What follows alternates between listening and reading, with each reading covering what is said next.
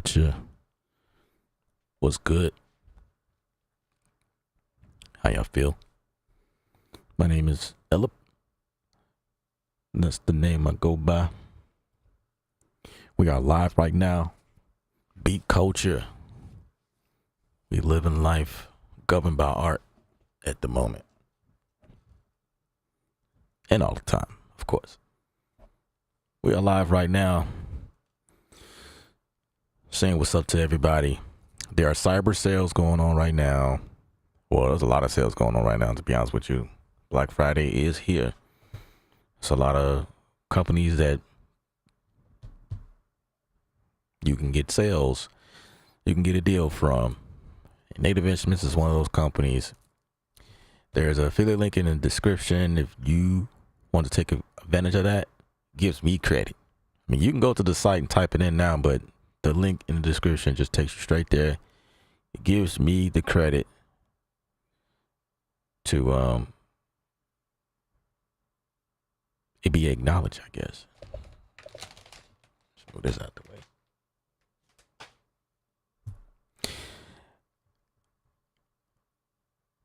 All right. What's up, Rodriguez?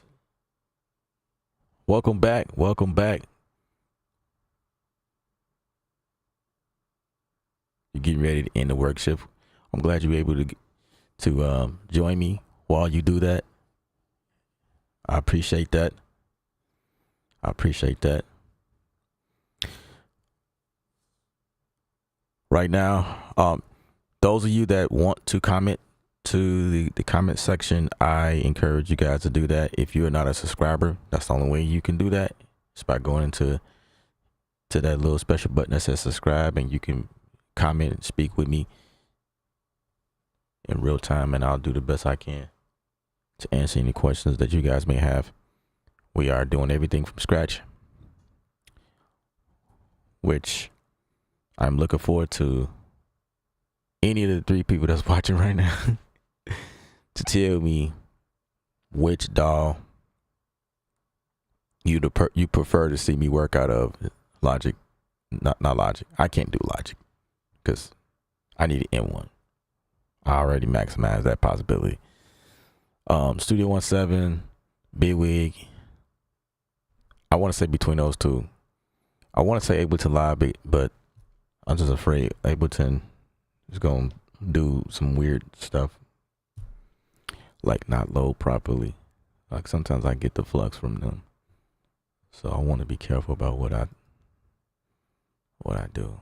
The first person who answered that question, we got 4 people watching now, and I appreciate all one like. If everybody can give me a like, that'll be extravagant. That would be amazing. Hey Zeus, what's up, sir? What's up? What's up? What's up? Studio 17. I got two Studio 17s from 2 of my peoples. All right, that's what's up. While Barry is in the building, 5 people. There's actually 6 now. 6 people watching. What's up to all 6 of my people? What's happening? I know what Barry gonna say. Ableton. That's her answer all the time. We want to see you work at Ableton. All right, we got 2 from 2 Studio 1. Yeah, appreciate you guys. Hit the like button when you come in. It's all good. It don't matter if you forgot or not. As long as you do it, I'm cool with that. All right.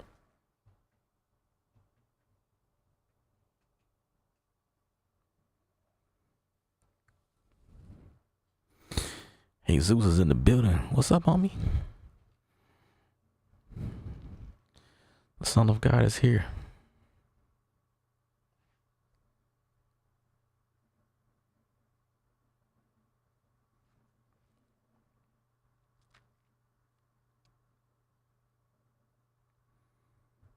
All right, so I got my hard drive. Got my hard drive rolling. We can go ahead and get Studio One set up. Go get that rolling. I honestly didn't know which one I wanted to. I usually know. This time I was like, I don't know which one I want to work in. So I gave that power to you guys, and y'all showed up and showed out.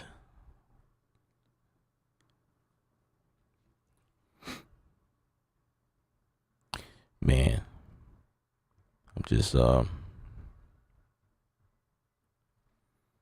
chilling, you know, doing my thing on the YouTube thing.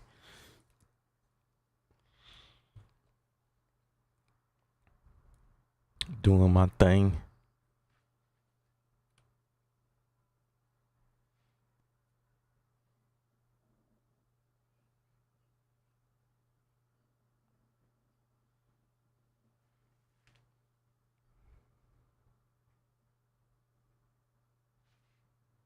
Did I try to get good drum libraries yet? Nope. I sure didn't.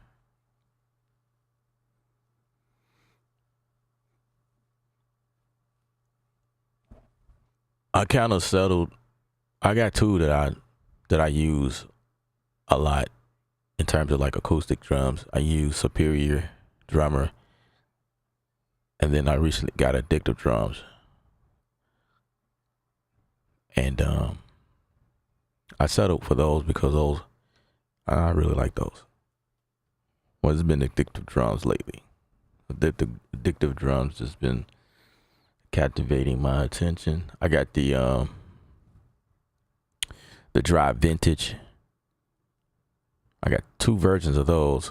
They released one not too long ago, and it just kind of fit what I'm doing, like with lo-fi and, or like even pop or hip hop. Like it's got some stuff in there that I can use. So I just been kind of hanging there.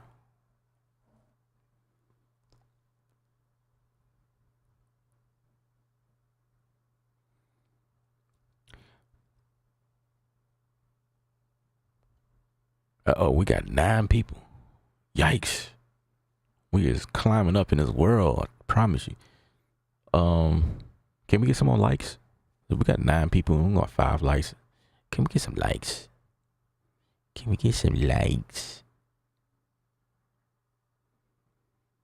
All right, let's start from scratch. I was thinking about clicking on one of those joints, but yeah.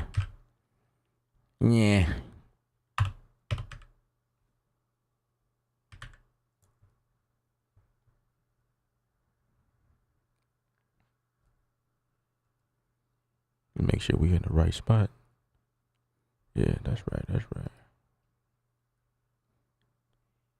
He almost bought Superior Drummer. Yeah. Yeah, I've been using Superior Drummer for a few years actually. And I have quite a few kits that I bought from him that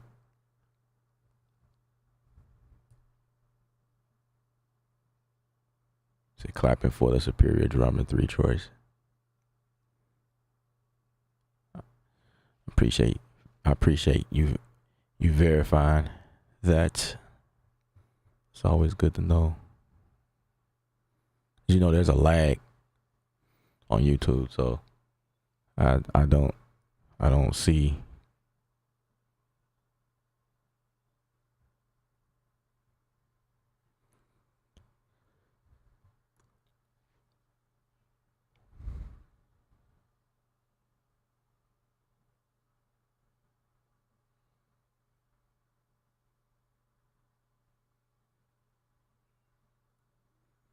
You see a lot of metal producers I watch use those libraries. All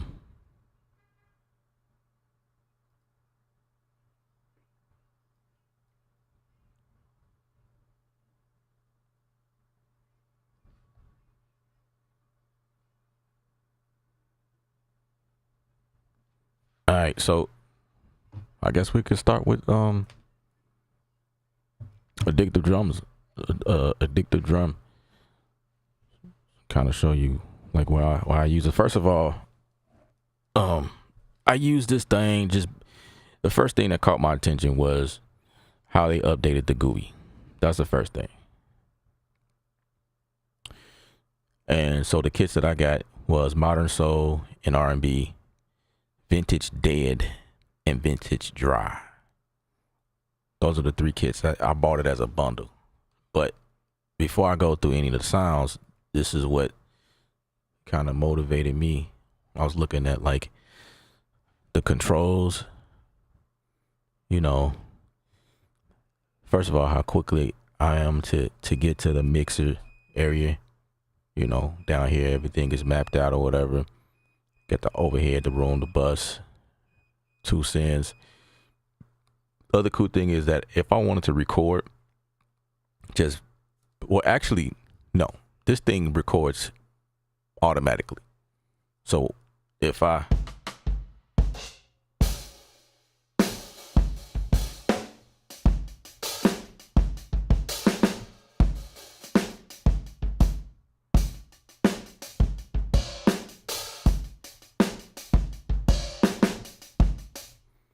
it automatically record that, and I could take that and just drop it real quick. I thought that was dope. So now if I play this back, it it automatically record everything. So if I'm just in here playing around and I'm loving what I just did, I was like, man, let me just go ahead and just drag that in real quick. You know what I'm saying? It's like it's recording, and it's just the audio. So that's kind of the last thing that I found. I was like, whoa, that's dope. Anyway, I could swap these out easily. I can go here and do like I just like how the ease of getting to everything really quickly, and like it's easy on the eye. It's very modern. It's nice. You know, it's nice. Superior Drummer it's not hard to move around. That one has a more of a classic way of going about things, like a DAW. Like you go to each channel, then you go for the plug-in, you click on it, and then but the plugins that they have is more of a, like I said, more of a classic approach to it. Whereas right here, things are like, boom, here's the EQ, boom, here's the compressor, the distortion, then here's the tape, here's noise, here's cut, here's the gate, you know what I mean? And then I can control the envelope, the volume envelope, the pitch. Like it's convenient in that way. Superior Drummer, it's laid out, everything is laid out on the right hand side, and you have to find it. No, you don't. It's there. It's just you know, different way to access it. And then you got your effects. You can change out your effects and do whatever you want. And then for some people, they will use this section where there's like presets and stuff that you can deal with, but I'll never go here, but it's there. Then like quick controls right here, which is super useful.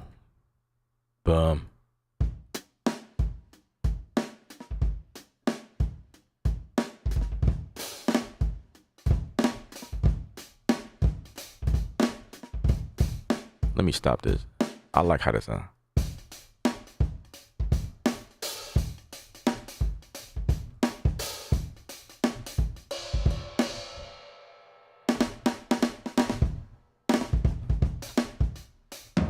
Man, it's horrible latency in here. Let me change that. Let's see. Oh, I'm at 250. Dang. So what is it that I'm experiencing? Why am I getting like, okay. Let me shut down Chrome. I just want to be, my CPU is at 21%, so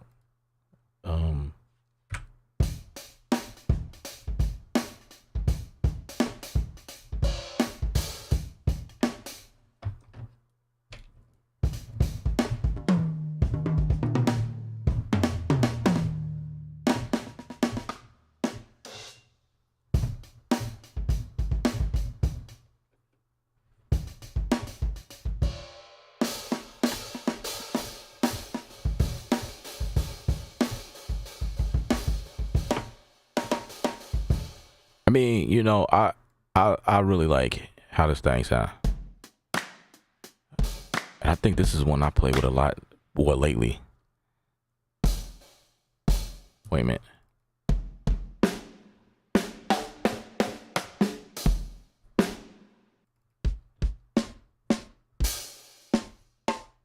Okay, so that's right. So let me go to vintage.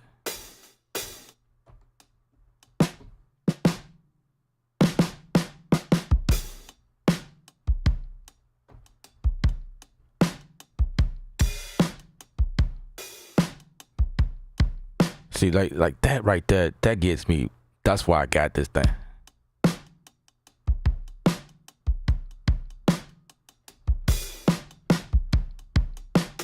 Man, it's just punching your face. It's dry. It's got that vintage. It's got that open back of the bass drum. It's got that, and it's just so, man, they mic this thing real well.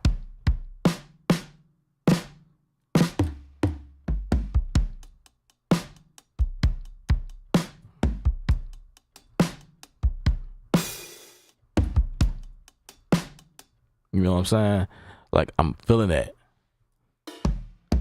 Is that a trash symbol here? Ooh. The only thing that I don't really care for is the drum layout. Like, I'm not really a fan of it. I'm still used to Superior drum like layout. Like, things, the whole kit was like kind of in one octave. Now here, things are spread out between literally 5 octaves.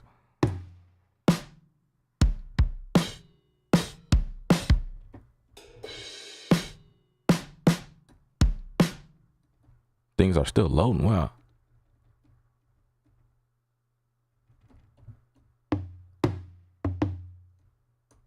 I don't hear that at all. Wow.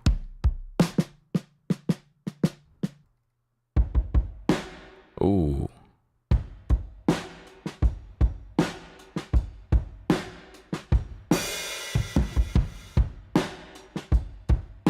That's a pop song right there. Mm-hmm.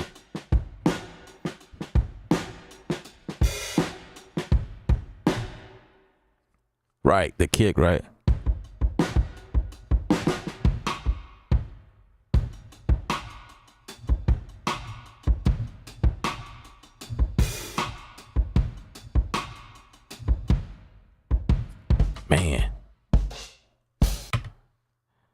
Man. Okay. So currently, that's where I am with Addicted Drums. I liked it, what I heard, and I was like, let me drop these dollars and go ahead and grab this. And this is not even it's not something that they sent me. I went and spent my money on this time, guys. So I'm not talking about this because usually I am talking about stuff because of what they send me, but this is oh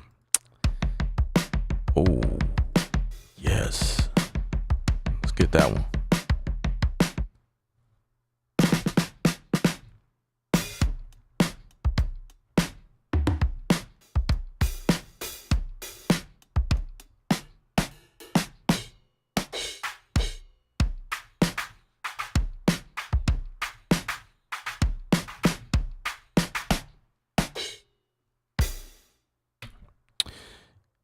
All right. Let's get something really, like, real going. Delete that. I'm going to allow Splice to be really. Are you serious? So it looks like I got to log in this thing like every week. This is what it seems like.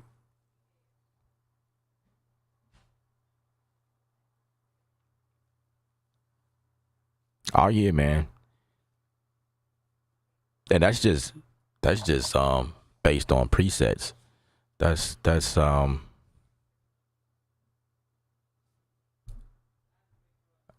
ain't even tweak anything. So the preset to me is like boom. But if I need to, it's a pleasant way to change. Now, I ain't putting Superior down. I'm not, I ain't bad mouthing them. I just felt like they've done their thing.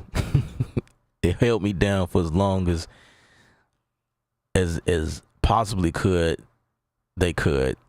I probably could have gotten more expansions that sound similar to what we just did, but I don't know, man. I just fell in love with that. And Superior Drumming is a bit on the expensive side too. Like literally wait till Black Friday to buy stuff from them. Like right now it would be the great time to grab stuff. Man, my computer's just it's not its best today, yo.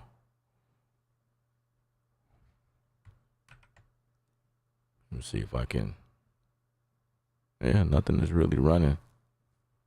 I don't know what the deal is. Let me try emptying this folder.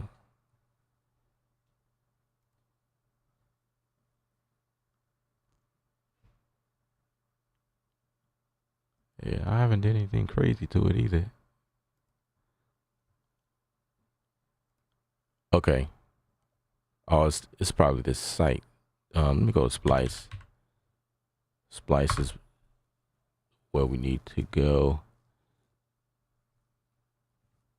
When we need to go, then we need to go. Okay, I'm logged in. So what is the deal? Why can't I just log in, baby? Log in. Confirm. Yes. Confirm it, baby. I don't remember my stuff. Congratulations. You are now connected. Thank you very much. I very appreciate it. Thank you. Thank you. Thank you. Thank you. Thank you very much. Very much. All right. So genres. Soul. I like going to soul. I don't know. I'm kind of,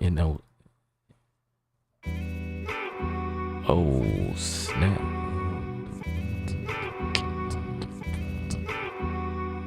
Oh my God.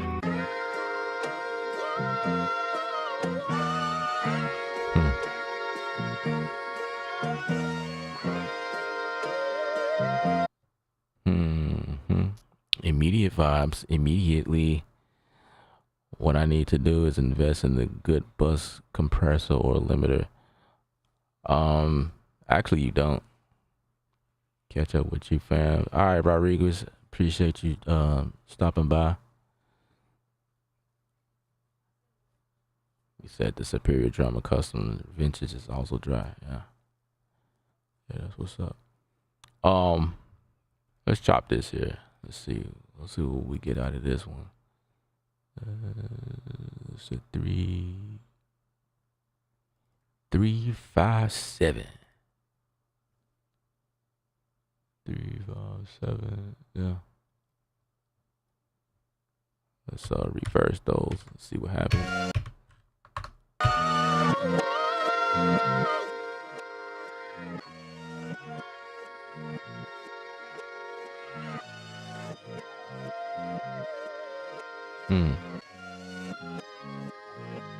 Ooh. This is kind of my process. I like to take samples and do weird things to them just to prevent from using or being accused for using something else, something someone else got going on. You know what I'm saying? That is the process. I was trying to put a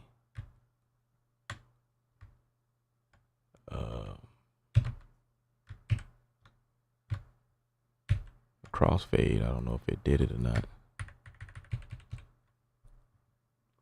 So in terms of like compressor or limiter, I mean, I guess depending on what you go for, like what you need or whatever, but a lot of times the stock stuff is okay.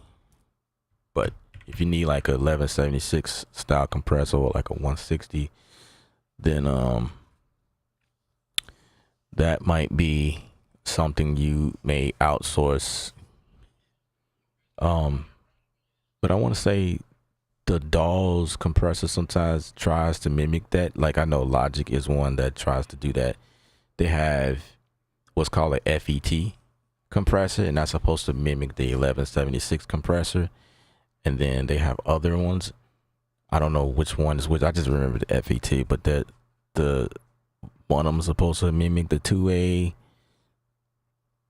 and maybe a 160. You can kind of look at the GUI and like the way that the knobs look or what's available. You can kind of tell what they're trying to mimic. That's if you know compressors, and you might be okay with that. But if you don't have a DAW that is doing that, like in Studio One, we have that ability as well. Like, especially if you're paying for the subscription, of course. Well, we got this thing called Fat Channel, and inside of Fat Channel, we have the analog emulation of a lot of these things. So, for instance, there is the FET right here, you know, so they're doing it too. This is your model after the classic 1176. This is a British compressor. I don't remember what that model is after. This one is your classic 2A. That's what they're modeling after. Then this one, that's an Everest. I don't know what that one's. That is your 160. They actually call it a 160. It's like bam, right there in your face. This one, this is a classic. I want to. I'm not gonna say Neve. I'm not gonna say that because I don't know. This is a tube. This one is Studio One's version, their RC500, and it's got impedance in here. Is that the one with impedance? No, it's not. It's not that one. This one has impedance in here. There we go. Yeah, I think so. Maybe. I don't see it. The VT1. I thought that one had it. Or maybe they changed it. Anyway, same for the equalizers. It's the same deal over here. This one is modeled after the Neve, I believe. This one is your Pultec, but they call it a passive EQ. Then you got your Alpine, and then you got your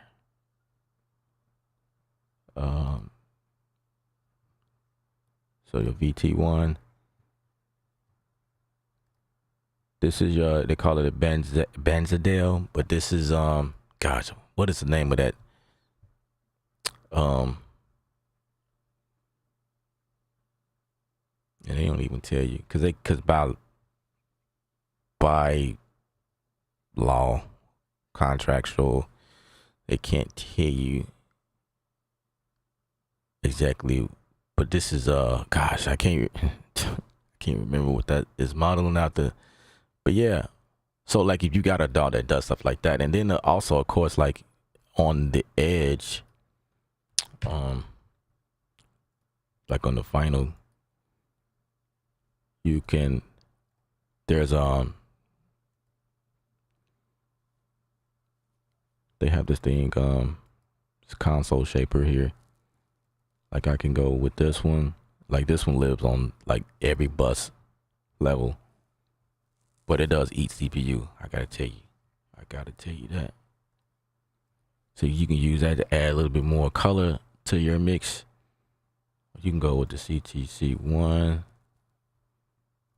Like this is like a chunk of the vintage console, like the master channel. They put, like, you can put that sound on the end, or you could put an Alpine or whatever. And then, you know, we got a basic limiter, you know, something simple, basic limiter. Yeah, it's real simple. But for me, man, like for a limiter, I usually go with the isotope stuff. That's usually my deal. Isotope just does a lot for me, period. You know what? It's a good thing to leave a limiter. Start your joint off with a limiter. That's the best thing. I might do that. In fact, yeah, I will do that. I'm gonna leave this limiter on, mix into the limiter. You know what I'm saying? That way you know what's going on.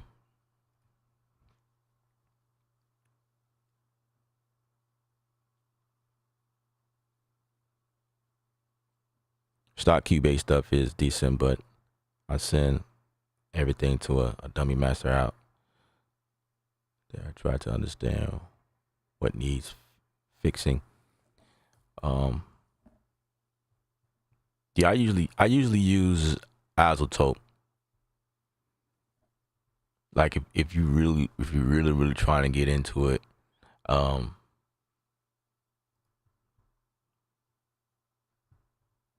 would say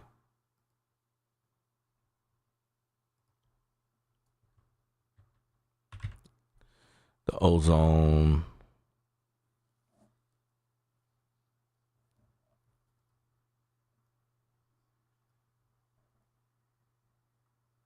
D Taylor, what's up?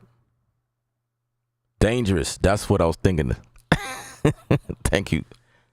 Dangerous music, the Bax EQ. Thank you, sir.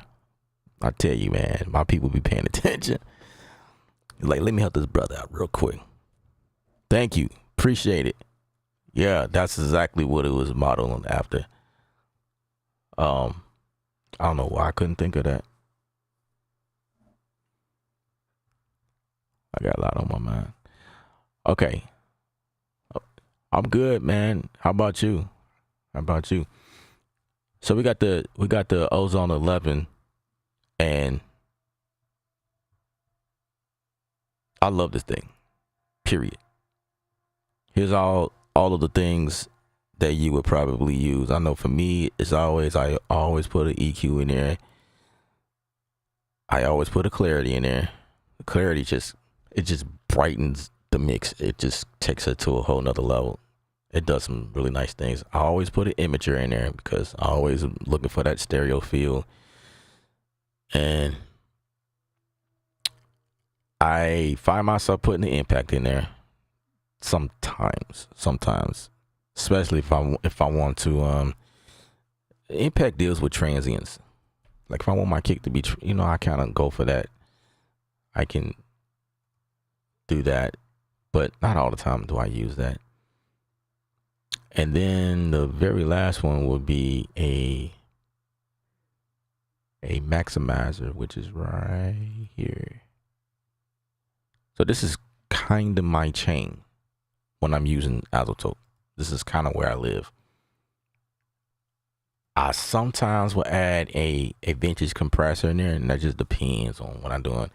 I do not go for a limiter or limit. I used it one time. I use all these at some point, but my go-tos is this setup. Sometimes I'll go for a dynamic, and I'll kind of move this closer to the EQ because I will do that. This is kind of like your multi-band compressor, so to speak, and you can tell this thing to learn where the frequency lives, and it does it on its own. This EQ right here I use this all the time, and I usually just switch from stereo to mid and side because I want my side and my mids to do something different. So I may cut off low end on the sides depending on what I'm doing. Like if I'm not doing anything that has like a orchestral type vibe, I usually try to cut off any bass that's coming in through the sides.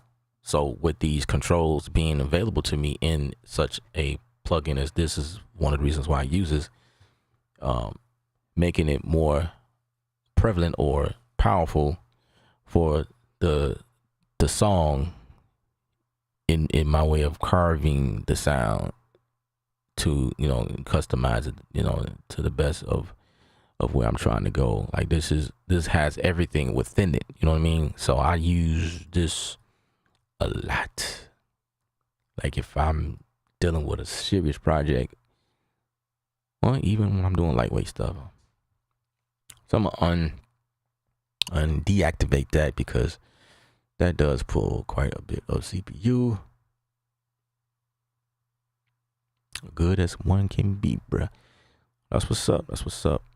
I encourage everybody that's coming in to give a thumbs up as you come in. I appreciate that. I appreciate that. I really do. We trying to, like, you know, bring it up a notch here on the stream. Vibration. Turn up the vibration.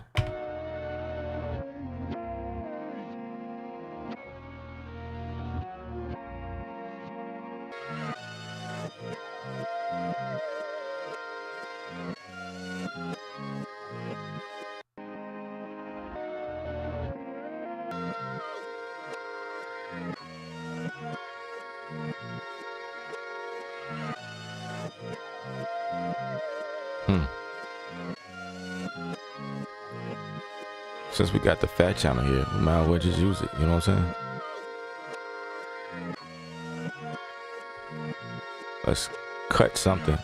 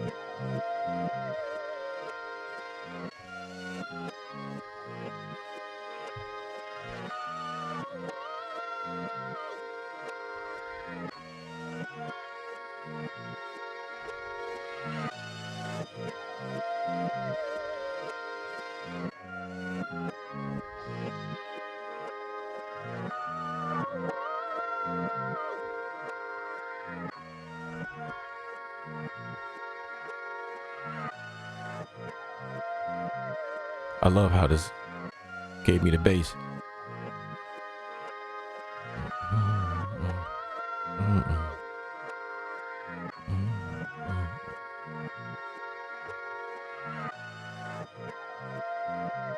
That's fire. That's fire. That's fire. And that's my own custom creation. That's what I'm saying, man. This is new. It's fresh. Only I did that. So it's me. You know what I'm saying?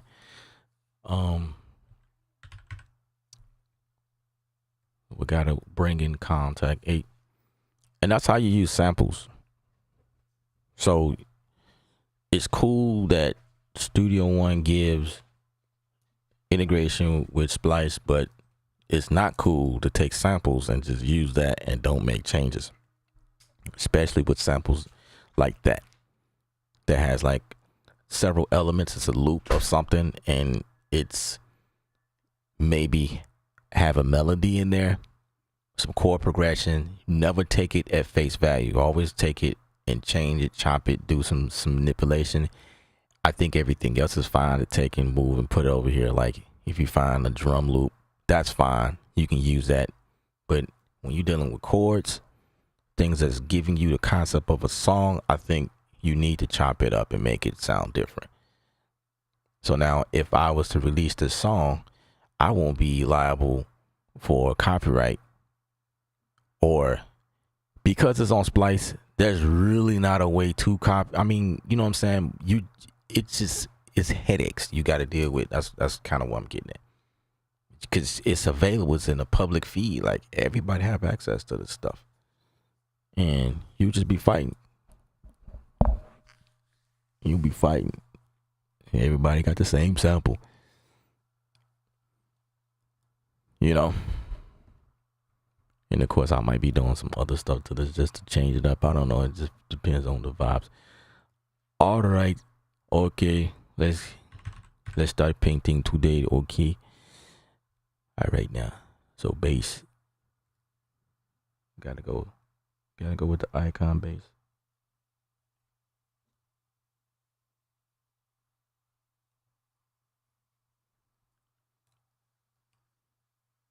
Ooh, got 10 people watching. That's what's up. Welcome the 10th person. I appreciate you. If you can kindly give me a thumbs up, I really do. I like you. I like you very much. I like you very much. Thank you very, very much. I appreciate you. Thank you. feel like this is the one I'm not looking for. Let's make that change.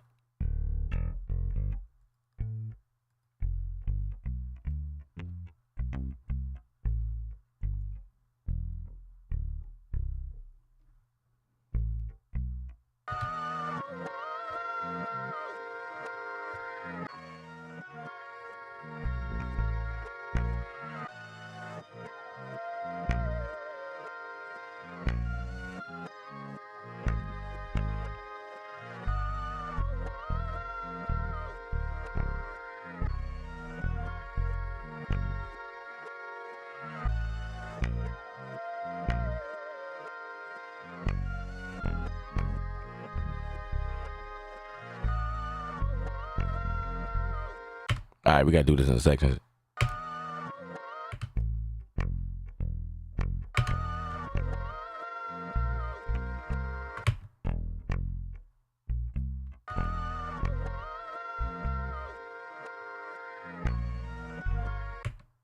All right. All right. Do. That's the first one we're gonna go with. We're gonna turn on my metronome here.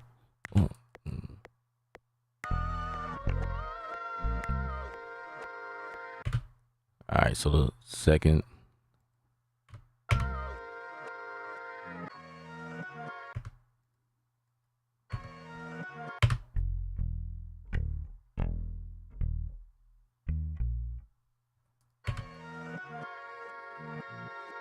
Okay.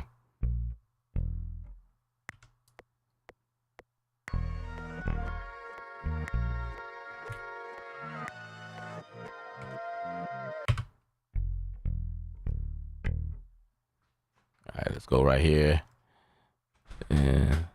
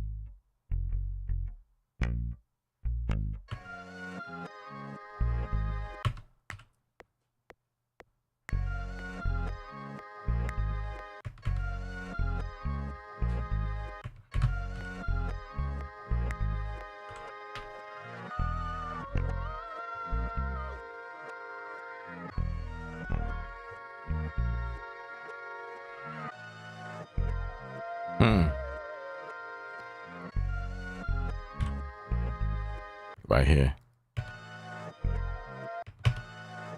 Okay, so let me just pencil that in.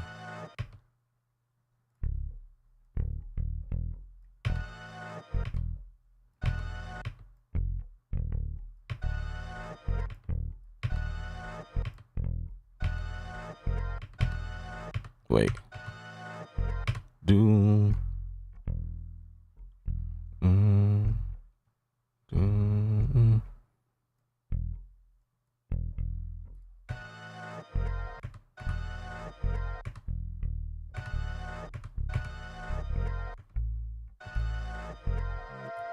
Okay.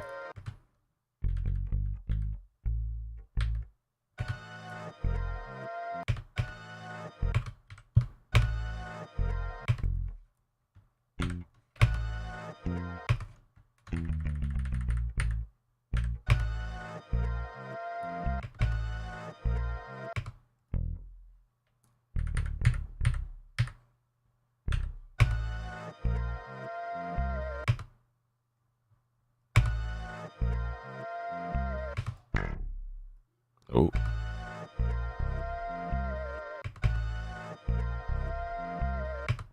Do do do.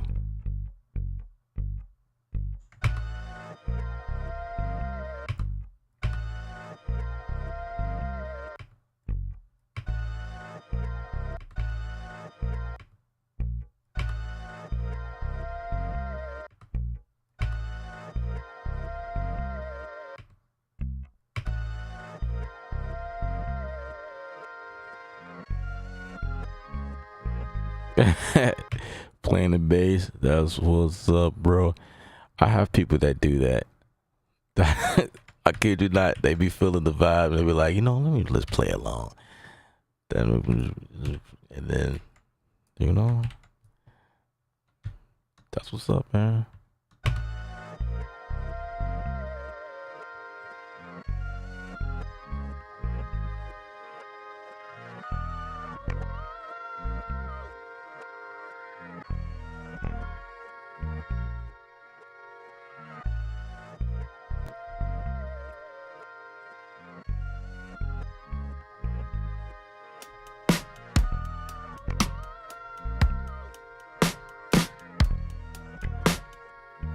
All right.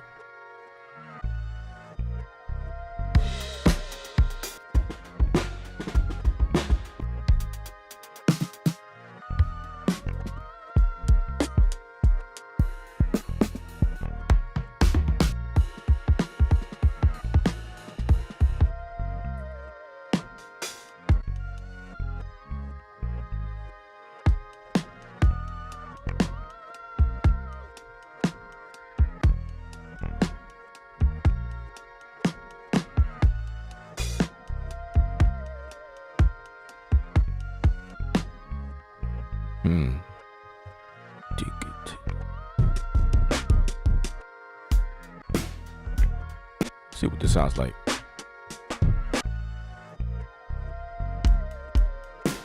Nah. Let's go with the vintage.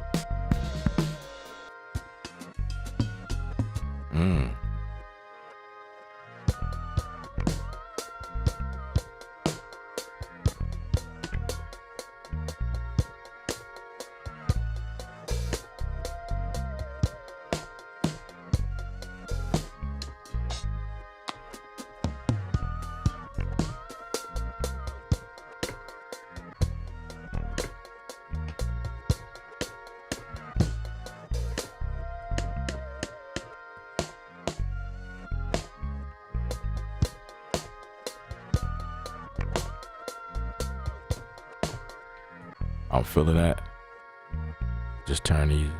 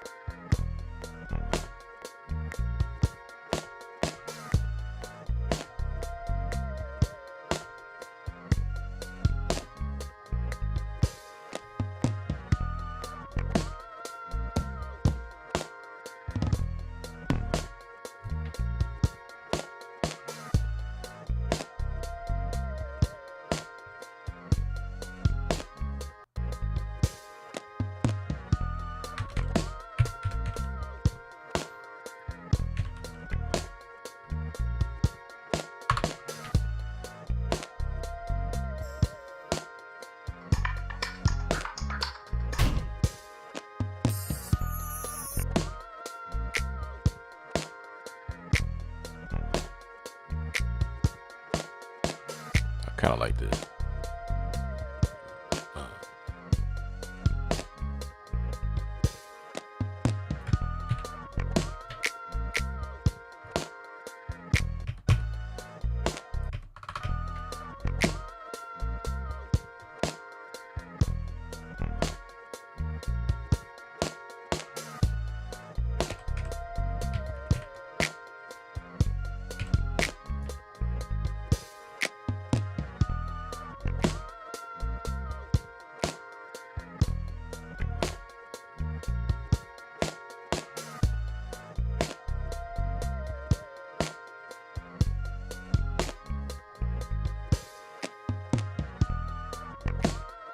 Let's put a Aurora.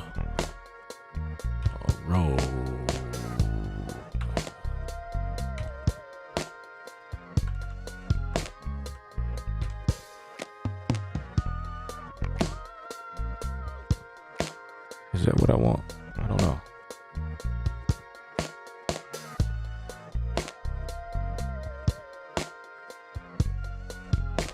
Yeah, it is.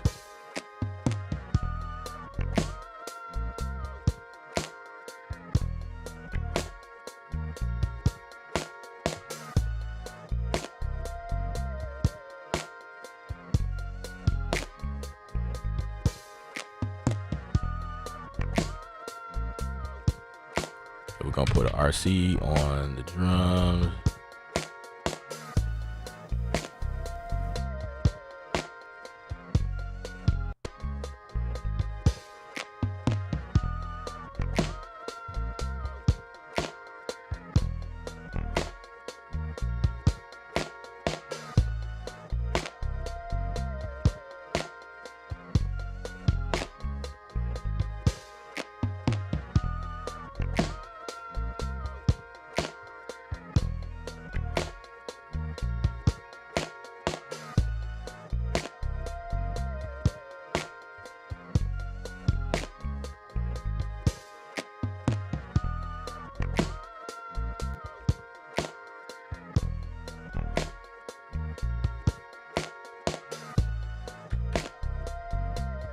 All right, so for the bass, we do want this to come out separately.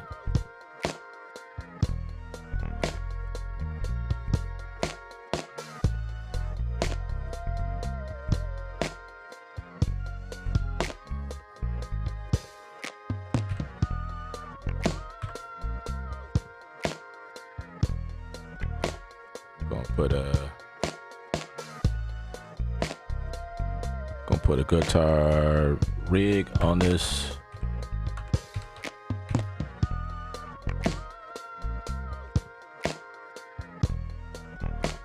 Put the 7 on that one.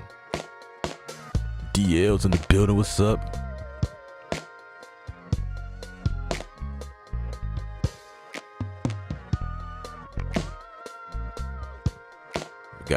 We got 10 likes. That's what's up. I appreciate you guys.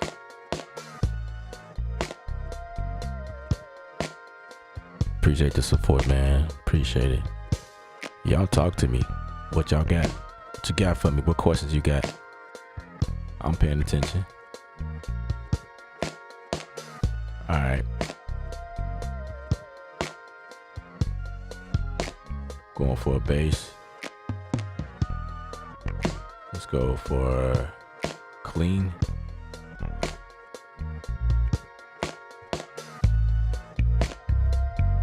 Ooh, right there. I like it.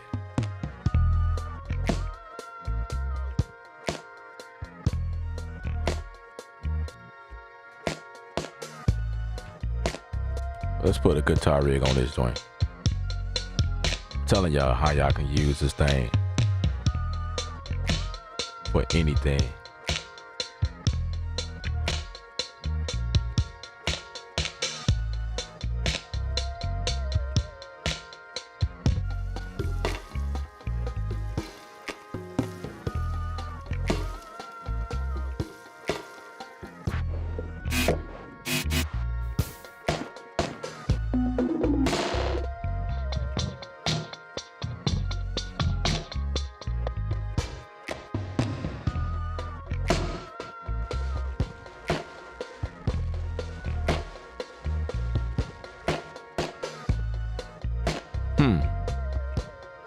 like that.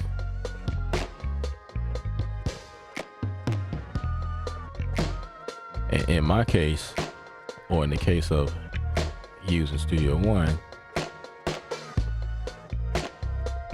we're gonna do something special, like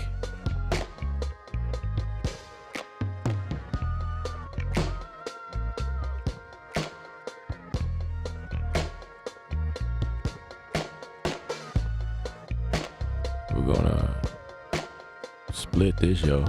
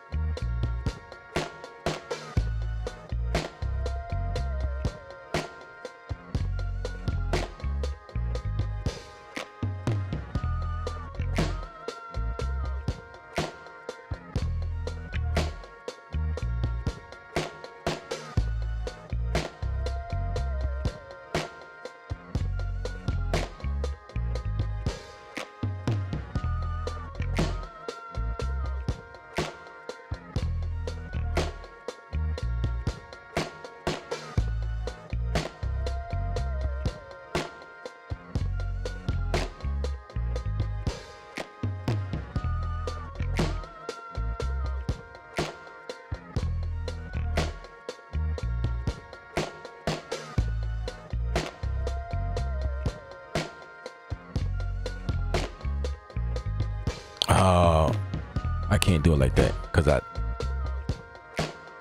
got them separate.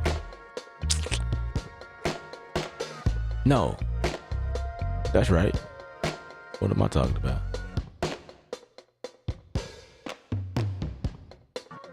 Yeah, that's right. All right, thought I was tripping.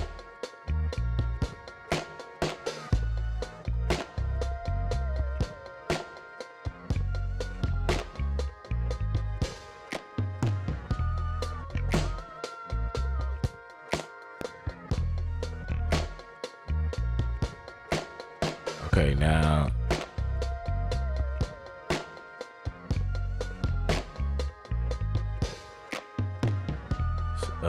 channel split.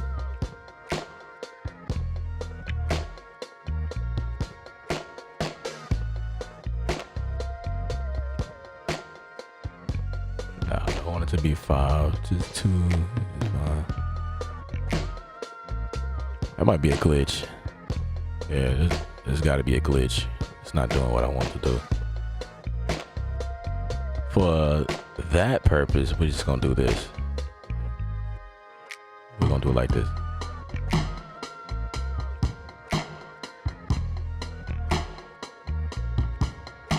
Get rid of that. Yeah, it sounded a whole lot better.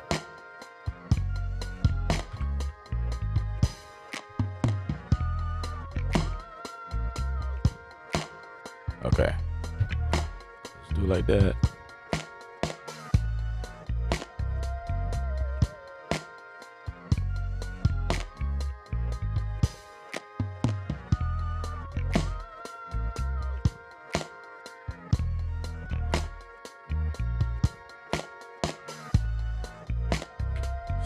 Get an EQ in here.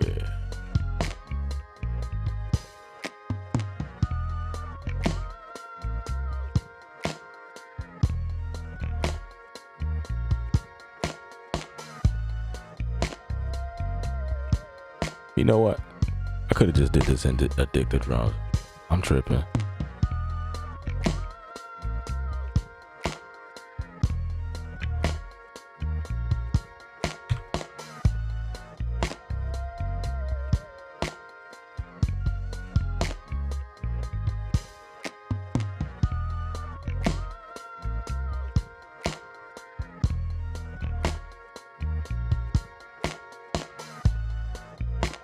sounds better already.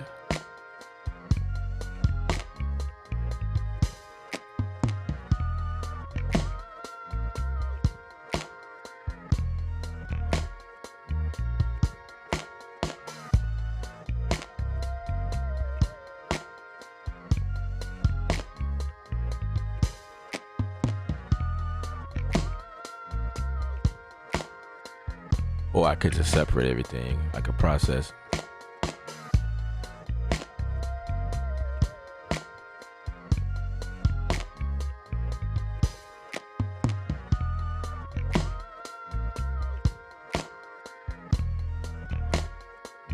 All right, so we're gonna put like a LFO type vibe right here.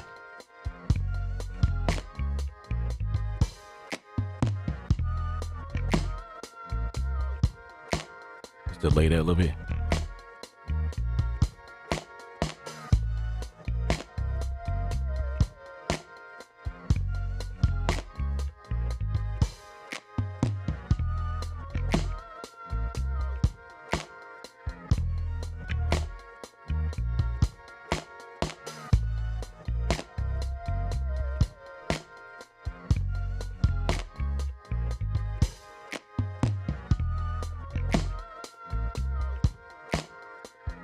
All right, so let's grab, I don't know, clarity. Since it's a new one, why not?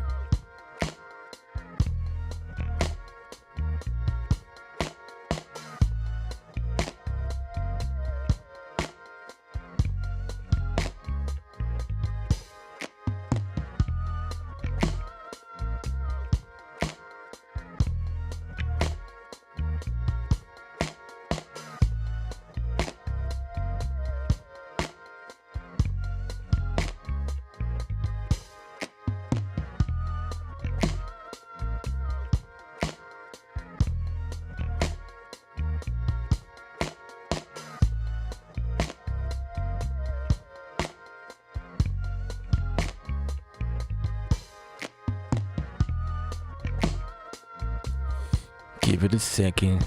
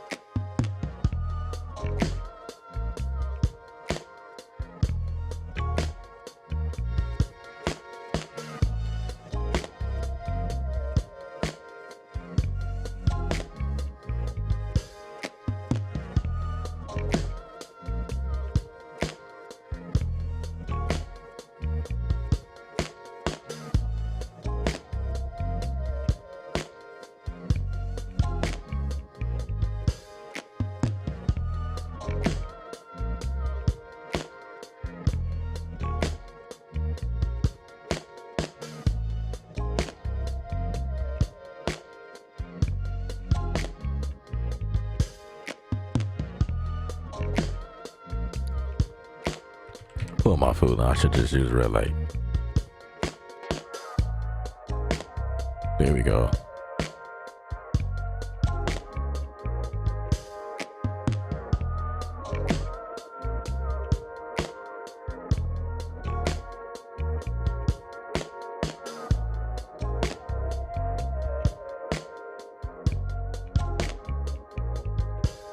All right, keep playing with the bass line, dude.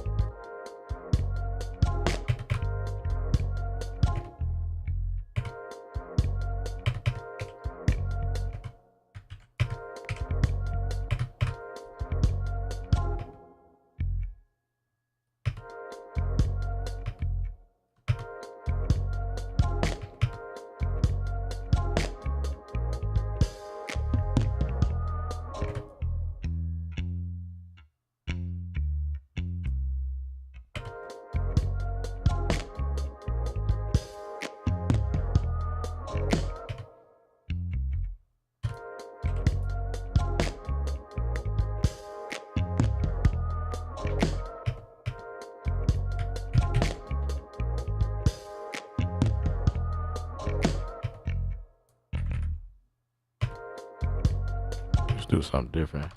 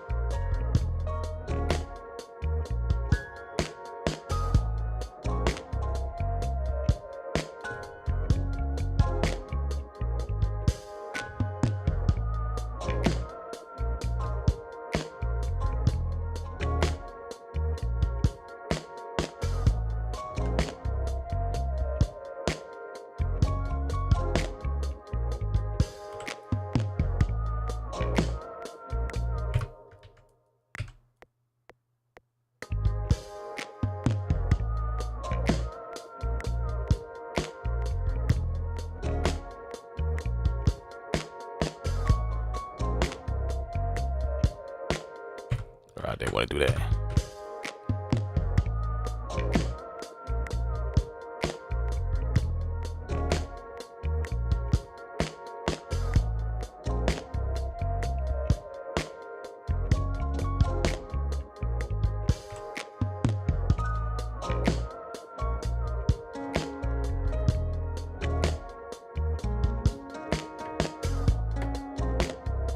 What's up, DMG?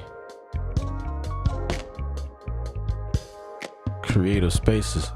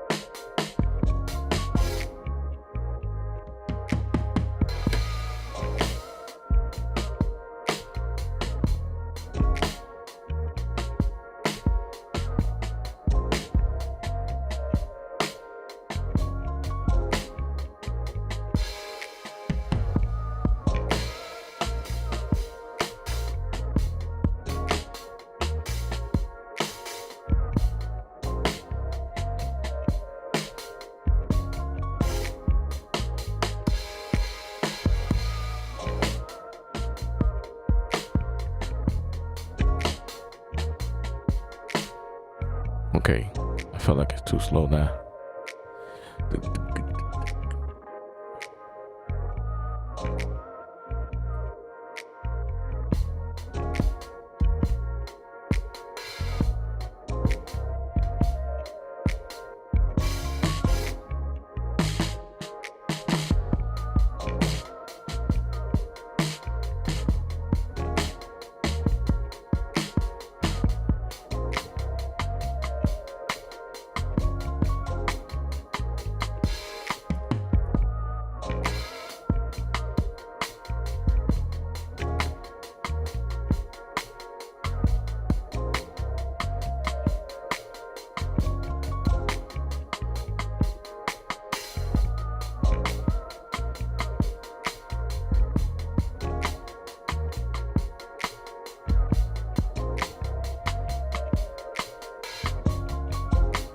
Oh, I kind of like that.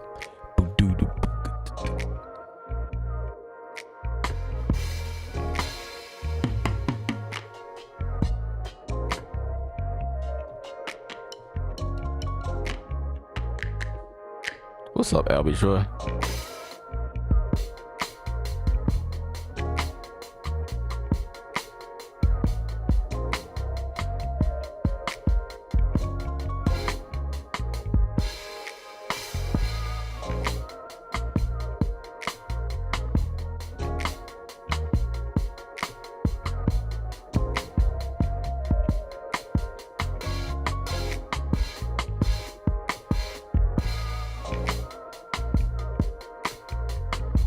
Okay, I'm feeling that. I'm gonna get them out of there. I'm just gonna mute this for a second. And I'm gonna just kind of play it as I see fit. All right, here we go. Here we go. 1, 2, 3, 4. Oh, wrong kit. Wrong kit.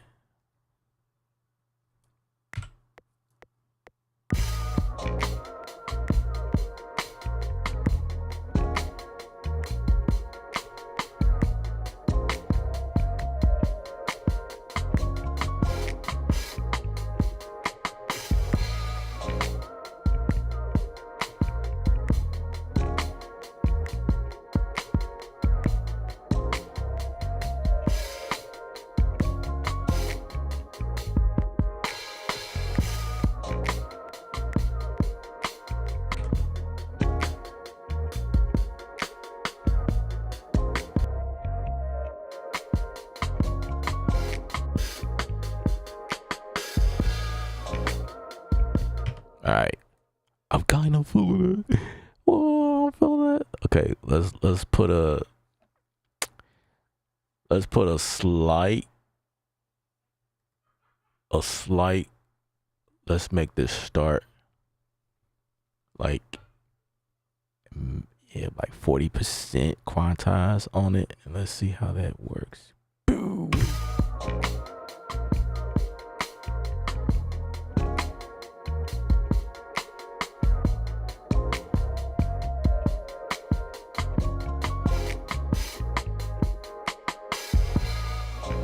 Oof.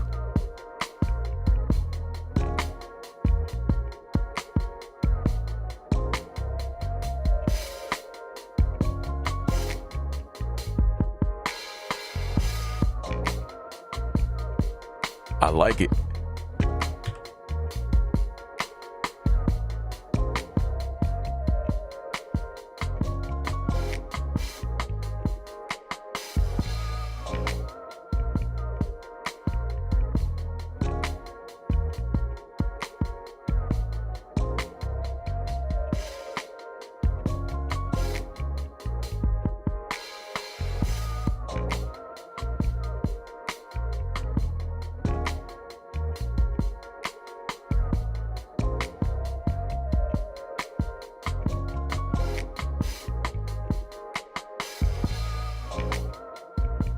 That compressor on there is kind of like,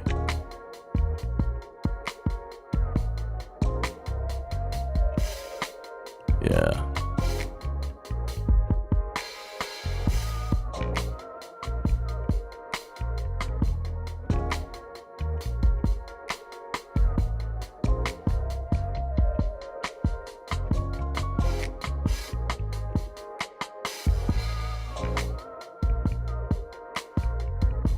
Yeah.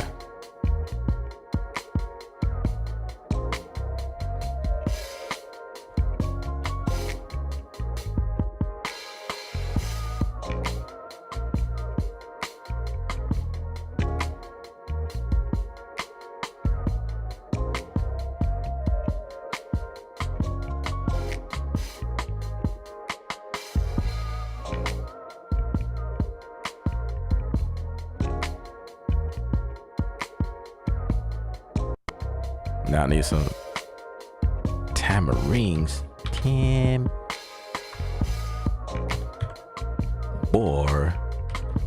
Ring. Appreciate you, Jesus.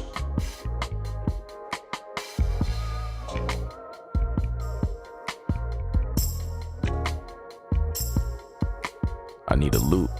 Let's get loop going. Loop.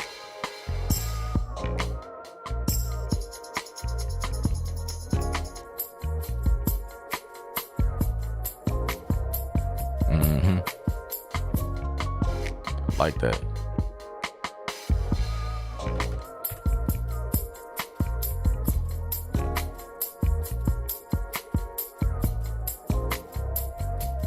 Just need to shift it.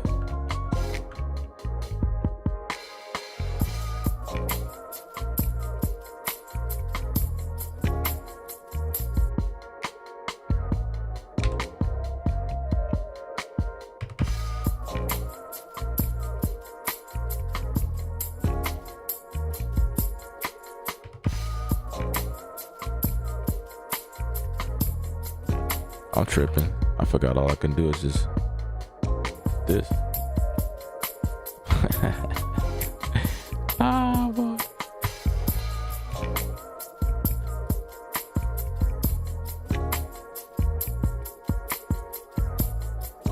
Okay.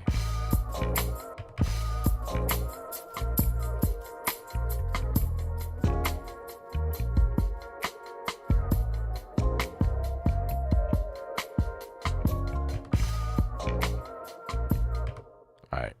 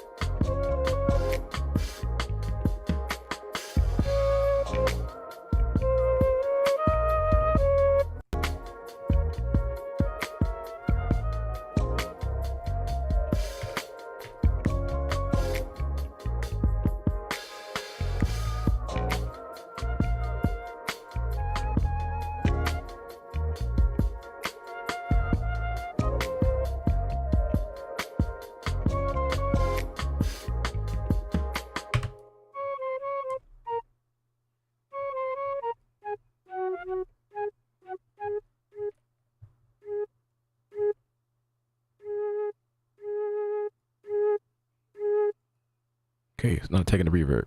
So we gotta do something else. Okay, another reverb. Let's go with, which makes sense because that reverb is tailored to the drums. Duh. Adura. Let's go with the BX.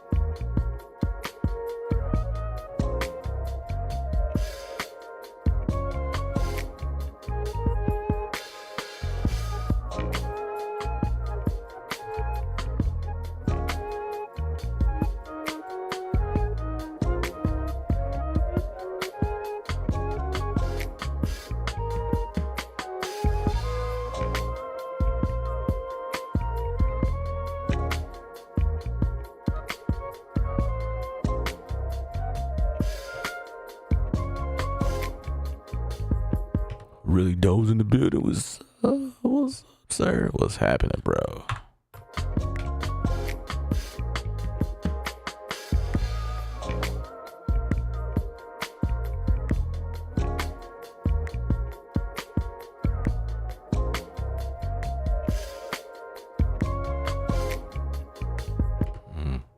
You said prime bass. I'm using Icon. Icon is just like prime.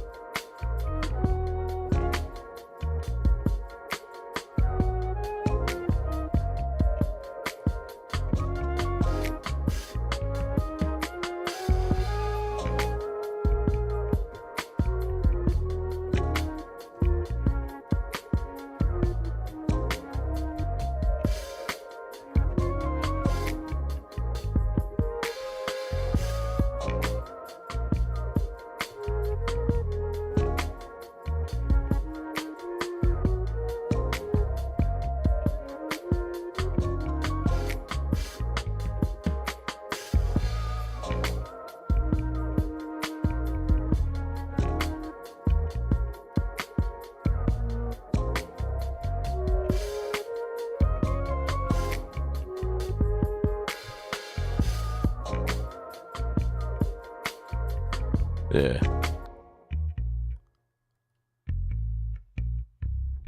That's what we got, sir.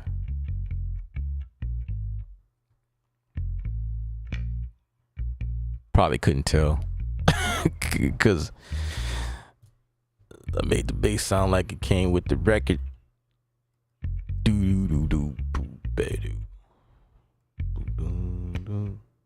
Yeah, we tailored this joint.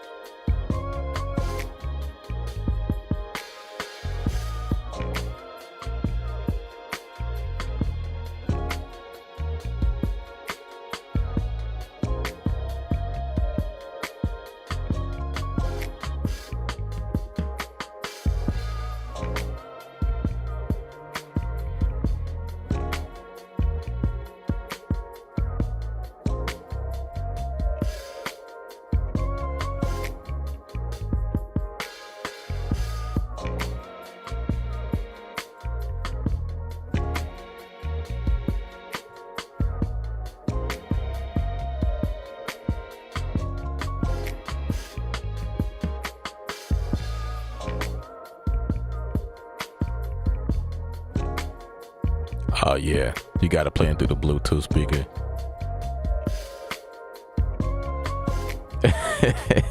The younger brother. How old is your younger brother to be like have a stank face like that?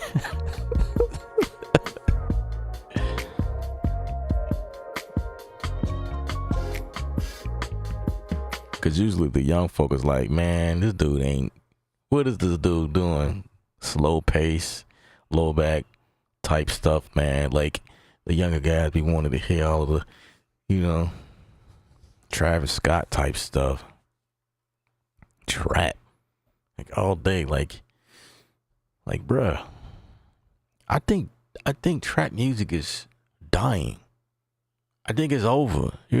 Like it still have its place, but like I feel like there's room for more creative stuff now. Like we kinda did that, and trap was like hitting to the point where everybody, like we influence every genre, bruh. We influence and when I say every genre, I mean every genre. Like trap was so dominant.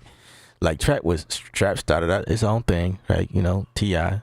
was the grandfather, of course, and then everybody started doing it, and it started to grow, and then it started to carry its own sound, and like people start to be a little bit more creative, and the melody started to change up, and then it started to creep up into R&B, and now we got the R&B singers singing on top of like trap style, and then it got to a point where now it got into pop, bruh. Trap entered pop, especially Afro beats, of course. Like I don't even consider Afro. Well, Afro is like our music too, so it's like, damn, it's just a different style from other side of the continent. You know what I mean? But then after it entered pop, it entered country, bro. How did trap enter country, bro? Like that's crazy, right? So trap has a huge influence, but it's like, trap it ain't everything right now no more. But it's cool. But I mean, trap did this thing to a point where you can still add elements. Like you don't even gotta have no 808 in there no more. To the point where like everything that represent trap, like if I add some hi-hats in here and make it do some 16s or 32s, then it's like, yep, trap is influenced.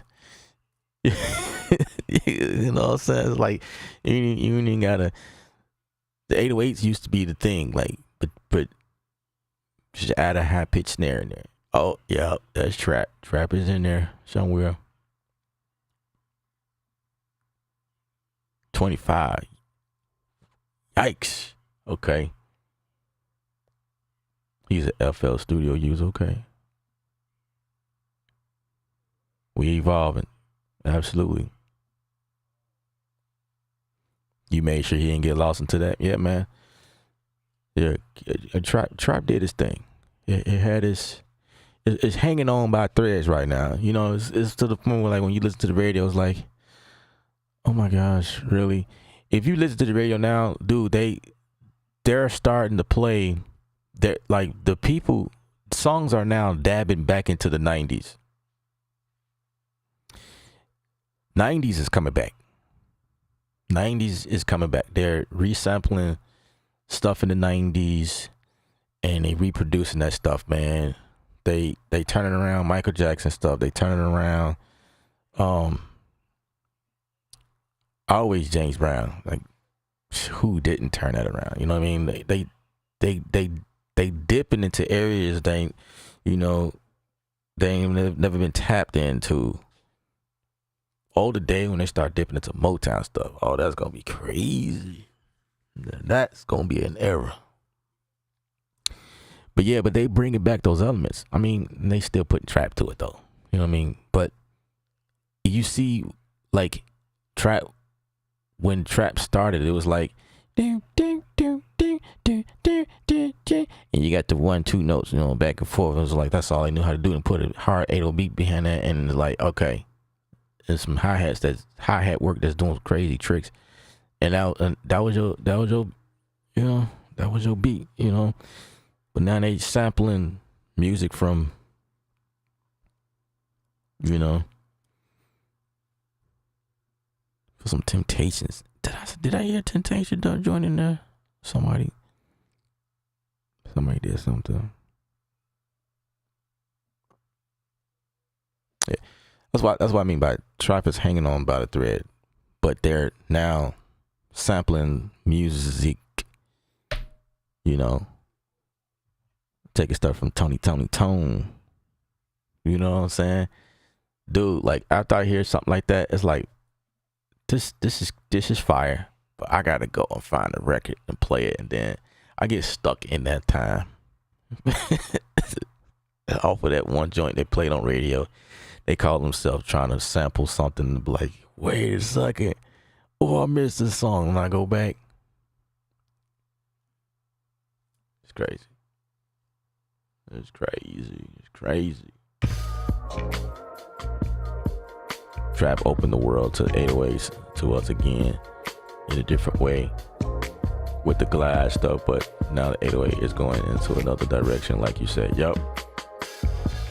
You know, 808s ain't nothing new. You know, when trap started, 808s was always there. Like it was used for other means. Like it was used for like 909s, kind of. 909s, when that became popular, though, the 808s was starting to creep in, or it creeped in before 909. Anyway, 808s didn't sound like it does now. Like 808 drums definitely evolved. Just imagine like picking up a vintage keyboard that has 808 drums in there. You hear the difference, like, wait a second, this ain't. But you know, nowadays we associate 808s with trap because that's where it got started.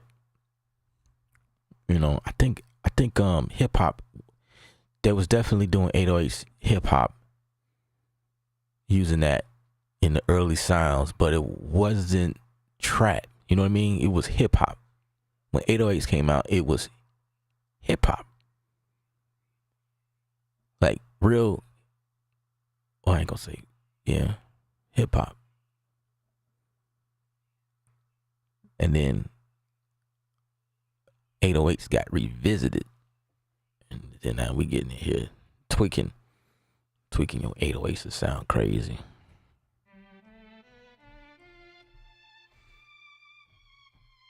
Well, big ups to the youngster that's feeling my vibes. I appreciate it.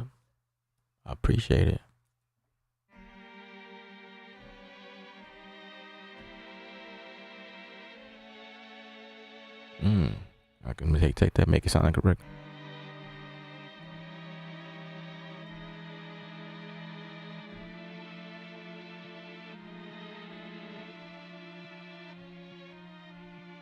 Ooh, I'm inspired right now.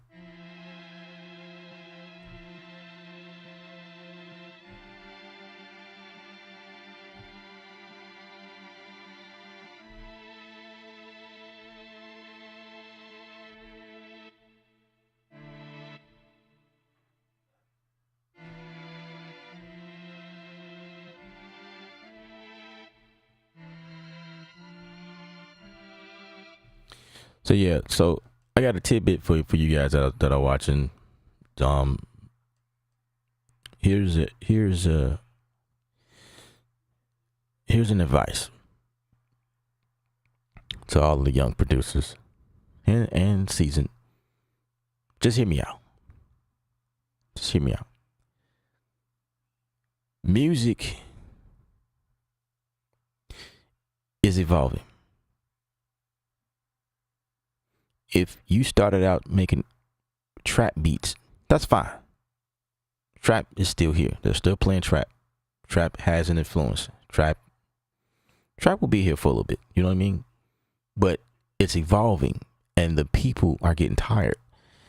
So to make you stand out, or to keep you in the game where you don't lose your job, or you are not passed up by the industry, so to speak.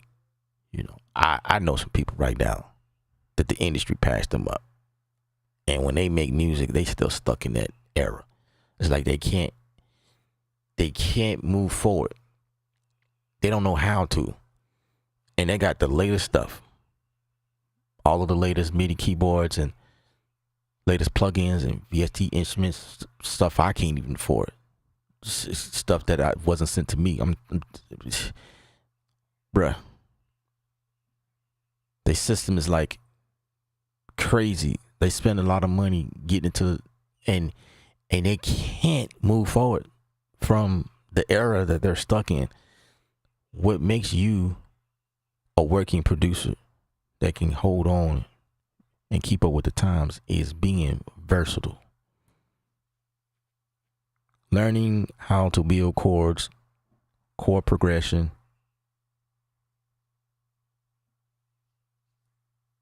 you know what I'm saying? And just, studying music, studying the greats.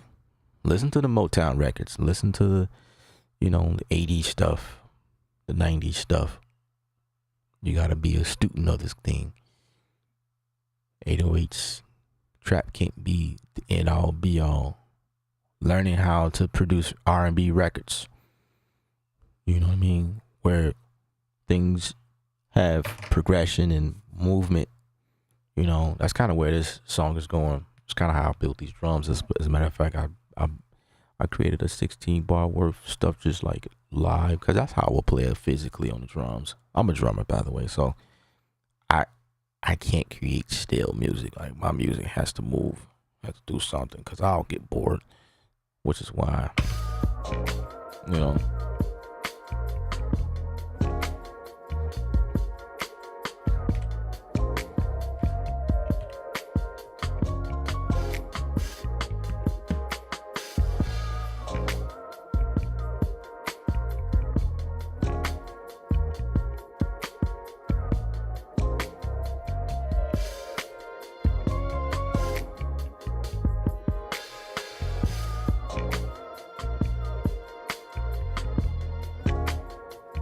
So the second time around, I think I wanted to be like,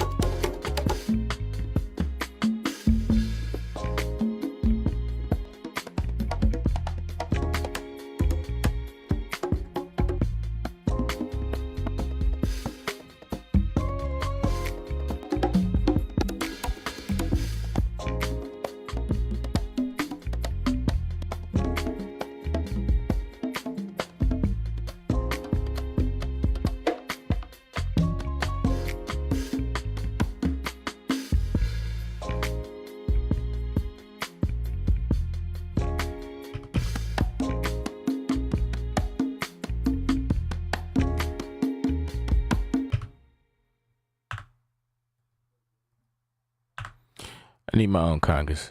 Let's add. This is where superior drama comes in.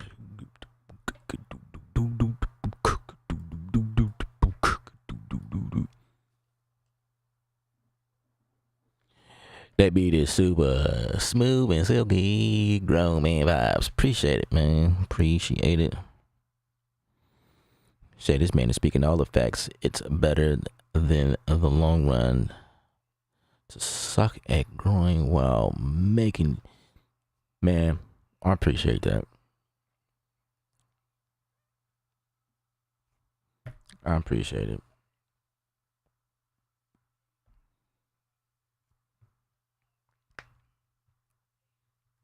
This is what we need.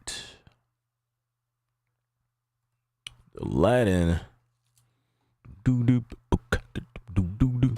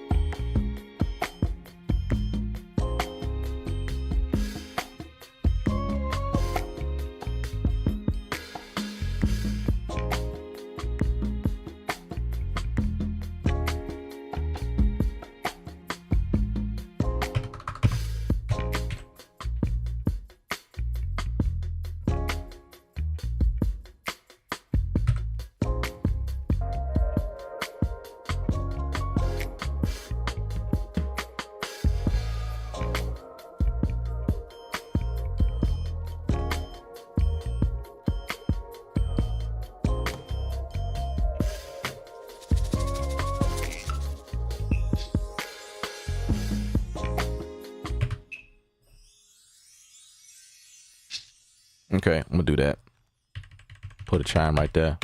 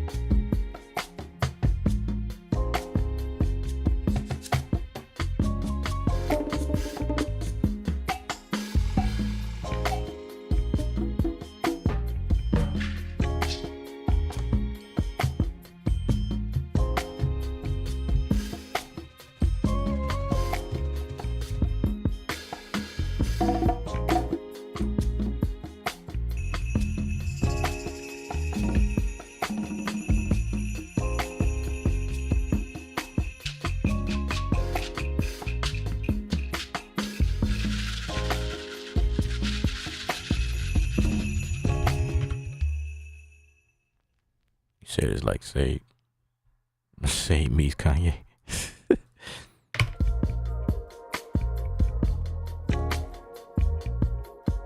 All right, so I'm gonna take some of this, capture that. Let's see, we can add some more nuances to kind of build that section up a little bit.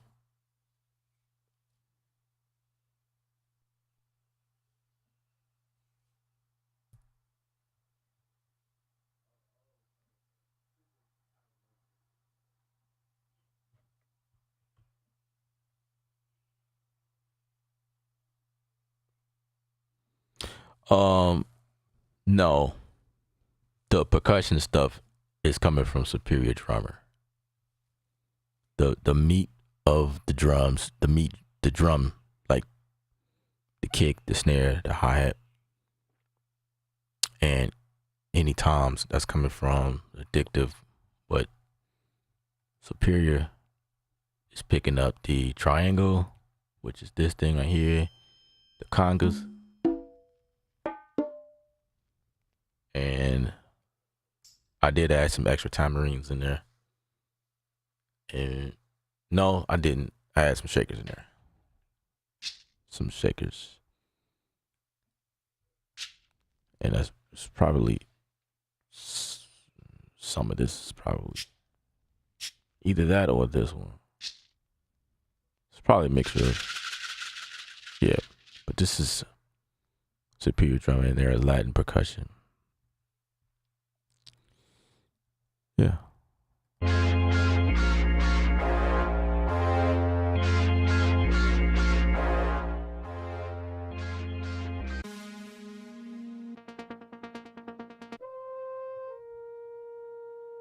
All right, let's play this joint.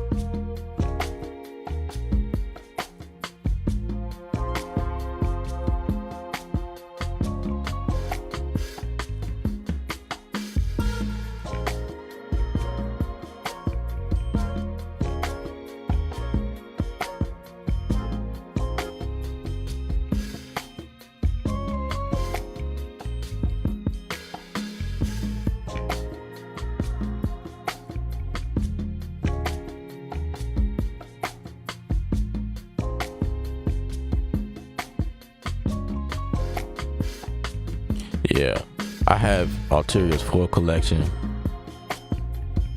but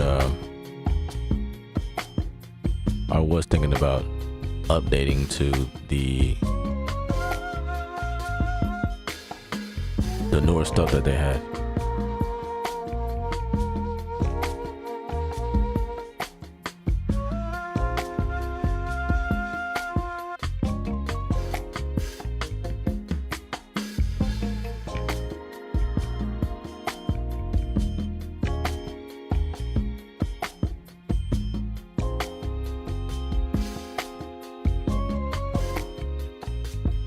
That's fire.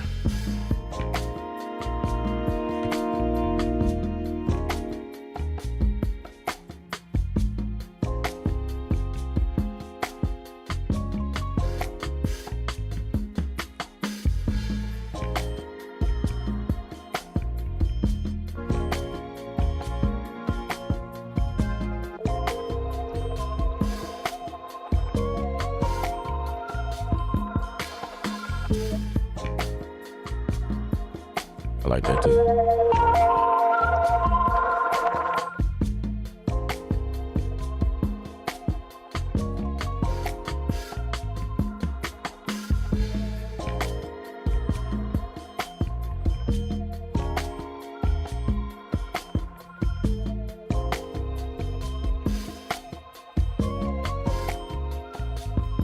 Let's get some vocals in here.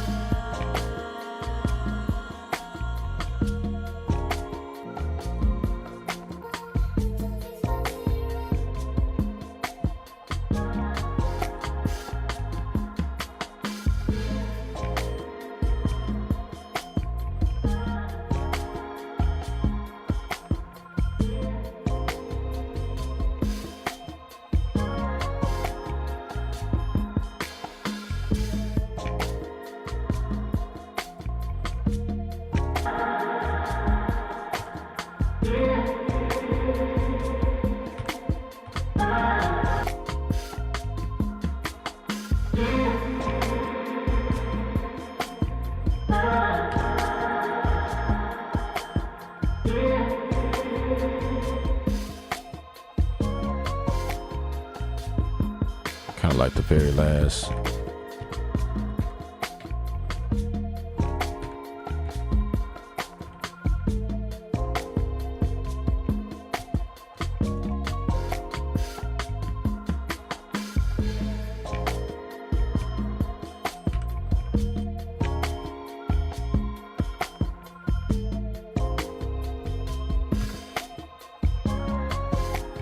Yeah, that's cool.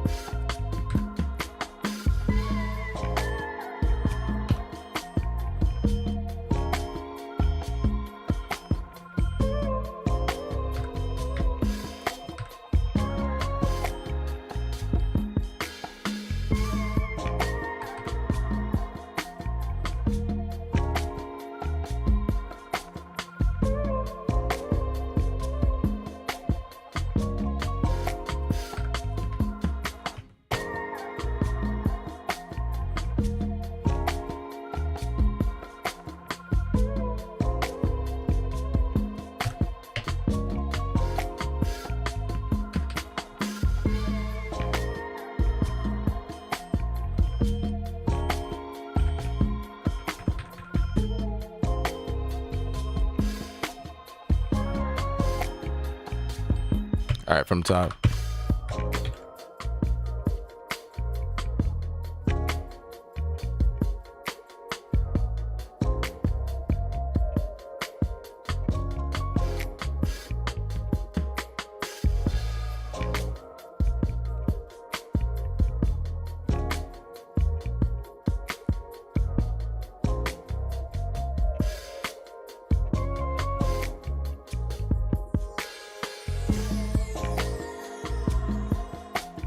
DL, why do you keep retracting your message? Why is that? Hopefully you're not doing it because I'm not responding fast enough. It takes time for me to, especially if I'm focused on something real quick, and then when I get a moment, I'll look down at the comments and then answer them. So I hope that it's not that. But I know that you're doing a lot of retracting.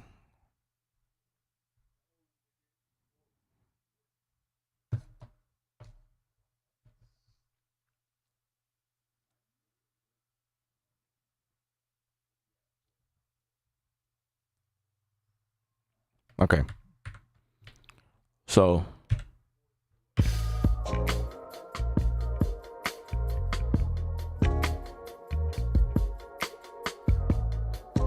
defense mechanism.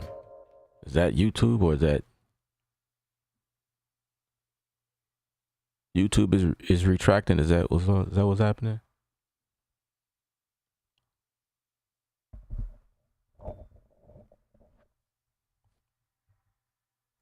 So I do have a limiter.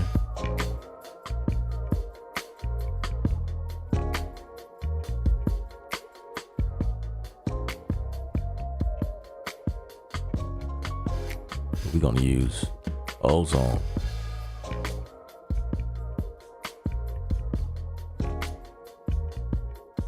You got enemies.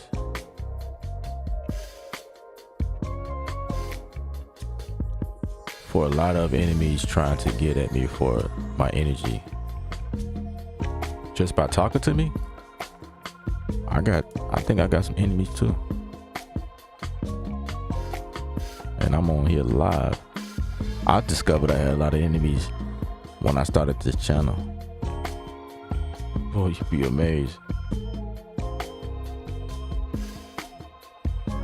But I know what you mean by the energy part, man. I get it through the streams sometimes. People be hating so bad, man. And it's like, man, bruh, relax. I get what you're saying on that part.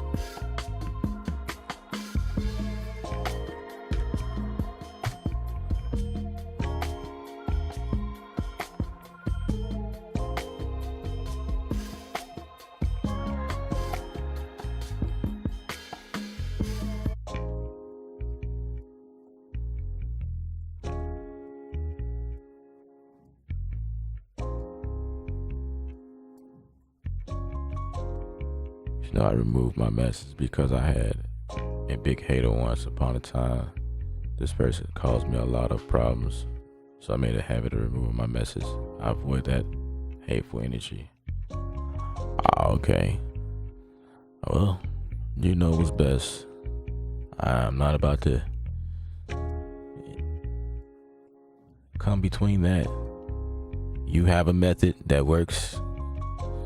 That's cool. I was just wondering. Like every time I look at my thing, it's like, dang, I ain't even get a chance to see what he was saying. I think you good here though. Cause first of all, whoever is hating on you gotta be a subscriber. That's how the messages is set up. People can't respond, so he has to go through the route of subscribing to my channel in order to do something to you, I guess. Hey man, I don't know how that goes. You got it.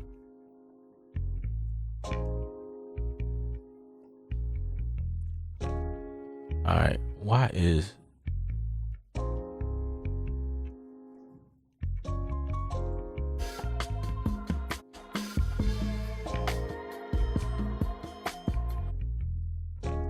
okay. That is weird. Why is the bass coming in through here?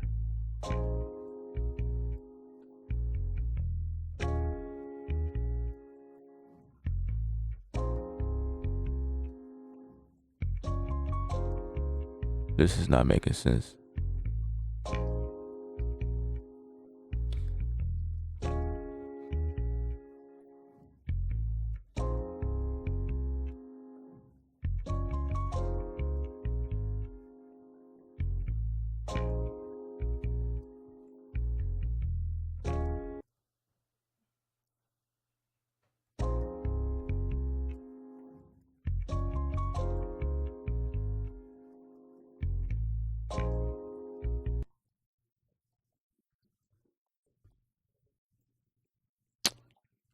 I swear, man, the studio won't be doing some weird things.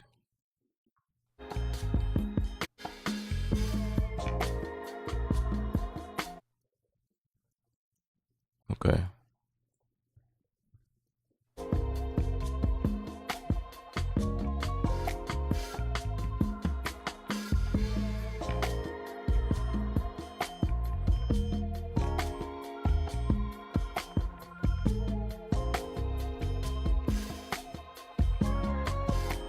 There we go.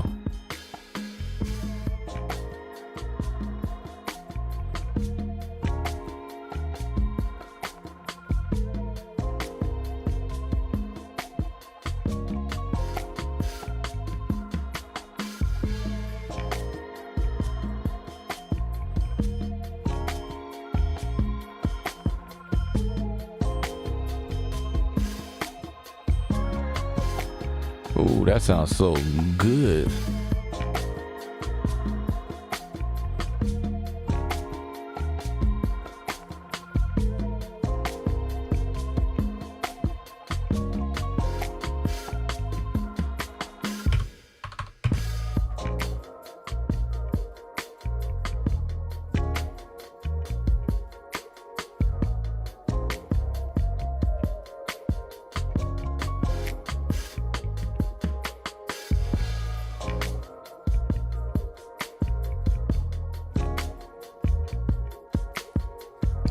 Oh yeah, that's crazy though, right? That's crazy, right? The bass, I don't know. The bass. I tried to mimic what I heard through harmonics when I reversed it. I don't know if you was here during that time, but I took this sample from Splice and I chopped it in 4 sections and I reversed it. And whatever it rendered to me, I tried to mimic that. And then after doing that, I was able to come up with the drum part and then go back after the drum part, because it's something with me when it deals with drum and bass. Those are two of the heart of the song to me. And so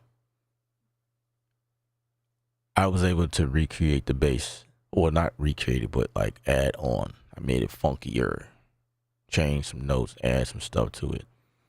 And kind of, because the drums was there, the drums gave me the energy I needed it to do what I need to. That's why I go back and forth and change stuff, because sometimes once I add something to the track, I'm then inspired to make other moves. Yeah, it's crazy. It's crazy how all this stuff works together. But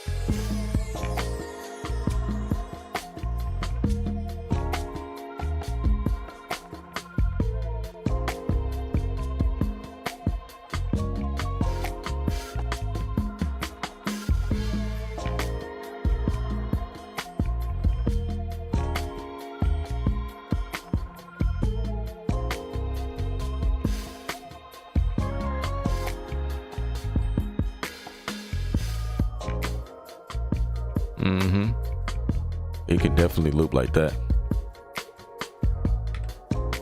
Variation worthy. The variation is on lock right now.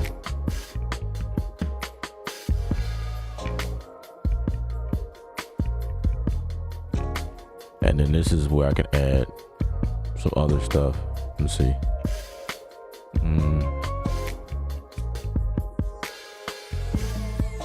Yeah, we almost at that full song mark.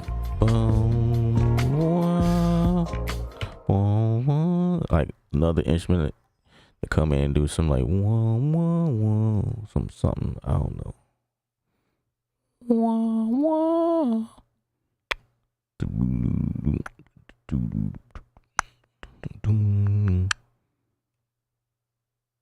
Oh, let's try this. How many artists are you working with? You are very talented. I appreciate it. I'm sure that you produce a full album every month if you want to. Yeah, if I wanted to. I used to do that. I used to work with many artists. I started out working with a lot of local artists when I first got started. You know, I was eager to do a lot, when I got started. So I produced this record called Sound Check back in 2018. And that was like a compilation type album. It was like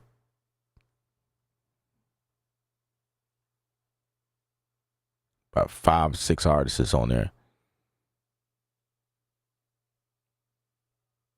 and it was showcasing my production, but working with several artists that I was working with individually, so to speak. I was doing like, I did a compilation for what I used to call my company K Sound, right, at that time. And that was the compilation. And then each of those artists, I was also working on separate records with them separately. And then over time, you know, I've done commercials. I have stuff on TV, you know, producing stuff for TV. Right now, or I mix a lot. As a matter of fact, I have another mix that I'm getting ready to start. One of my homies from Chicago is preparing the session right now as we speak, and he'll be sending it to me shortly, and I have to go in and mix that joint for it to come out sometime this month or whatever. I also did the drums on it, so he did the music, I put the drums to it, sent it back, got the singer to record, do their part, and then send it back to me, and then I'll mix the vocal or do some vocal tuning or whatever. Then that gets sent off for approval, back, you know, that whole back and forth process. And then I don't know who's doing the artwork. Maybe I'm doing the artwork. I do everything. I do a lot of stuff, man. All of the graphics and artwork go through me. I do pretty much everything. I did my own website. I put that together. Everything I see here on YouTube and social media platforms, all of that's done by me. I would love to do more work with more artists now. I haven't done much with any artists per se lately, like I used to. But you know, I have my I have my fair share. I would love an artist, a dope artist I could just work with constantly. I have one that I'm doing that with. Me and him is doing the best we can. He's busy, I'm busy, but more so he's busy. He's working on the song that I sent him like a couple of months ago. You know what I'm saying? Maybe 3 months ago. He's been trying to get this song back to me ever since I don't know when. So I'm just kind of waiting on him to finish that up, and then once he finished that, I can go and mix that, and then we can release that as another single. But yeah, I could probably take another artist. They gotta be fire though.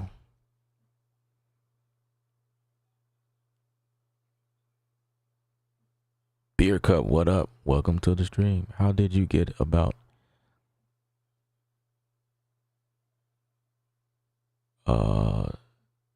digesting all those Arturia V Collection instruments? They seem so overwhelming. Well, it's really okay. So Arturia stuff is they're mapped after analog gear. So just think about that. So it's really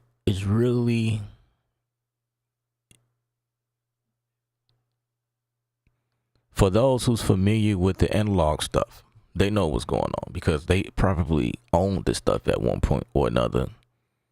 Or you just happen to be a real gear lover. You probably never owned this stuff, but it's like now you have it in digital form. And so you get to, you know, play around. It's a lot. It's certainly a lot, but I don't let it overwhelm me. It's just, all it is just go ahead and find what you like. And if you love it, you go ahead and use it. And then, you know, you just keep it moving. See what else they got. You just add, you know, you don't have to sit here and learn this stuff. Now, the cool thing about all of this anyway is that there's knobs and whatnot that you can play around with and customize the sound that you're looking for. Me, what I usually go for, I look for the majority of a sound that sounds nice, and then I'll tweak out to that. And sometimes I just go for creative sound, like, oh, that's, you know what I'm saying? But if you're looking for analog sound, I usually will go for their stuff. The V Collection is just is really just a bunch of the stuff like this that you can get individually, but inside of the V deal, the V umbrella. So this one is inside of the V collection. Let me see. Yeah, like all these instruments are separate. You know what I mean? So the overwhelming part, if you think about it, they come like this because you can use a Prophet by itself. You can use the Waltz or whatever, the Mellotron. You can use a B3, the piano, whatever. You can use all these instruments, the pigments, by themselves separately. But when you're using the V Lab or Lab V, it's all of these combined into one. So the Lab V will add different variations of a couple of instruments at the same time. So it's like I guess it would be more creative. And then it's got effects inside of the thing that's creating, just giving you more. But if you can also go for the Juniper by itself or the Farfisa V by itself. You know what I'm saying?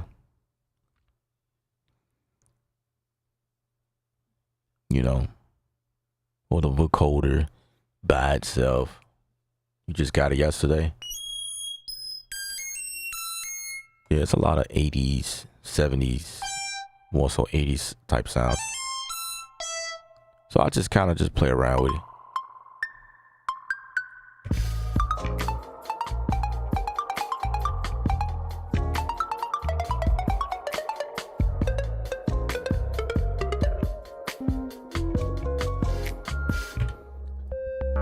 Some of these, I'm gonna tell you, some of these you may not even use, because this one is more like a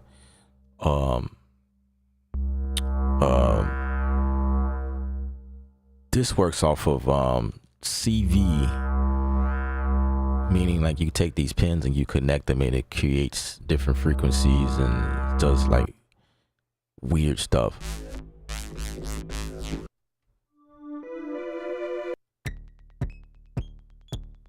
You might not even use this, but to me,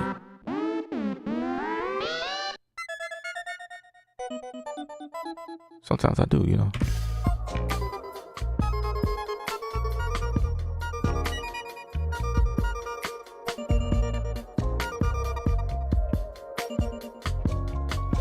especially when you put it through an effect like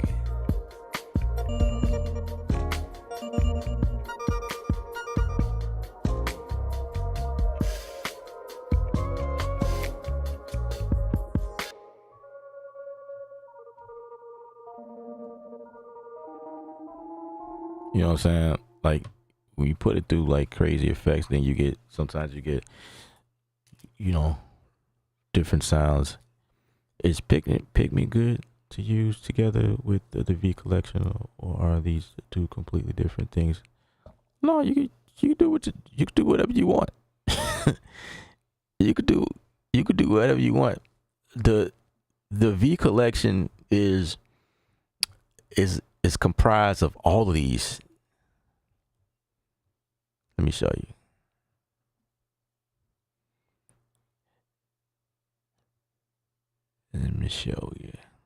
So I go for the V collection. And if you just bought it, you have the latest stuff. I have the previous version, but it's all the same.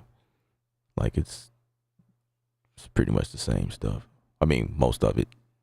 Or like the concept, should I say. The concept is the same. But the analog, just think of Lab V as the hub.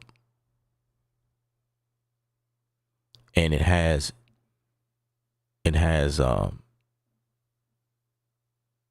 creative ways of adding two instruments together and probably effects on top of that to create a different sound. Pigments is good to use on its own, or it's good to use with something else. It just really depends on. I use a lot of these different ways. You know, it's not to say that you only use this. No, you know, you use this, and if you want to pull out pigments on its own, then you can do that. And that's the beauty of Arturia stuff and how it's given to us. See, that's the big thing. The difference between contact like stuff from Native Instruments and Arturia stuff. All of the instruments with Native Instruments comes inside of contact. But if you want to use any of those instruments on its own, you cannot do that. You have to pull up some type of player to play those, which is why the complete control VST exists, because it was its way of playing one instrument at a time. And that was that concept of doing that. But Arturia actually gives you, so for instance, I'm gonna show you. So say like I go for a piano. Let's see, what is this one?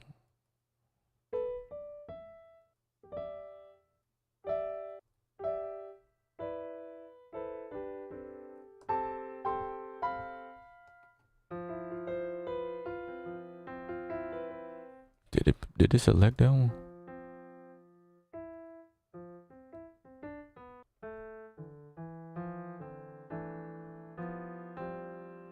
All right. This might not be a good example, but let's see what's happening. Yeah. So these are the effects, but it didn't add to instruments. But this is the other part. You can actually add your own. Let's see, what does it sound like?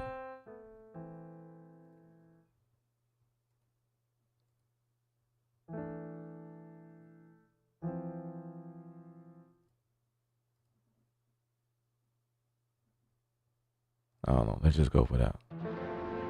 All right. So check this out. So these are these together, and I can mix it in.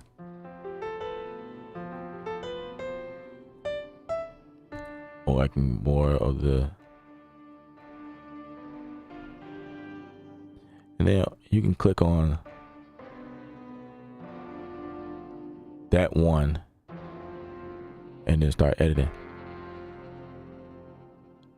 You know what I mean?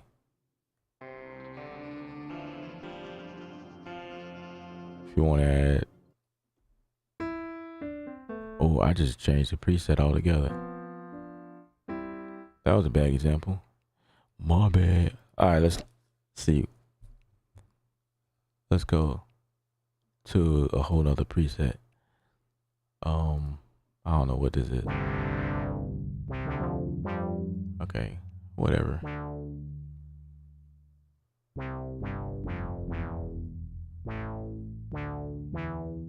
I don't know. There we go. Let's try that. And then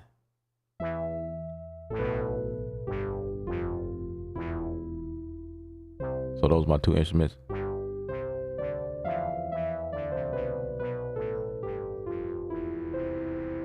But see, this right here, this instrument right here is the Arturia V or whatever. I can come in here and grab that one instrument by itself, because that's how Arturia gives it to you. Here we go, that one by itself. Or you can pick something else that you want by itself if you so choose to do that. So with these two instruments being in here at the same time like this, it's just giving you a concept or a sound together, blended, whatever that may be. And there's also presets in here that gives you two sounds by itself. It's just the ones I picked was by itself. Let's see what this is. This one's by itself. See, that's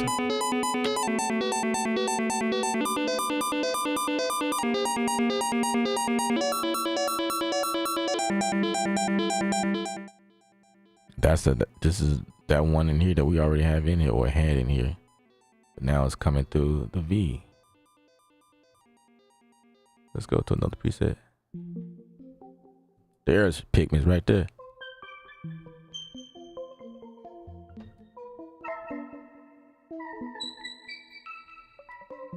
But Pigments is dope.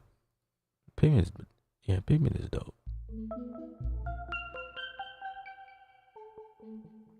If I want to add another instrument, it tells me, okay, let's add another instrument. All right, let's see. Maybe we want that one.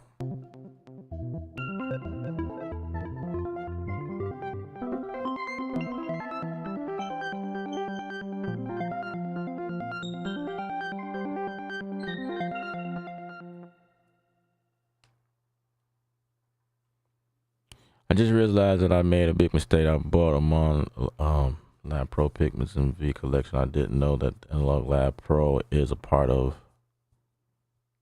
the V Collection, so I bought Analog Lab Pro twice. Oh,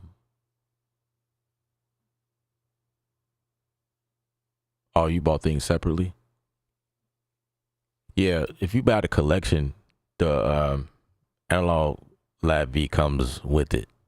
If you buy the collection, the bundle or whatever, cause this is just a player, just like Contact is a player. Analog Lab V is just a player, and it can only hold 2 instruments at a time. But what if you say the Pro? What if the one that y'all have can add more than 2? That's probably what it can do. I would imagine. Mine's that currently can only do 2 at a time. Yeah, there is a lot of sounds. Yep. I wouldn't allow this to over. So don't. Okay. I see where you're coming from. And you need a mentor like myself.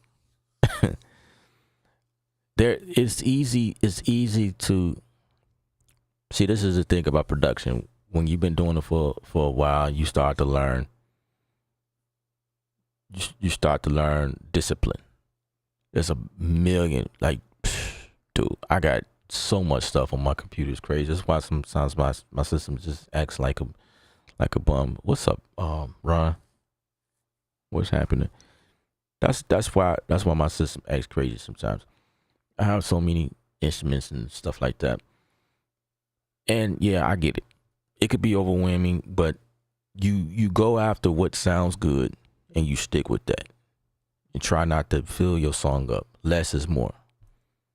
Try not to fill your song up with everything you think is nice. Just remember that preset and then come back later and create a whole nother song. Or you can stop. That's what I do. Whatever song I'm working on, if I'm inspired by that sound, I will stop what I'm doing and start working on something with that sound. Sometimes I do that. If I feel like it. If I'm not really, if I'm real tired of what I'm doing here, I'll stop. Which is why Scratchpad in this thing is pretty good. Because if you activate this thing, you can, inside of Studio One, you can start working on a new song right in the same project. That's crazy, right? Yeah. Yeah. Or, just take your session and go like a few bars down away from the song and use that sound and do something, whatever that came to your head, just so you can lock it in. And then, you can bounce that section out or I don't know, take that section of the song and start creating on that, whatever. Just remember that you got 2 different songs in the same session, so you won't bounce them down and people like, wait, just make sure you do that. Because you can always take these things out, go to another song, and create. There's like a couple ways you could do that. But yeah, especially when you're new in the game too, it's like, man, I have so many sounds. I want to get started. How do I get started? And like, I have so many ideas now. And how do I like discipline myself to just focus on one thing at a time? Well, you just got to pick something. You got to pick something, start with that, Let that be your focus. Create the song to the end. Move on. Next song. And just keep going like that. And then before you know it, you start using all these sounds and you start familiarizing yourself with what's going on in here. And then before you know it, you learning what each instrument offers. Because you've been in there so many times. That's the thing. Just pace yourself, slow down, just take an instrument that you like and just start learning some of the sounds that's in there. Like, okay, this instrument produced this type of sound. Okay, got it. And then you get to a point where, like, when you start producing, you know, you get seasoned in this thing, and then depending on the song you're working with, you kind of start tailoring it, like tailoring what you need.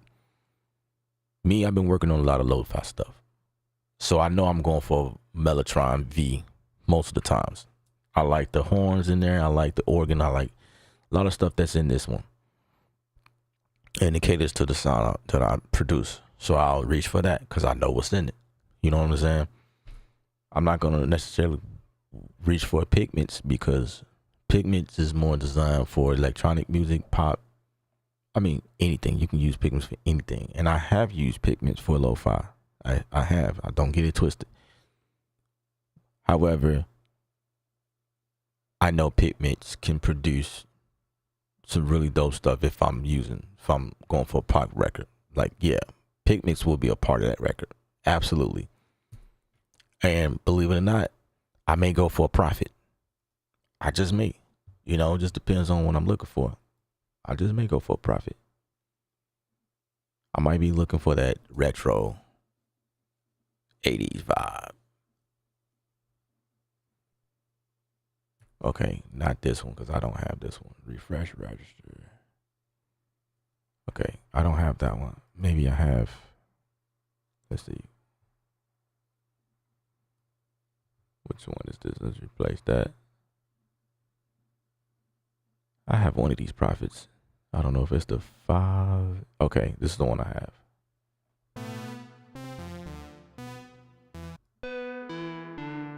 You know what I'm saying? Let's see.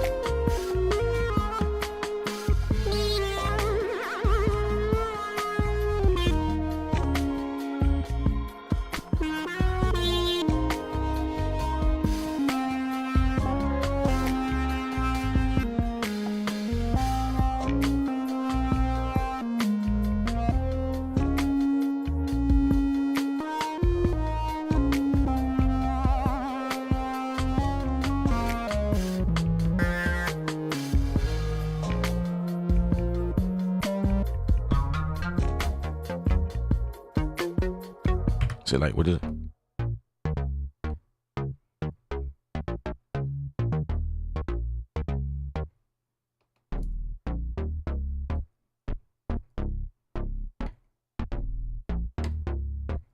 See right there, that's a vibe right there.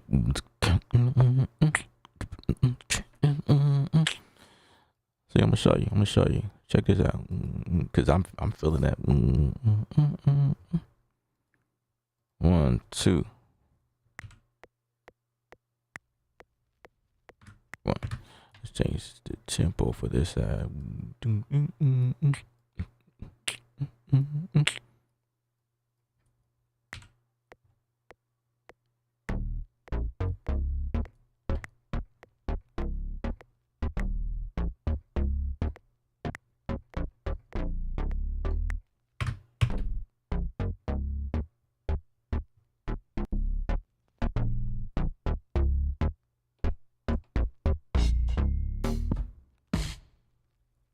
Hmm. Mm. Ah. Mm. Ah. Mm. Ah. Mm. Ah. Ah. Mm.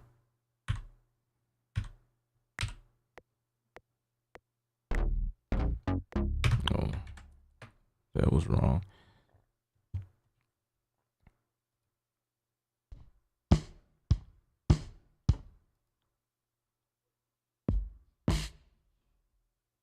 Let's go with these. Actually, I could just switch these all the way out because I might.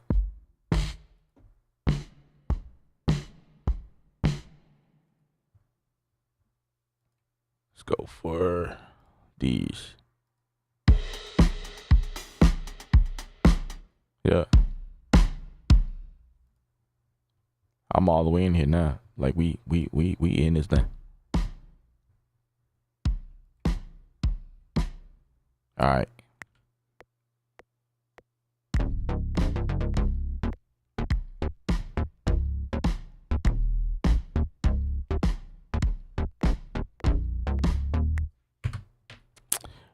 That was definitely something about that was funky. So we're gonna do it like that.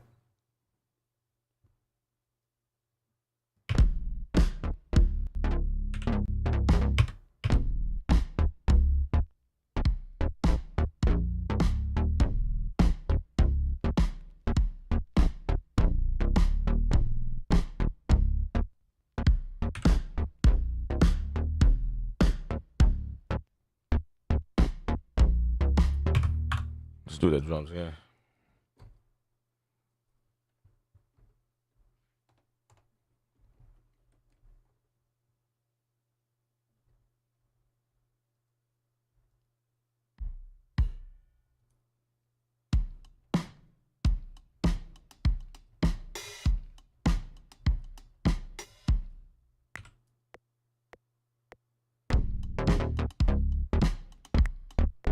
Wow.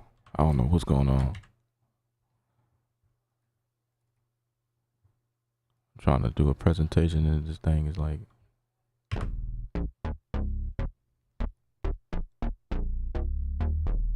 must be a glitch.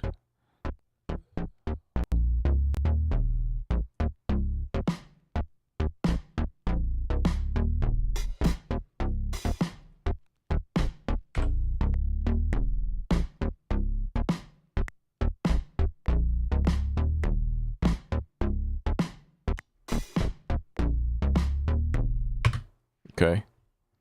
So what if we did something like that? And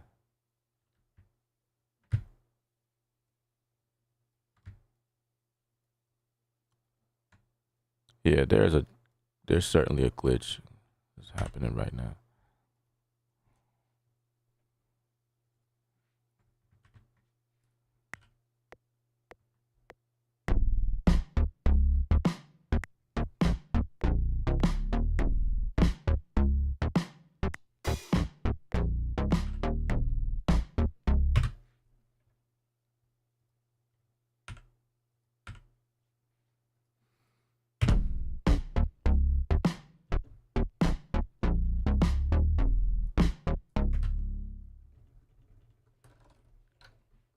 Dang, won't even let me play it. Huh. Okay.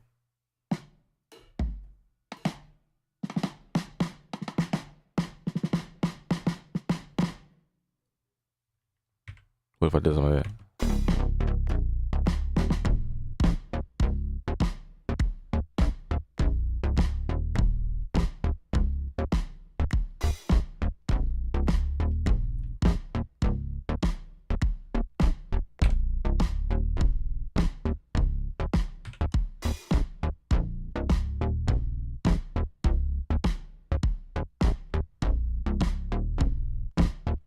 You know what I'm saying? And I'm creating on the other side of this. We just totally switched the vibe, you know. And then if you want to add the pigments to that, that's fine. Like you could do whatever you want.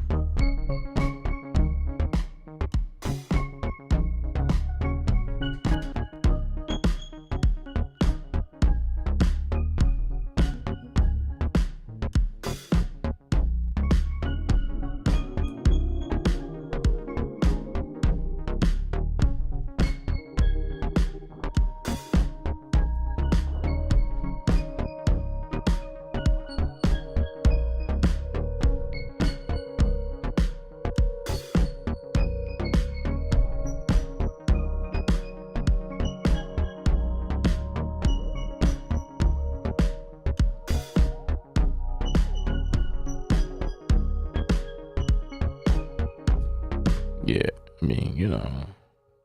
And then, back to the song. Sometimes I'll do that if I'm bored with what I'm doing and come back to this and see what I get.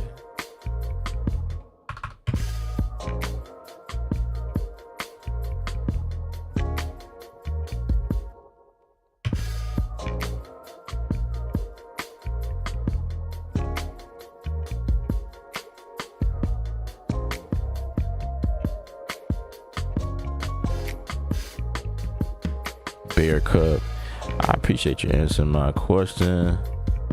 This is my main channel. If you ever have time, I have some of my beats on here. Oh, okay. Bad. See, I'm not necessarily new, but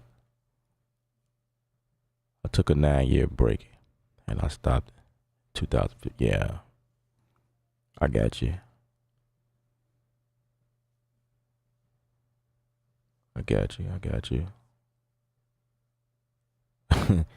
Using the producer coma. All right, yeah. It be like that sometimes, It be like that. Well, hopefully you're back for good, and you won't fall into that. You should have took music with you, but I ain't gonna judge you. Never put music down. Always take it with you on your journey. But I get it. I totally get it. Life happens. Stuff happens in life that's overwhelming. You can't, you probably just thought, you'll never pick up music again. Probably wasn't interesting to you at that time. I get it. I totally get it. That's how a lot of people sell their gear. That's why eBay exists, right? eBay is full of stuff that people sell because people no longer have interest in something. They need the money, I get it. Totally get it. Alphabeta, I'm sure you can get some kind of refund for that mistake. Trying contacting customer service. I'm guessing that's to address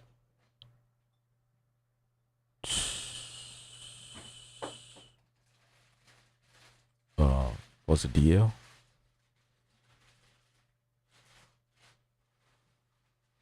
Yeah, I think it was DL.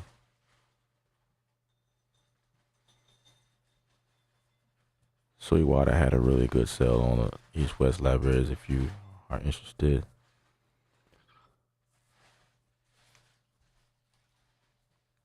Three VSTs for 120. Yeah, that's a good deal.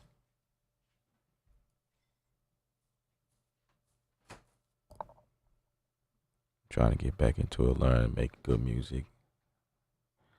Yeah. Now, yeah, I get you guys. Especially if you stopped in 2015 and you come back now and it's 2024. Yeah, that's a gap. Certainly, things has changed. The things that was made available at that time, things. There's a lot has changed since then. There was a bunch of releases and stuff that is a little bit different. I mean, the production, the process never really changed. If you know what I mean, it's like there's a workflow that people adapt to, and they stick with that, with whatever method works. But some of these softwares that you probably was using back then has substantial updates since then. Things. It's like, wait a minute, what's going on? This looks different than what I have on my system. So yeah, I get it. And then depending on the level where you were before, like in your production career,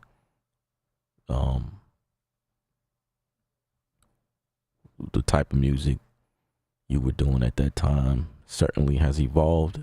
I'm pretty sure everything has evolved. Things are not being produced the same way. Producers is now in the space where they have a voice now. Like producers are the superstars nowadays. You know what I'm saying? When the artist was that person. Now these days the producers, the beat makers are like the artists. You know, we're in that spotlight where we have a voice and people follow us, and you know, hence this channel. You know, I'm not saying I'm above anybody, but you know, I have something I like to share with people, and I think that's what created this. Is carved out this space right here for you guys to follow. You know what I'm saying? So yeah, we are the artists. Hello, nice to meet you.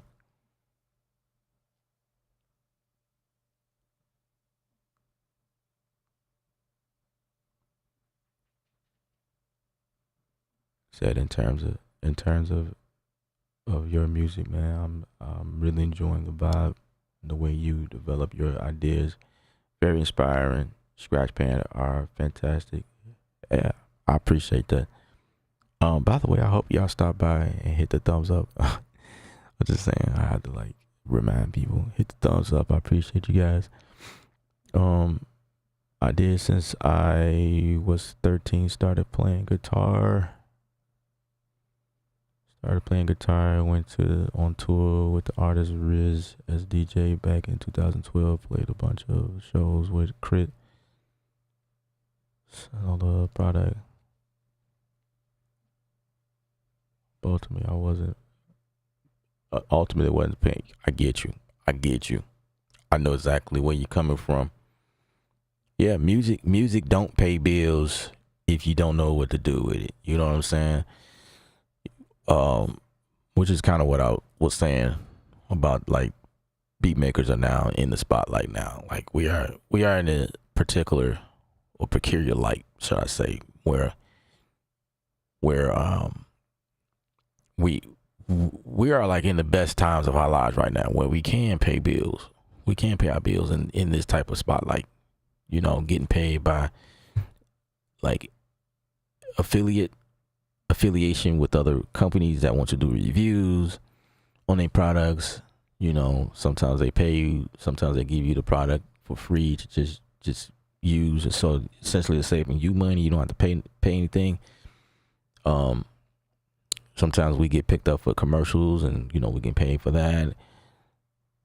We in the spotlight potentially to get picked up by Talent Scout, you know, anyone that's looking for talent, and put you in a opportunity spotlight. You know, you just got to know what to do, how to do it, and you definitely have to have a stomach for it. You know, this is not easy trying to survive.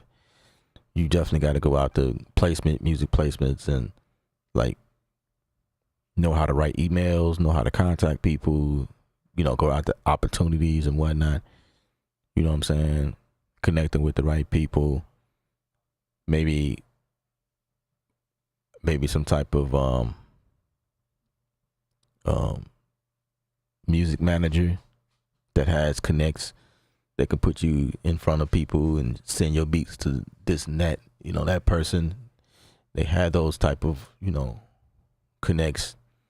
You know, that has happened for me a couple times. Just knowing people, being in the right, you know what I'm saying?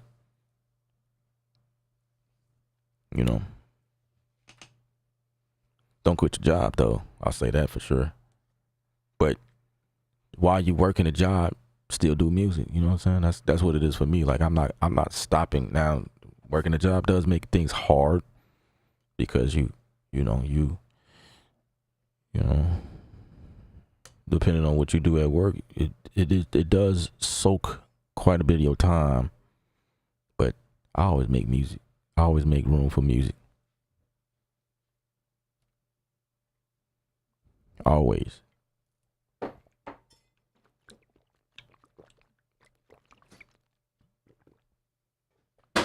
When I'm not on the live streams, I'm knocking out projects. And I will be lying to you if I said that I'm in music 24/7. You know what I mean? There are times where I do just sit back and relax. I'll have a day where I'll not watch Netflix all day. You know what I'm saying? You deserve it. Absolutely. You know, sit on here and just like read emails, respond to emails, or just, you know what I'm saying? Like you need time to do you. But don't stay too far away for too long. come back. Hey man, you gotta knock out some more projects. You know what I'm saying? I never stay away for too long. You know, not weeks at a time. No, I can't do that. Maybe like a couple days, 3 days, or whatever. Take as much time as you need, but you know, you gotta get back on it. You know, that's what it is for me. Always working on somebody's project. If it ain't mine, I'm working on somebody's stuff. You know, that type of thing. You know, just kind of keeping busy in it. You know, if you don't have artists that you're working with now, you know, just work to create your catalog, especially if you've been away for a minute.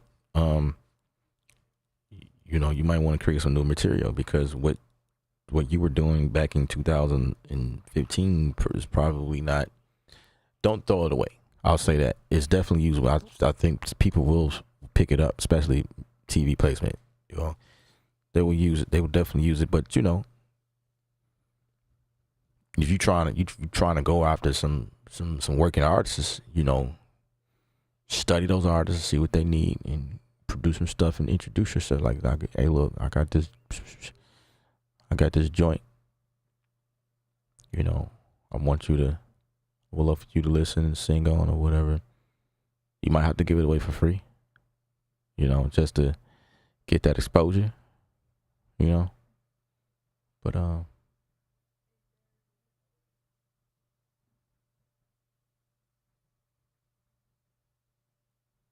none of this streaming stuff or producer YouTube channels were really popping, but I'm glad to see it is this way now. Right, exactly.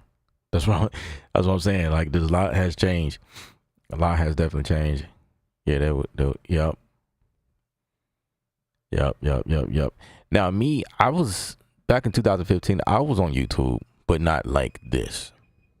I have definitely evolved over time. Like, my presence, my stature, like the way I present content. I wasn't this way. I was just throwing up videos here and there, you know, and you know, that process was important, because it was a part of the process. It was a part of the journey to get to where I am now. So I appreciate it. But yeah, like, so I can just be on videos and be on it for like 5 hours and y'all still watching, you know, I probably couldn't do that back then. Maybe I could, I don't know, but you know, I don't know. Brian says tons of info in the distro. Ask questions, got help. Yeah, that's another one. We have a space carved out for you guys to join and become a part of the culture. If you have any questions and things like that, be production or whatever, it's not just for beginners. It's for anybody who wants to be a part of the culture. You know what I mean? You can be a seasoned dude. You could be producing. You could be a Grammy producer and still be a part of the community. We got a couple of them that's a part of the community like that. Chime in from time to time. Grammy award winner producers that's a part of my circle. That just, whenever they have a moment, they'll chime in. Absolutely. And we have you know, some of the companies that follows the channel. So some of the stuff that I do reviews for, like Native Instruments is a big one. You know, people are watching me. Studio One people on the channel is watching. Bitwig is watching. I found that out the other day, y'all. I got an email from somebody who said, man, we've been trying to get in touch with you for a very long time.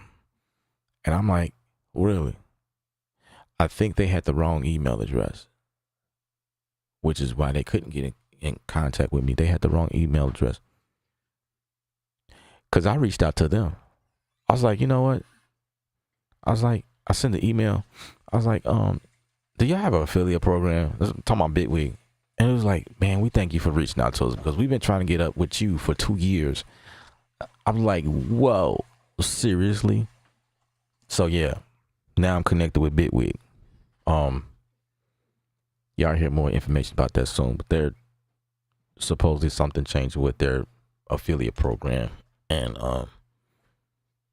once they get that situated, then I can be like, hey guys, if y'all want Bitwig, hit the description area. Yep. So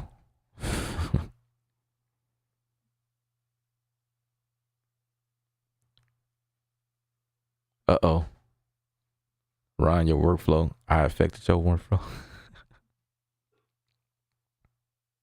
That sounded like that was a good thing. I hope. 803's in the Yeah, Bear Cub, yeah, gotta support y'all. Yeah, that's what it is. That's what it is here. We got quite a few people here that has stuck around for a very long time who supports the channel. That's just a part of the culture. You know, it's like they live here. They are beat culture. You know what I'm saying? It's like they here. These are the people I'm here for. You know, they just here.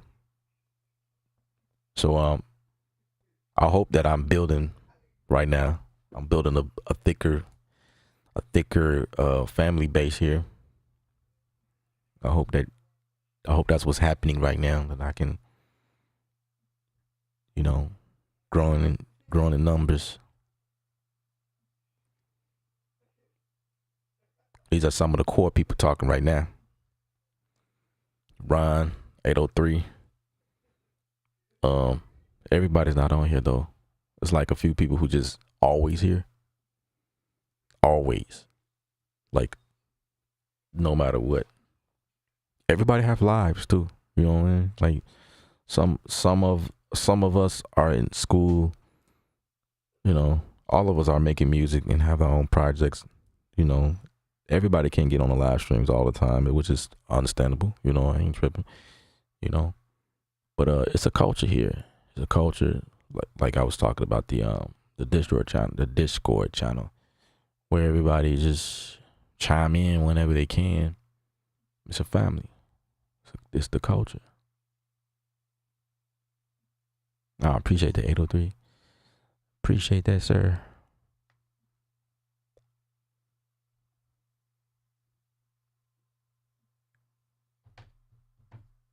I'm also officially affiliated with Sweetwater too. I've been trying to get with them for a long time, and I now have access. I have not spoke on it, but affiliation with Sweetwater, also Z-Zounds or Zounds. That's the correct way to say it. Zounds. I have affiliation with them. There's usually a link in the description area. On some of my videos, I have the Sweetwater. I haven't spoke. Like I said, I haven't made it. I'm probably will make an announcement next week. Put a video out. You know what I'm saying? Just kind of letting everybody know I have. You know, for those that want to support me through that way, because I like Sweetwater. I bought a lot of gear from Sweetwater. It's crazy. I love their customer service, and they have a wider pick. So, you know. But I like Zounds too. Zounds was the first folks that reached out to me, so I can't neglect them. So I have options. Well, you have options. Through my affiliation, you have options. How about that?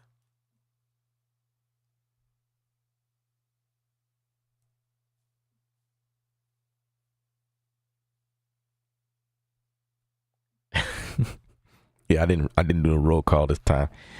I'm getting ready to. Where's Devin? You know, sometimes Devin be watching and he don't say nothing. Where you at, Devin?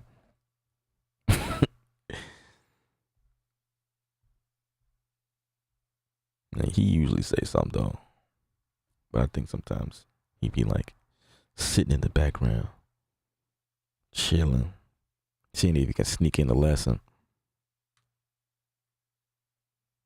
But yeah, that's what it is, man. Like I have, man, I'm grateful, super grateful to my regulars. Y'all are, man, appreciate it. Where's two nickels? You know, now I'm roll calling now, right? Two niggas is in school. Ron is in school. I want to say I put these people in school. That's what it feels like. I put these people to school. Or in school.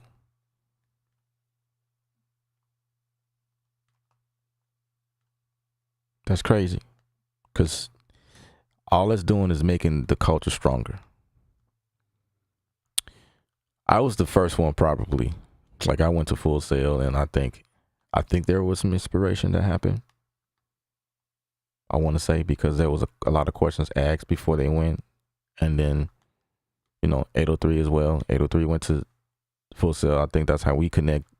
You know, I started putting videos out about it, and then, you know, the people who went to Full Sail as well started just following the channel. Cause you know what I'm saying? And then everything just kicked off from there. You know, there's quite a few other people I met from Full Sail. I got relationships with them outside of this culture, like just on the other musical journeys before the beat culture happened. Well, this channel's been here for a long time, even during that time. But like, I had like a group on Facebook at that time. We called it Soundwork. So that's what that was. It was kind of a different thing. It was another beast that took it on its own. It took its own turn. It had a whole different set of people, and we were like thick. It kind of reminded me of what we're doing here on YouTube, where like you guys always come out and, you know, the Discord channel where, you know, all of the family members just contribute somehow. Facebook was like that for me and other people at that time, and it was all Full Sail users. Yep, Full Sail. So I met a lot of people. I met a lawyer. We had a lawyer part of the group.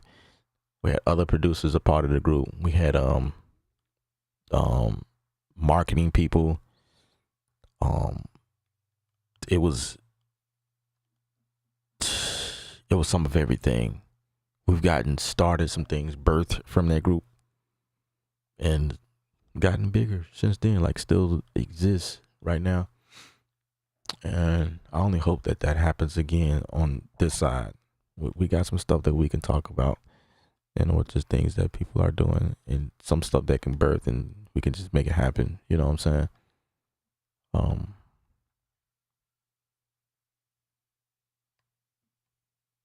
But yeah, this is what's been happening over the years. Like, just this whole producer type thing, man. This culture it's a real thing now. And I think it's more interesting now, you know, being able to, I don't like to say follow me, but building a culture with great people. You know, it's definitely something that was not a thing a few years back, but now it is.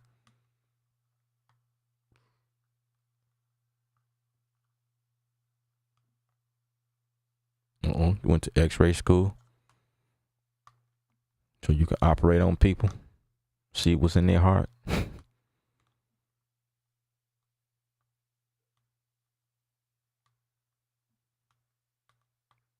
Oh, okay, Ron. No problem, Ron. You excused.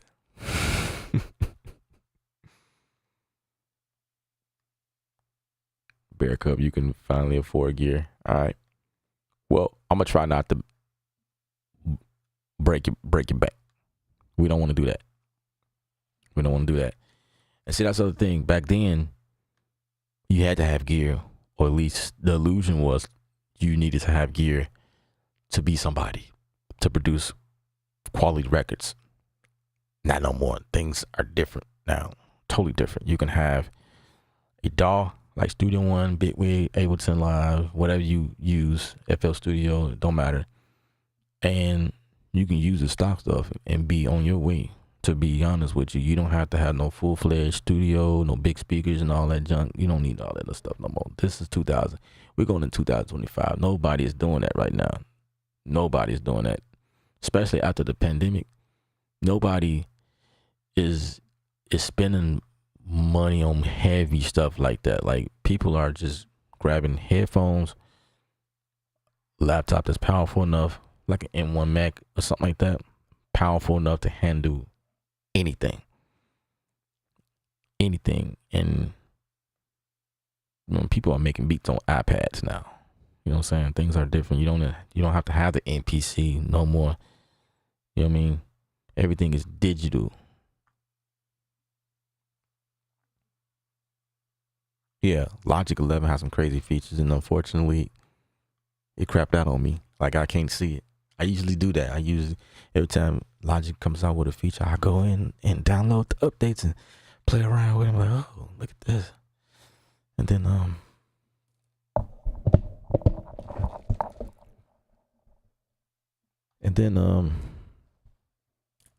never use it. You know. But now I can't use it at all because I have to have a computer system. So I have to have an M1 chip.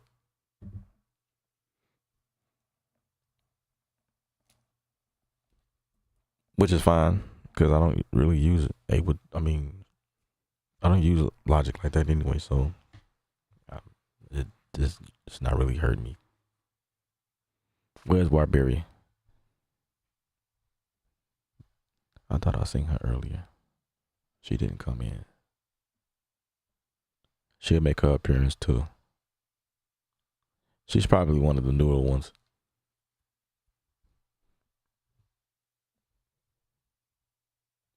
But she'll make her appearance.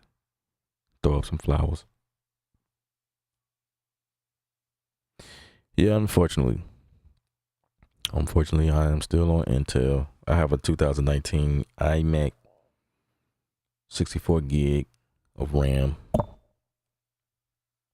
1 terabyte of internal storage. This is the i5, and I want to say I had this thing for 4 years. Yeah, just about 4 years. Because I bought it in 2020. Yeah. I bought a refurbished joints. And this was a blessing.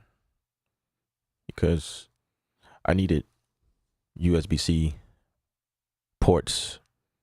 I needed USB 3 ports. My original iMac that I had for that one I had since 2011, all the way up until 2020. So I had that thing 10 plus years, decade, bro. I had that thing for a minute, and the thing still turns on like a charm, but it's just the ports are outdated. So the type of stuff I needed to do, faster file transfer speeds, and connecting cameras and stuff like that, I needed newer ports. Now it's about time to upgrade this because I bought this just, it was speculations about M1 chips coming out and blah blah blah blah and this and the third, and then they finally did it, and it's like, man, I just bought this thing, man. It kind of feels fresh because I had the other one for so long, and so I feel like I ain't had this long enough, to be able to. But that's where we are. I have to upgrade again now. I may just go ahead and trade this one in because they offering like $200 for it. I'll take that $200. Give me that $200 because I ain't gonna have a need. Well, let me think about that. Might be worth it just to keep this thing around. I got to think. Got to think about that one.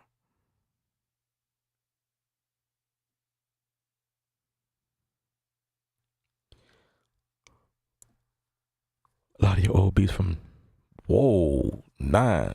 Yikes. Those were the prime years for me in Logic. I have a lot of stuff in there too. Well, yeah, but it's stuff I don't no longer go back to. I haven't been back in 9 since I switched over to Studio One.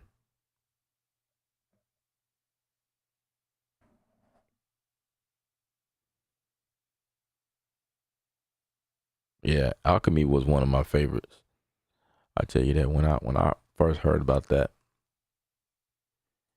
um, it was like they did all that right around the time that I got serious with Studio One. I'm like, why didn't y'all do this a long time ago? You know, I feel like, cause all of us that was in 9, we just got burnt out.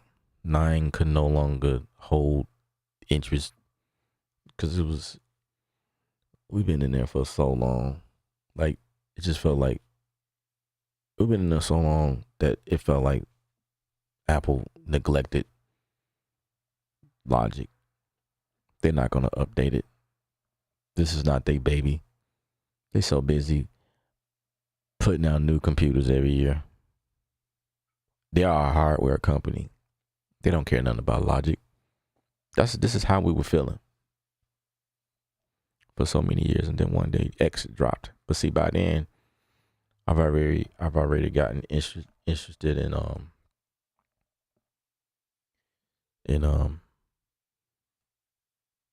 Studio One. So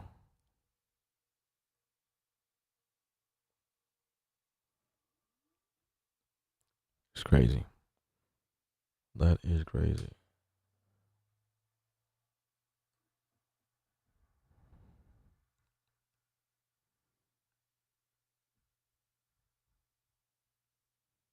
So Intel is still good as long as connectivity with your interface is good. Yeah.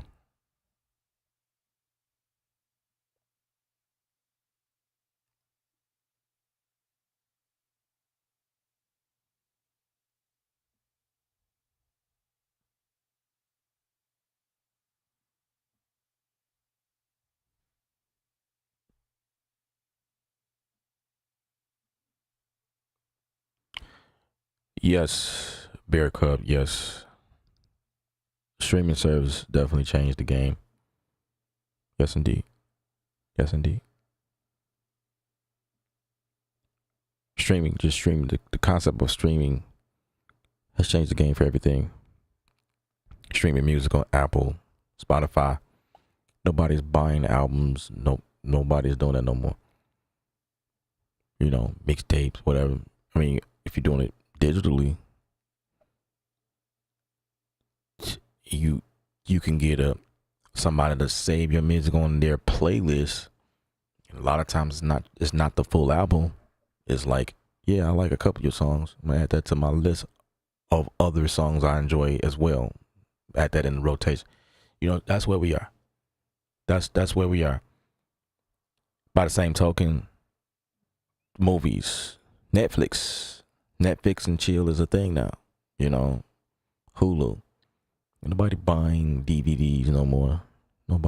There's still some people who enjoy the nostalgia of it. There's still little DVD consoles or whatever, like, and posted at some stores. Like, we got this store out here called Kroger. People still buy physical copies, but me, I walk right past it. There's no point of me. You know what I'm saying? Yeah, streaming, and then YouTube. Like, nobody watching TV no more. Nobody watching cable. People are on TikTok now. They're catching people on TikTok. People like me and other people, we are your TV hosts. Hello, my name is Ella. We are your new cable service provider, or your new content on your new cable box. We are that. People sit around you know, watching YouTubers, content creators. Nobody's watching TV no more. Yeah, everything has changed. Everything has changed.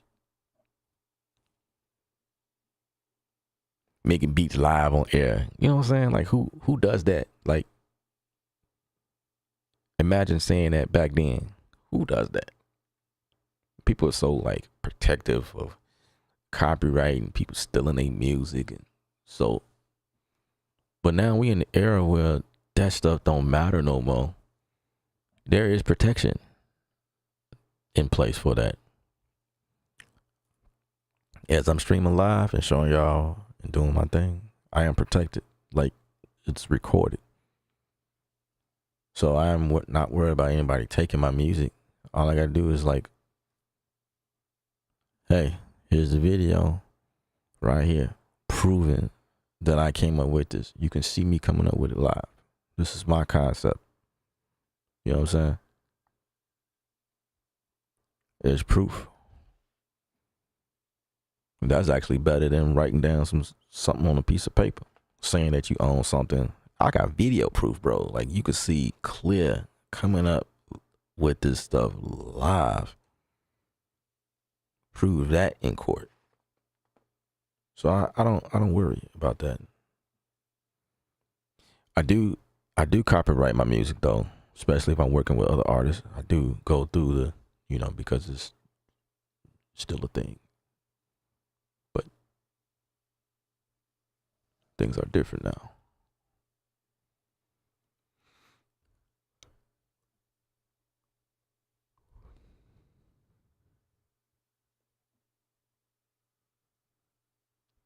You say you use a sample from BitTorrent. I don't want to chop up samples from Spotify.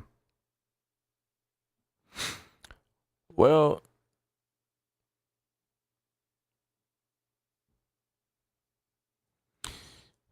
you can still get in trouble. I just want you to know that. And I hope you don't say millisecond of something that has been proven not to work. Any sample that is recognized, if it's recognizable, if they recognize it, and they will recognize it because they got technology that can recognize something, you can get in trouble for that unless you have a license to use that content. When you go through Spotify, yeah, you are in the melting pot with a bunch of other people who download that same file. True. But at least the clause states that you can use it. It's yours. Do whatever you want because you're paying for it. The smart thing to do is to take it, chop it, and do things to it. To make it see, this is his thing. Not unrecognizable to the owner, but unrecognizable to other people who may have downloaded the same thing. Ain't that something? You making your version distinctive just so it won't clash with somebody else. That way you can't go, you can't be accused for using the same stuff. But who's gonna win that fight? You know what I'm saying? No one wins that fight. He used the same sample as I did. He just pitched it up a couple times. And what could you do about that? But if you chop it up, you have a better advantage. However, there's nobody chasing after you to get payments. You know what I'm saying? Because you got it off Spotify. If you go and take a record somewhere, it is possible that you can get in trouble for that. If the record company recognizes it. And they've been going after people too. Yeah, they've been going after people. They are even more thirsty now. Just think about it. Just think about how this industry is set up. They're even more thirsty now because of the fact that a lot of people are not going through the old way of purchasing music. You know how, like, even before streaming became a thing, there was a point where iTunes was a thing and people had to pay for that album to listen to it on their phone or on their MP3 player, right? It was 99 cents per song. And then, or for the album, it was probably like $10 or $13 or whatever. You know, that was like the entrance of streaming music digitally. But now you have Apple is no longer an iTunes thing, it's Apple Music now. Spotify, streaming services where people can just listen to whatever they want. They don't have to pay for your music up front. They just pay one low monthly cost per month. $5 a month, $10 a month. It does if they don't want commercials, of course. Because you can use Spotify for free. There's a lot of people who listen to Spotify for free. Which is why I think the amount of money they pay artists for the streaming is so low, because although you may have 1 million people listen to your music, you're not going to see that money because those 1 million people, most of them have a free account. So how could you get, you know what I'm saying? So you can kiss that bye-bye. Now, Apple Music, you might get paid a little bit more because in order to have Apple Music, you got to be paying a service to listen to that from Apple Music.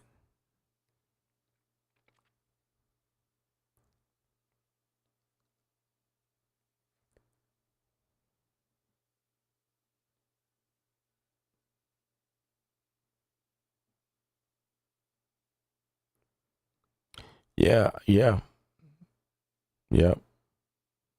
But we enter this new age now called AI. Did anybody tell you about that? So everything I just said is like, So now here's AI. Here's a whole nother level. Ooh, brace yourself for that.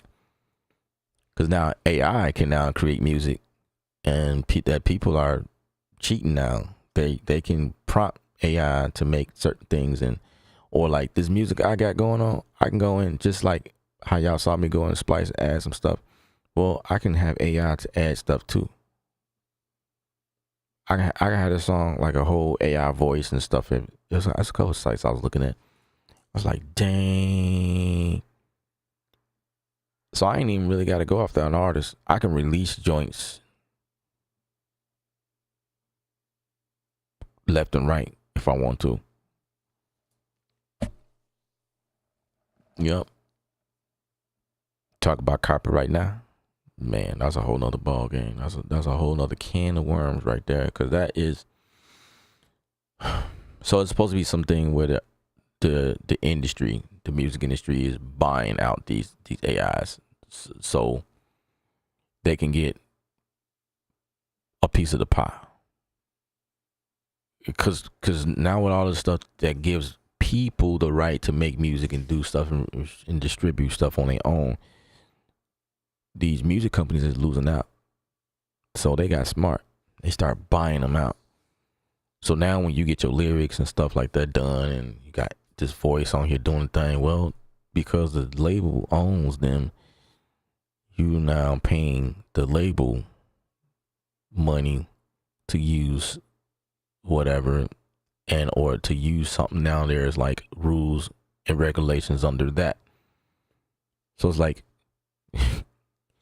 you thought you didn't go for a deal because you want to be independent. Nope. The industry has found a way to insert themselves into it and take and be a part of this somewhat freedom you thought you had, but you don't have freedom because like you thought you didn't have to pay as an artist to sing on your joint or a musician because now AI can do stuff. Nope. Not possible. You thought wrong. It's crazy. Rodriguez, welcome back.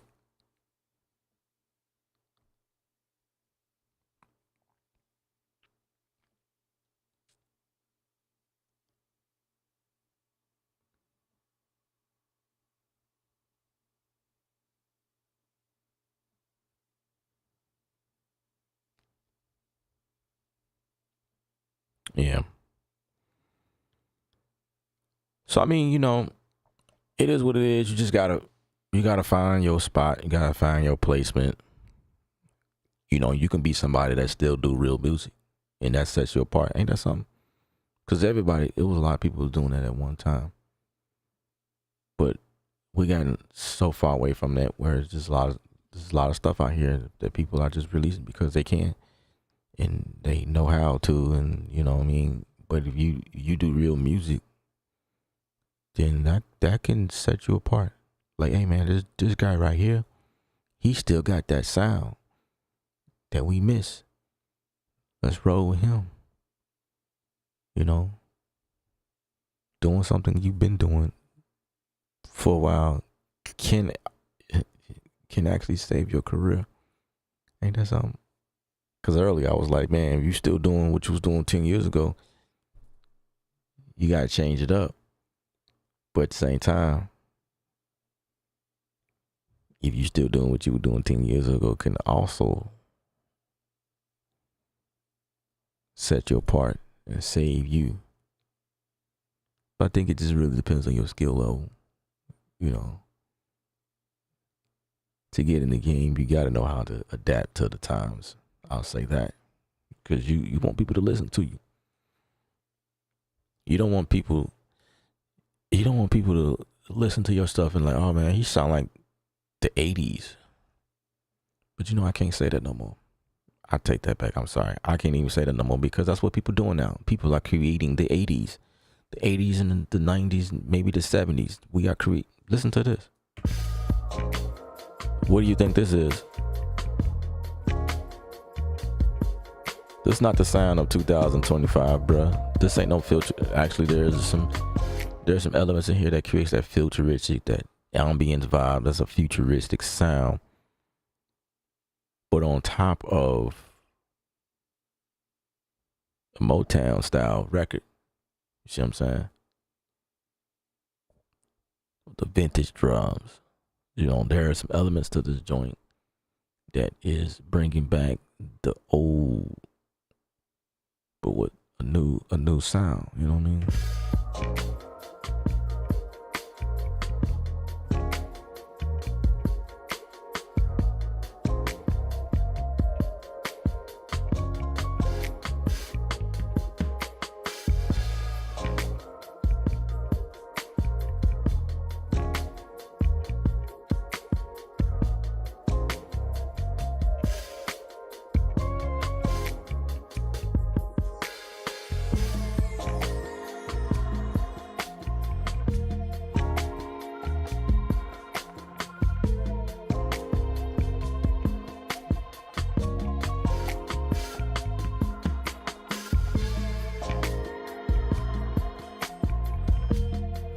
Just imagine listening to some Marvin Gaye.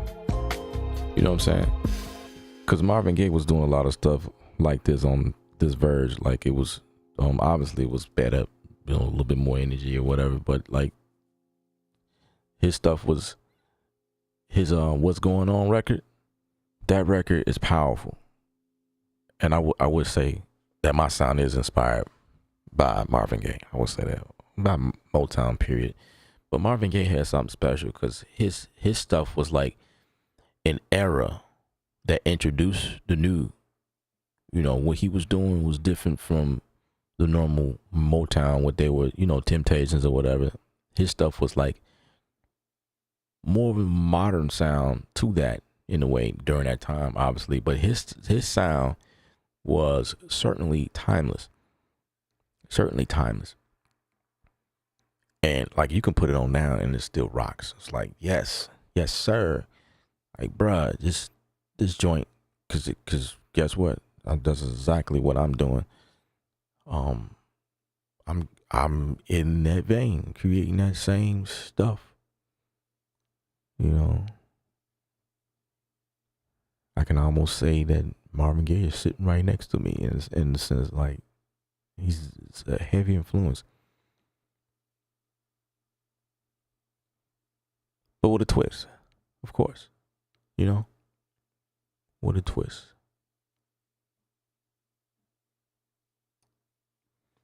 Smooth lounge, laid back, chill, music vibe.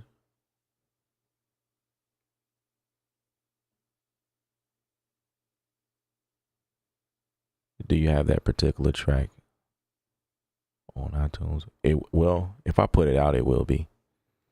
I have two albums like lo-fi chill type stuff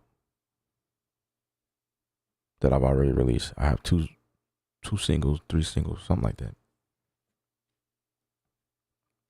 And I will be releasing another project. It will be more on the lines of this type sound, like this whole vibe here, futuristic, open, like stuff to chill. Now that's where I've been lately. The lo-fi type sound. I wanted to create music for people to chill and relax to, take it to the next level. Come home, smoke a cigar, you know what I'm saying? Drink a glass of wine. You had a long day. You deserve it. Relax, chill. Sit on the porch outside, sit on the patio, you know what I mean? Sit at the bar stool in the kitchen and just, vibe out, or sit on the couch, I don't know, go to the park. I don't know, something for people to study to. That background music when you don't want all that ruckus. You don't want to hear no words. You want the music to speak to you. That's where I come in at. Like, I'm after the soul. You feel me? I'm after the soul. I'm here to please the soul. Man, that's a ring. That's got a little ring to it. I'm here to please your soul. It's crazy. A lot of stuff I'll be saying sometimes is I birth things on the stream as well. So that's the thing. Like, I got this authenticity that I have about myself on these streams when I'm talking to you guys. So that's the other thing that comes with these streams. I'm pretty open and I'm okay with it and I'm good with it. I am confident that we can come up with some great stuff. I ain't the best producer, but we producing vibes, vibration. We vibing high on the stream. That's what it is. That's what it's about on the stream. Just high vibration, attracting people on that same level, leaving behind all of the negativity and all of the negative people, all of the haters, leaving them behind. They're the ones sitting and lurking and looking over and seeing what's happening, and that's cool. That's cool. See what I'm doing. It's cool. You know what I mean? But that's all you can do. That's all you can do. Your frequency no longer works here. Your frequency don't work here. So you could be negative all you want, but it don't work. It bounces back. That's what it is. That's how this YouTube channel works. All great vibrations. That's what's happening.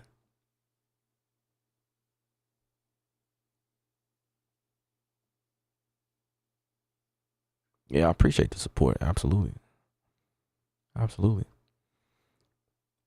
Yeah. I'm on Spotify, Apple Music, Amazon Music, YouTube as well. My music is on YouTube. Like, I have, digital services. They allow you to release everywhere.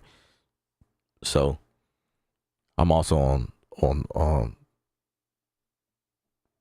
TikTok, Instagram. So if you guys are into posting stuff on those platforms, you can, how you look for music to put with your picture or your little video. You can search Kevin Ellop, KEVNELIB as in boy. Search Kevin Elub and my music will pop up and it'll allow you to use it with your clip. Yes, indeed. Yes, indeed. I'm everywhere. I'm all over. I'm worldwide.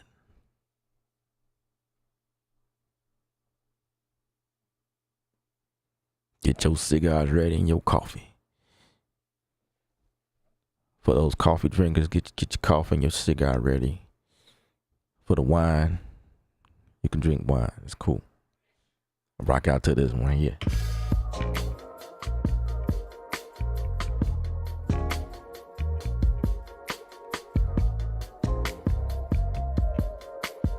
I used to think that I needed to prove myself to certain people, you know what I'm saying? But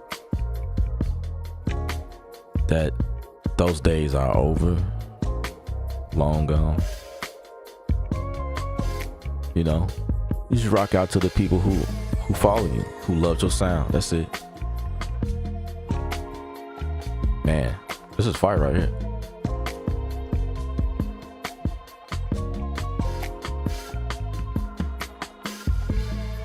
I'm gonna fix the drums just a little bit. There's some weird timing, but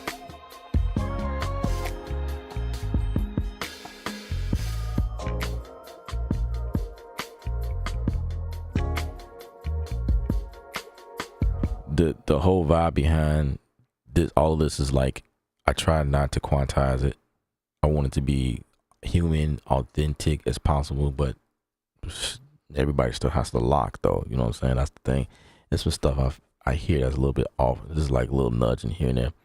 But yeah, you know, this is opposite to trap. Trap, quantize all day. But stuff like this, nope. We want things to be loose. Take its own form. It's like a band playing together. You know what I'm saying? A band is locking. You know, that's the vibes that we're creating. You just purchased the element on the iTunes. Oh, okay. Thank you. I appreciate that. I didn't realize that you could still do that.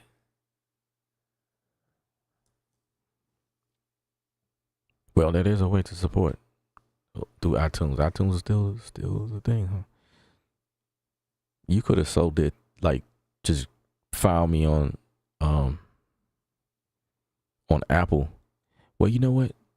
I guess that would, like, if you're not paying for their subscription service, maybe iTunes is the best or the closest to get to, like, using Apple Music, maybe.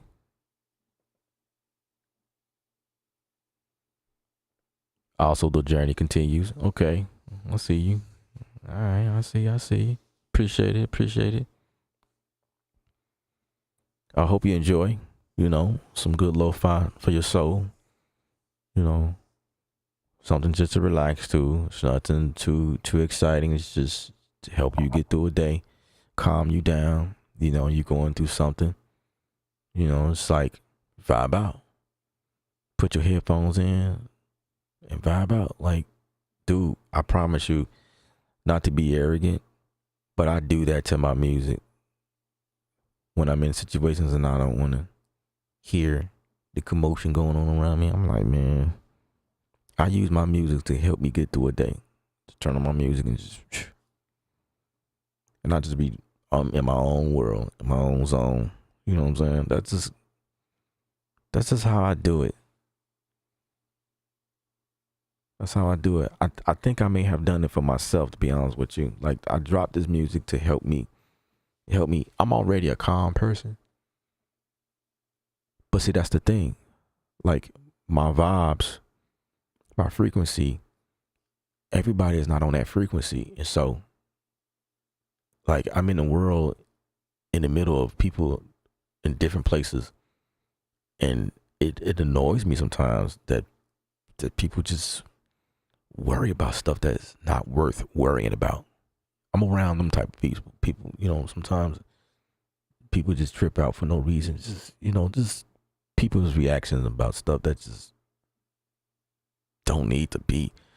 You know what I'm saying? So I just throw my music on and just shut it out. Just shut it out. Go throughout my day. Just I don't worry about it. Ain't nothing I can do to fix that. It is what it is. I do what I can for me to help me. So I put my music on and just roll, breeze through the day. And just, you know what I'm saying?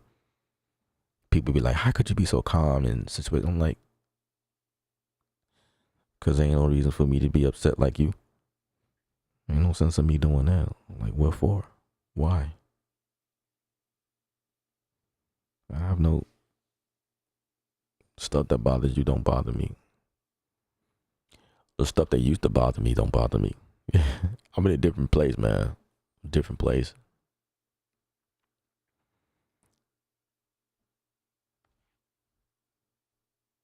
You say you've been rocking with me longer than I know. I know.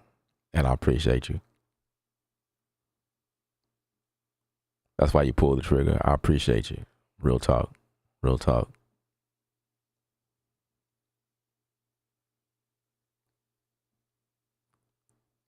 So Ron said, I've been dropped my quantize percentage down about 10-20%. It used to be 90.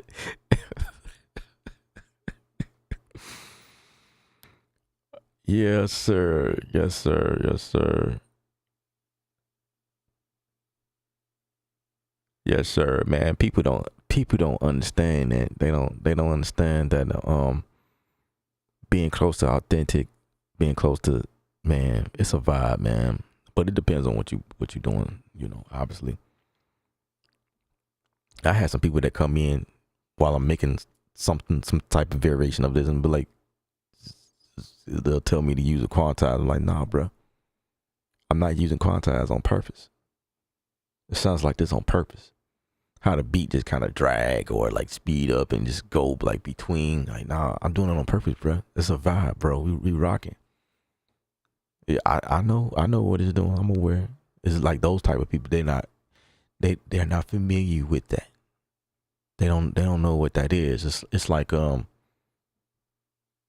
it's a frequency within itself when you know how to make the drums follow the bass and make your keyboards follow that, make the song. Because a lot of times when I'm working on stuff like this, in particular, like the metronome, I can work around the metronome. It's almost like I ignore it, but it's there for reference. It's hard sometimes when you're doing stuff like this, when you're not locked to the tempo.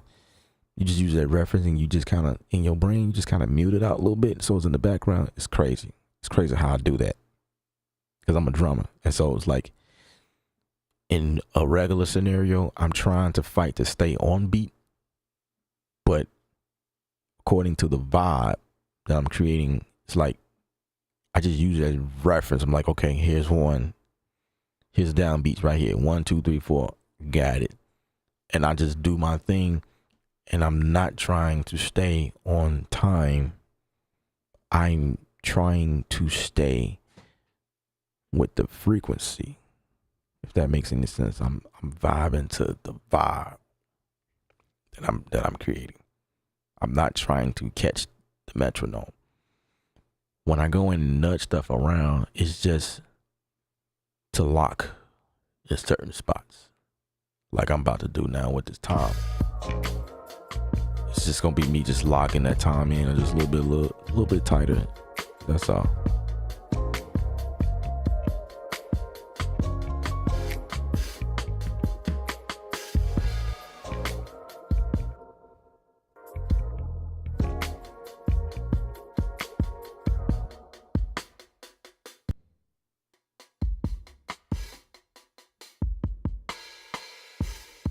Let me go back in here.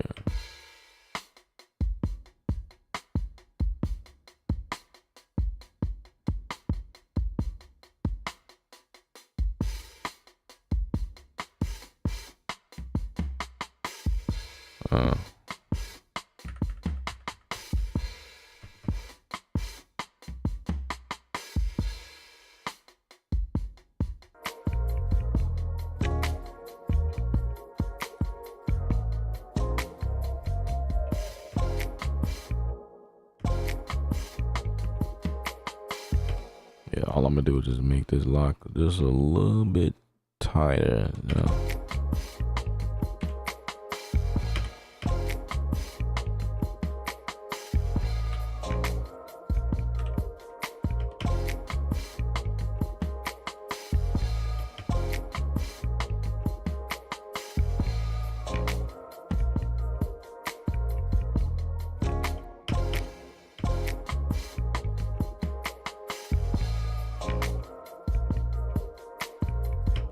Yeah.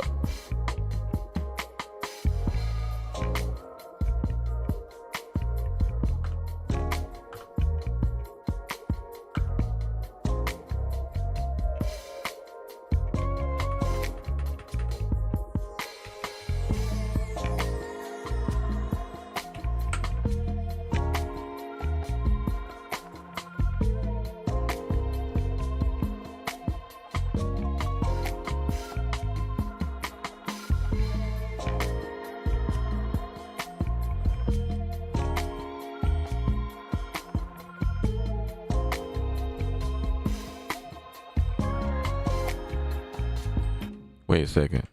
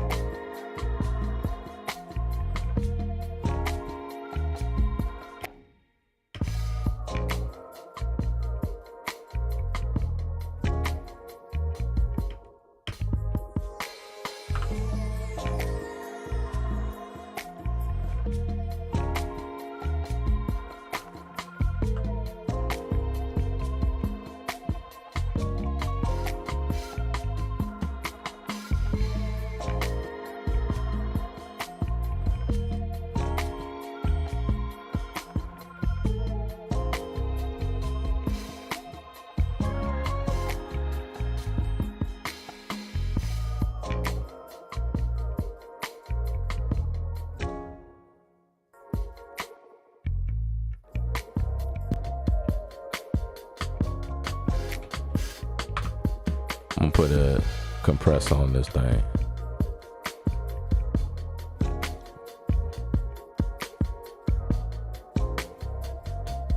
Actually,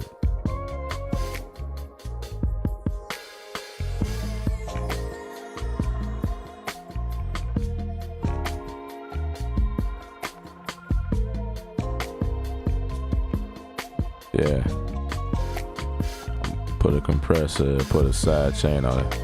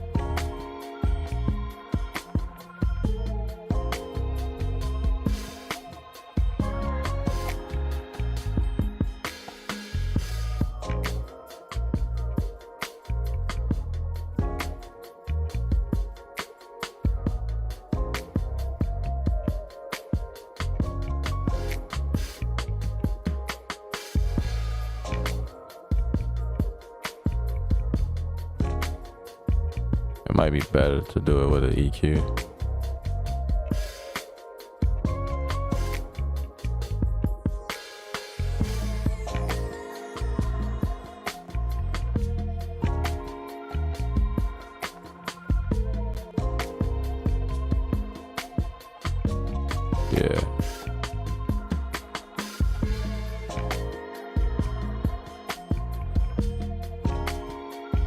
Yeah, I like that.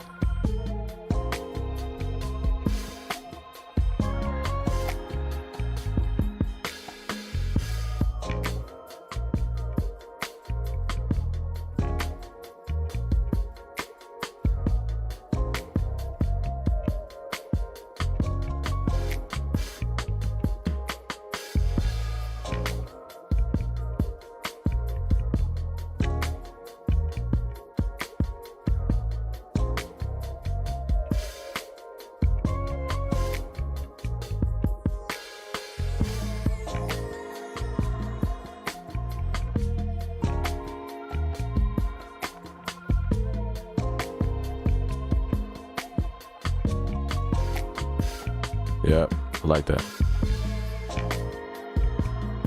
I still got to put a compressor on there. Let me take this one off. I don't want to use this compressor. It's not doing anything.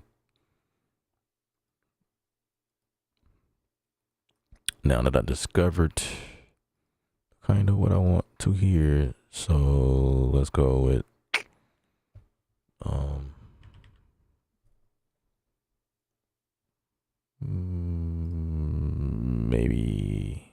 maybe one of those.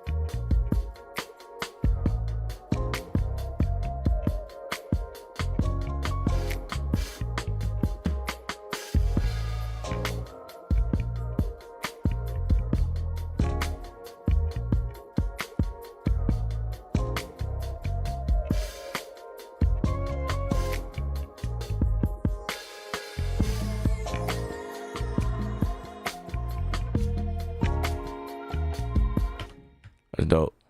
That's dope. That's dope. That's dope. All the rest of those samples I'm not gonna chop. They just support. You know? They just support.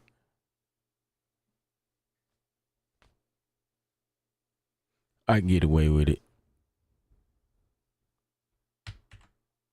Cause that bass line that I created is like really giving this song a distinct, customized sound.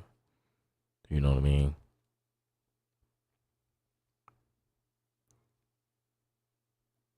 You said Persona should be cutting me a check. I know, right? I know. They owe me a lot of money. They owe me a lot of money. There is 2 nickels right there. 2 nickels, we spoke you up, sir. You said it's the baseline for you. Absolutely.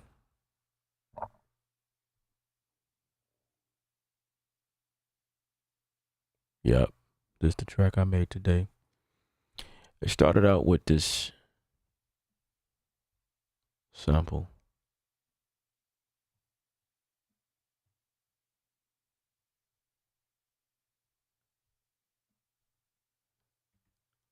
Yep, I'm gonna push this sample over here. You know what? That's not the sample. That's not it. I think it was this one.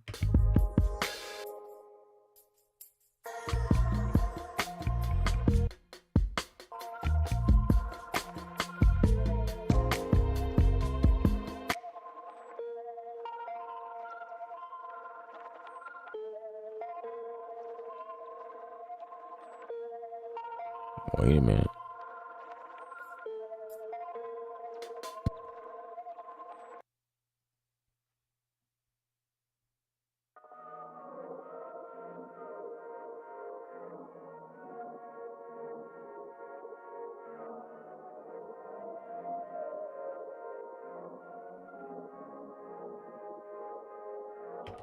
Oh man, this track won't let me edit it. Dang. Dang. Okay, hold on.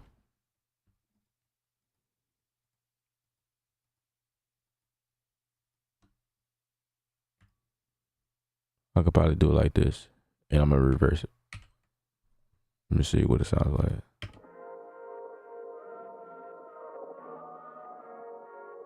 Yeah.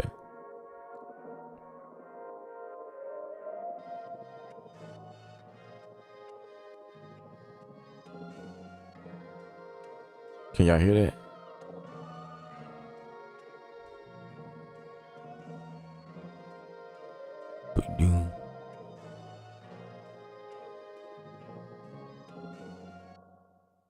That's what the original sounds like.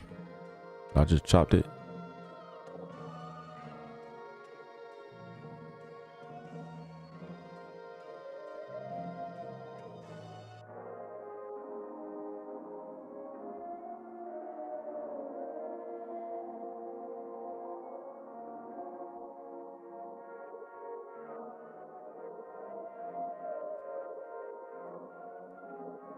Sounds totally different, right?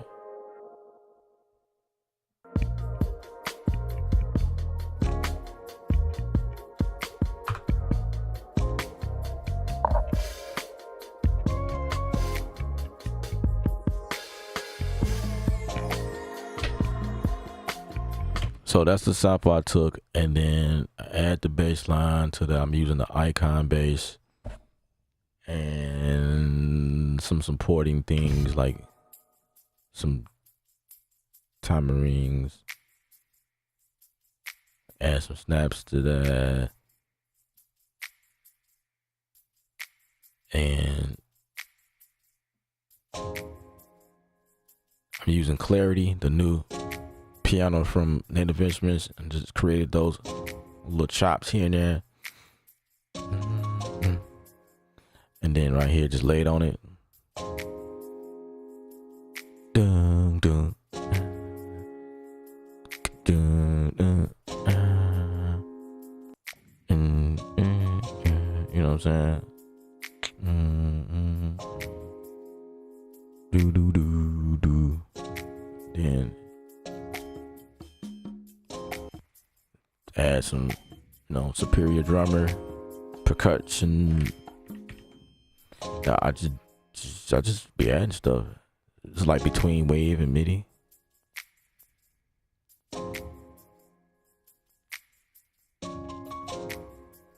And all with the help of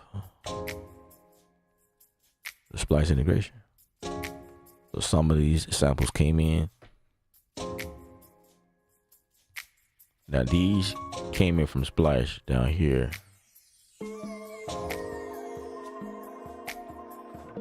Like ear candy stuff on top of what I'm doing. Bobby 4, what up, what up, what up? Appreciate it, appreciate it.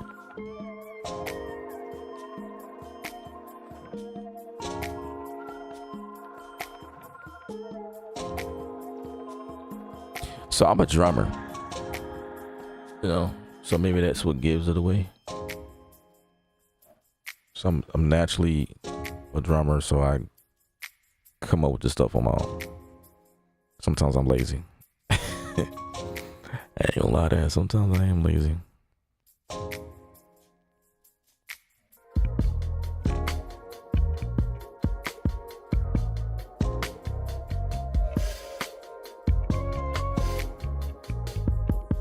Giving the arrangement some love. Appreciate it.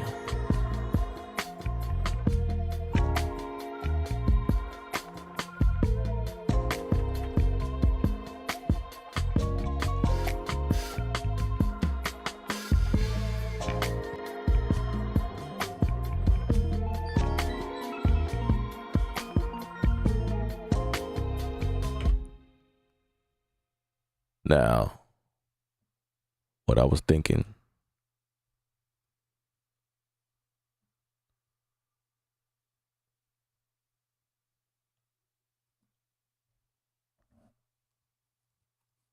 Let me see. What does the Synthy. Ooh, I ain't played with this in a while.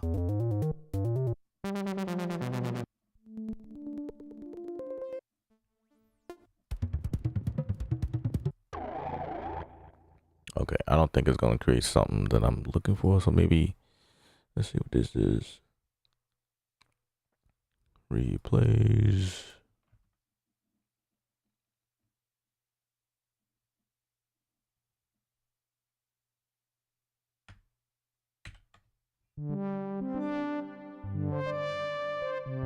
Oh, I could use that. So I can do something like this. I was thinking like, you know, your music is all about creating variations to keep it from being boring, you know?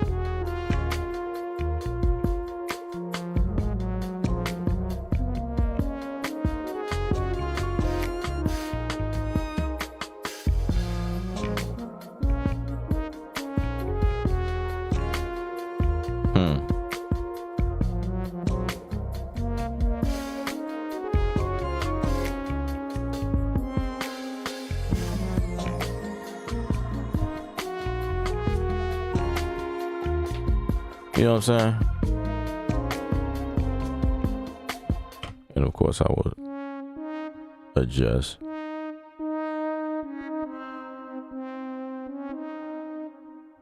And this thing sounds pretty good, to be honest with you. But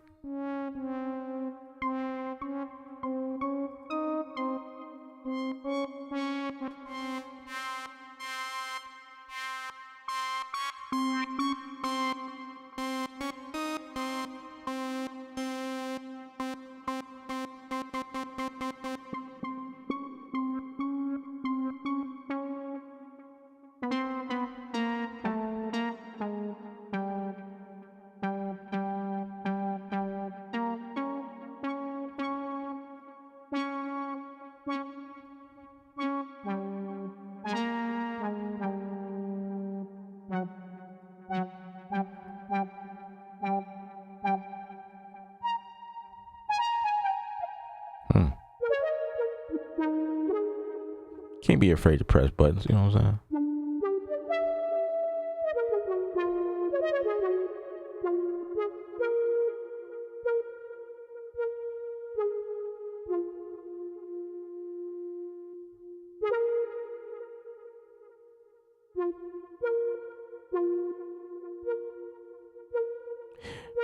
But I ain't gonna lie, a lot of the stuff I already know what it is. Like this is an attack.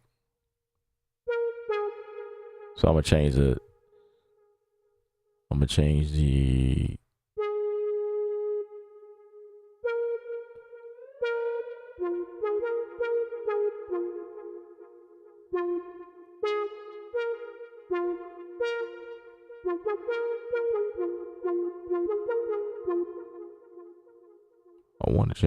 oh, this is the reverb. Never mind. Where is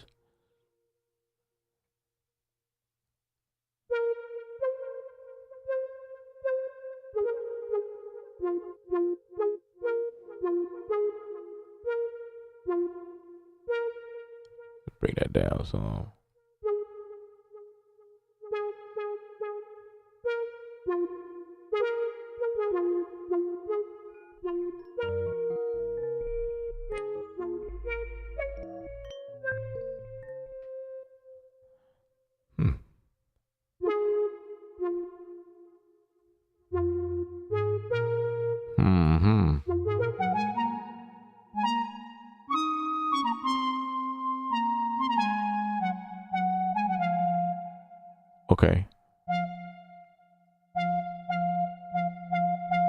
if that's the case down there.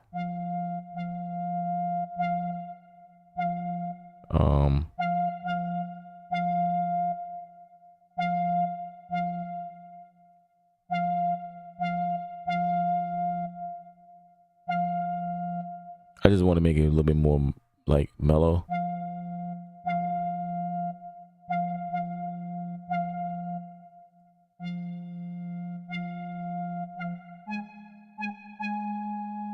So I'm just kind of making.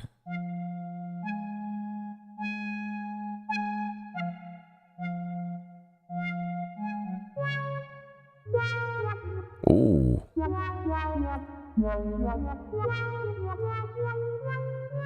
I like that.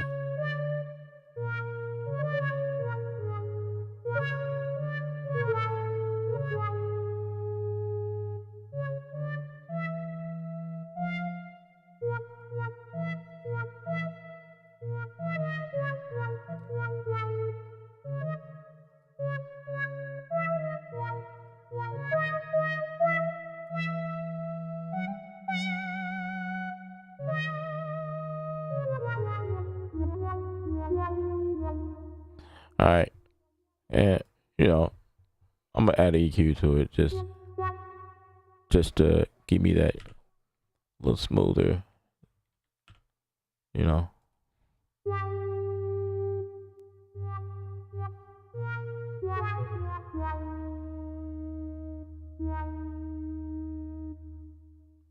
You know.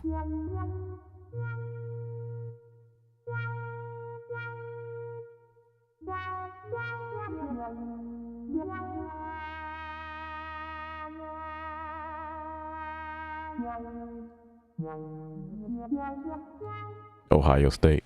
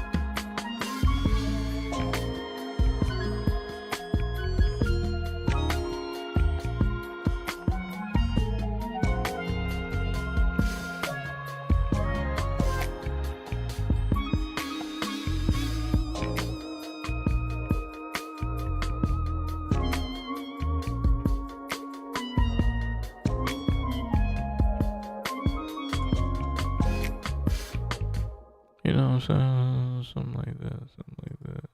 I don't even know if that's.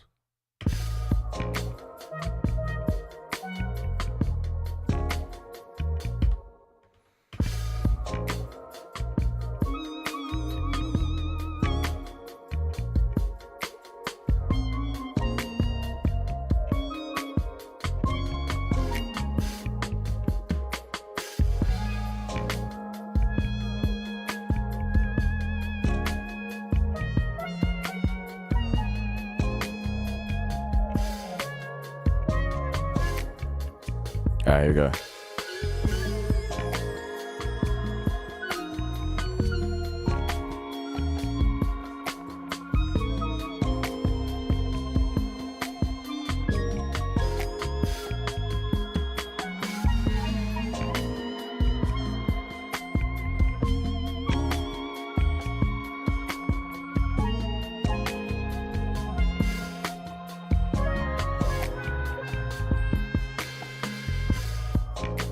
Ooh, there's some of it I like, but it's cool. Nah, I wasn't recording, but I kind of was. Well, look at all that information. Look at that. Look at that. that's a lot of work. But I'm not a keyboard player, so I'm gonna just have to edit this. Like if I do this over, I'm you know, probably not gonna like something else I did.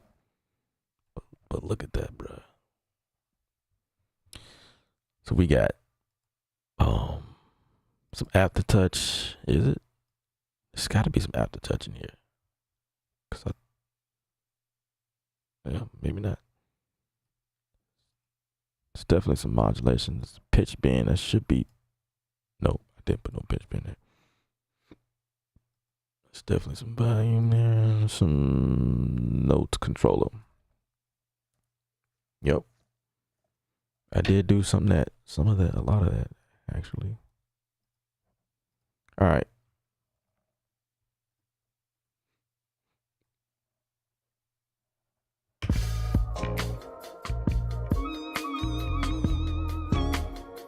Don't need that.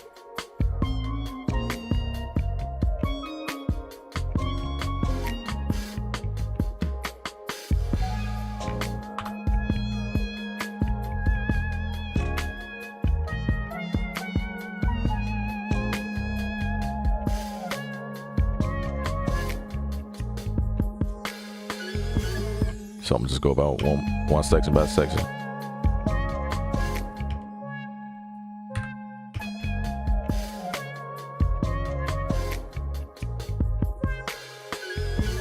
Let's see what that sounds like.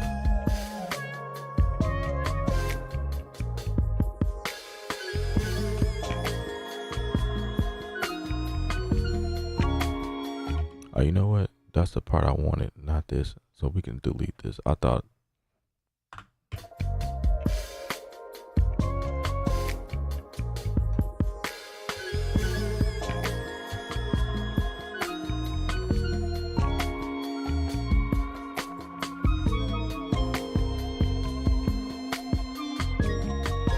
Oh, what was that note?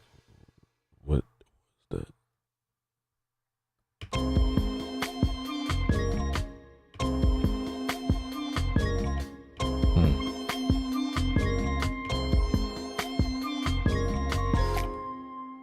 Did I?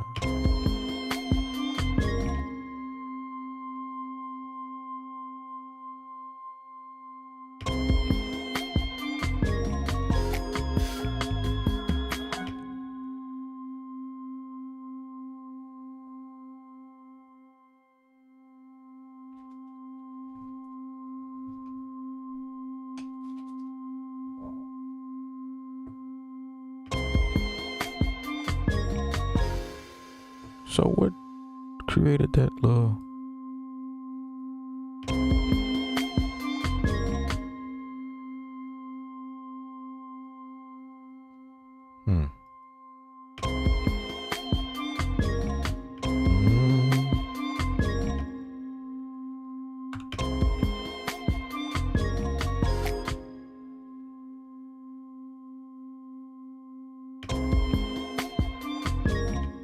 That note is in here somewhere.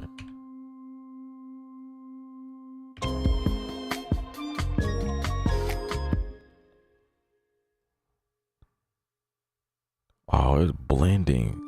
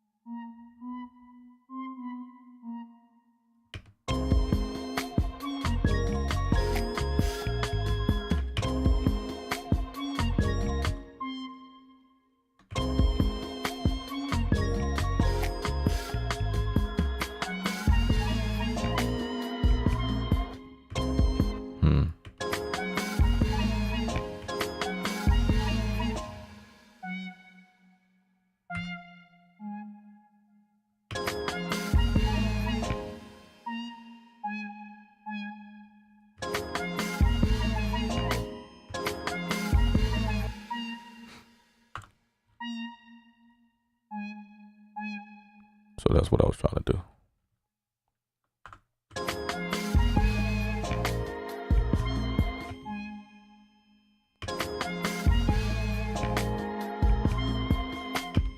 You know what I could do?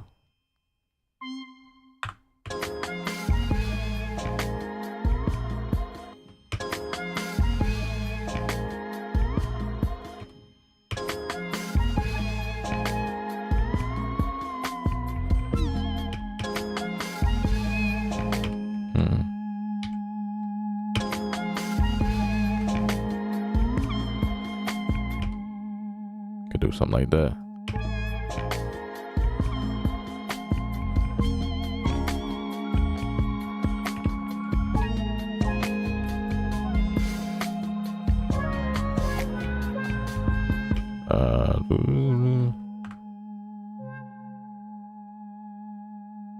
Just join these two together.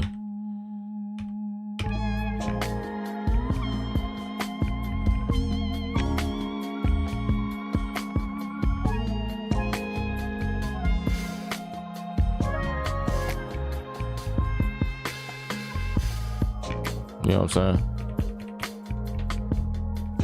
That's gonna have to live for now until, okay.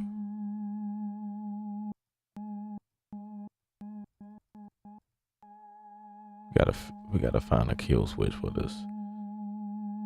Some of these notes are triggered.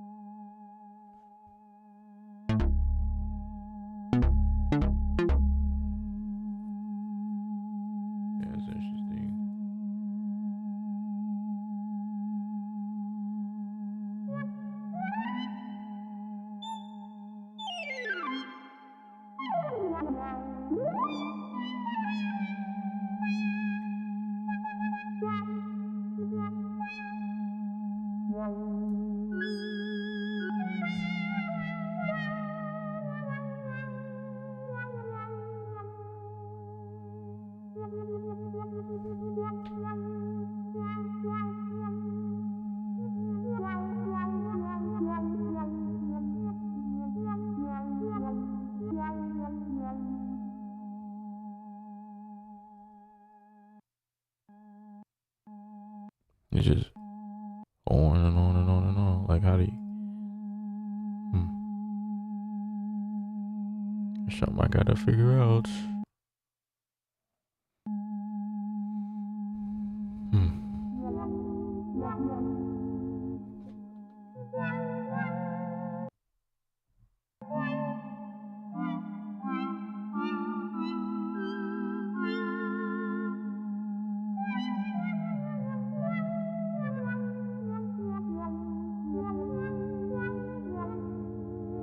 Are you a fan of Arturia Effects Plus in the collection? I'm debating if I should actually go and use them or not, but the Black Friday sale is so cheap. Yeah, I use their, let me mute this. So annoying. I use their effects. Yeah, I use their effects. But you have to make the distinction if you can find use for them. I just like their instrument, they emulate a lot of analog stuff. So just like I used on the bass, the 1176, that was an Arturia joint. Yeah, that was a, let's see if I can find it. Right here. This one is Arturia. That's 1176. You know, I use that. I use that a lot. So I do enjoy using that. Let me see. Let's see if I can point out the ones that I use. Arturia. I use this delay from time to time. I used this a couple of times. Fragments I've used sometimes. For delay, yeah, I will use the eternity. I like the eternity. I think that's dope. The intention, I use that sometimes. I don't have access to this one, the cold fire. I would like to use it, but that didn't come in my bundle. This is just a demo version. This is their 2A. I think. No. Yeah. There's some other stuff that I don't really. I have. Let's see. 1973. I would love to use that one. This is one of the ones I wanted to use, but I don't have access to. Let me see. Is that the one? Oh.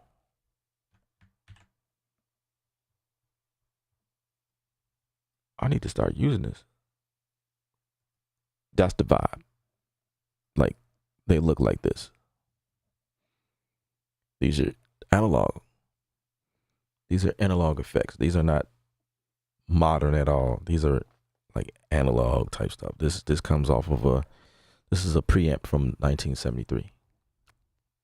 And about the looks of it, looks like it's got an API vibe to it, but it's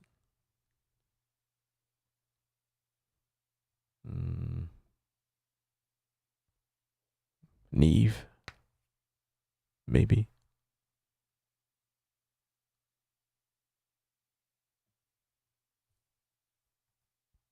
Look at the presets.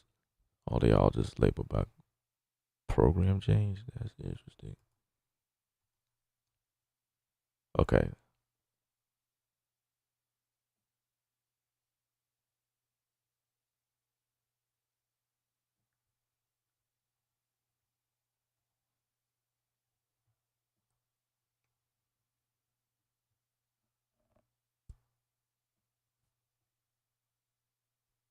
Yeah, like you got to be doing some acoustic type stuff using these. Oh, what is this? VGA 75, 65, 65. I don't think I used this before. Ooh, boy. What is that? What are you?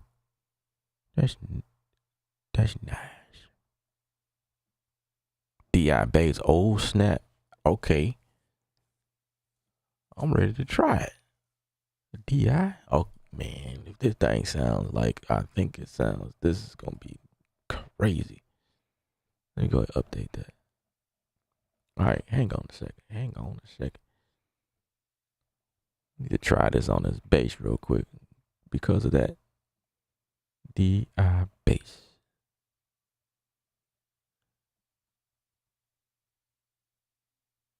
Oh, this is my bass right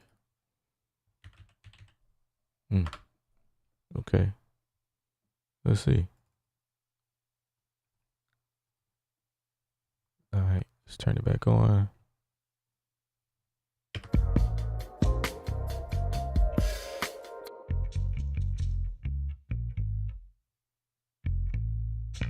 Okay. Let's go to.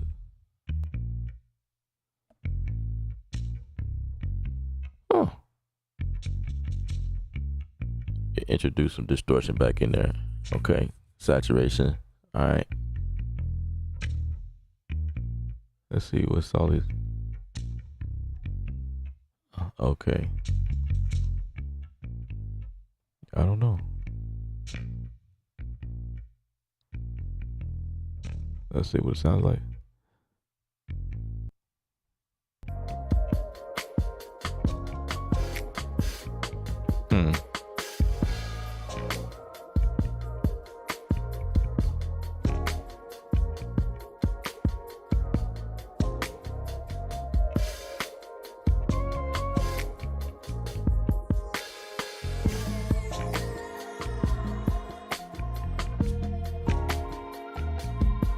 I like that.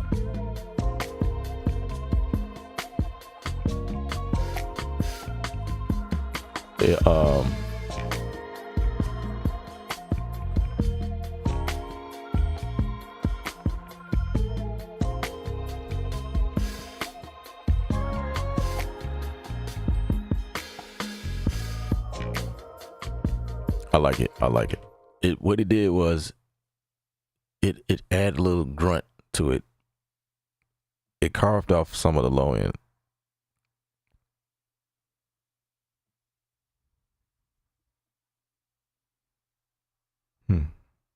I'm thinking about this here. It's an over easy compressor. Yeah, a limiter. Um, I like how it sounds. I like how it sounds. It added a little bit of like distortion sound, saturation sound, and it carved off a little bit of the low end, which is fine because it sounds better than mixed. So with this is cutting. It's cutting better. That's what I hear.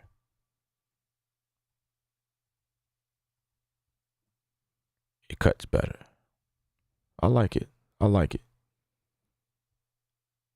So yeah, I am a fan of their effects. I just don't spend a lot of time. I don't spend a lot of time. What is it?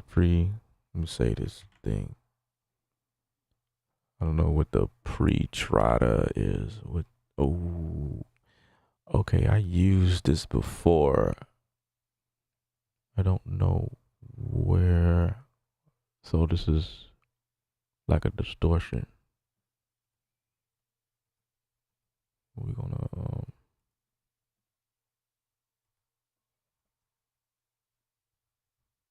just so we can see.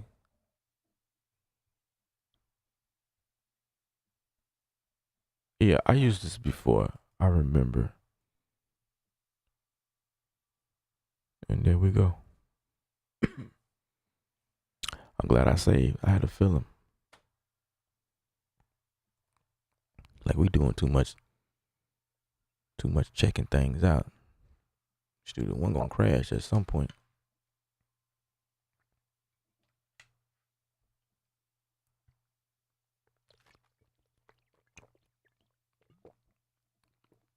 You just got a UAD Apollo twin.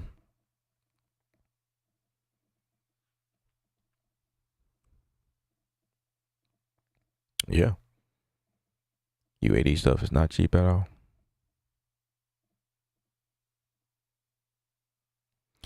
I never got one of those. A UAD. I never had a desire. I had other things I was looking at.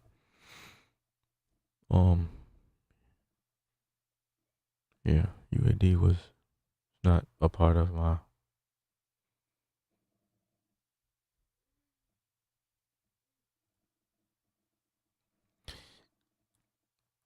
I just thought the UAD was just expensive for no reason. I didn't have a need for it.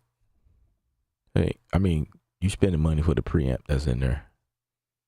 It may be what it does, but if you're not recording vocals, you know what I'm saying? It's like you could have gotten something cheaper.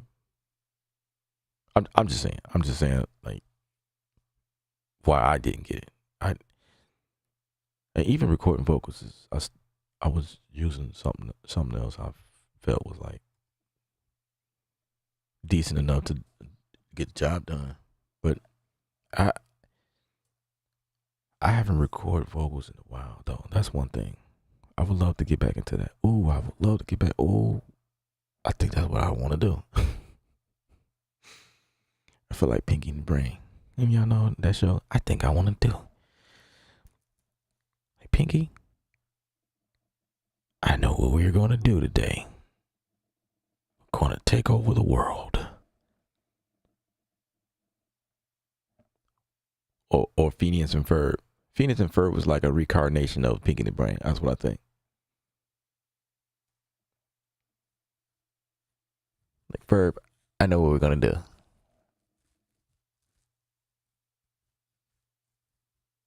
Man, them are old cartoons, yo. Y'all remember any of those?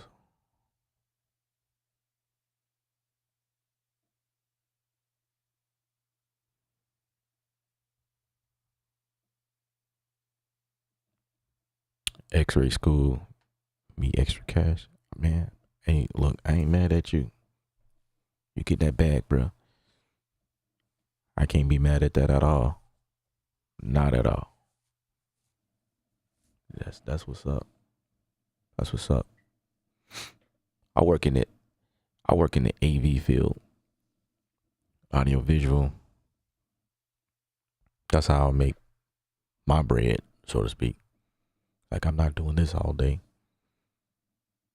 but even doing audio visual in the corporate world, it does acquire a lot of my time, which I don't like, but I still make it work. All right. So we just gonna not keep going through all of these effects because I don't think Studio One likes that. So we're not gonna.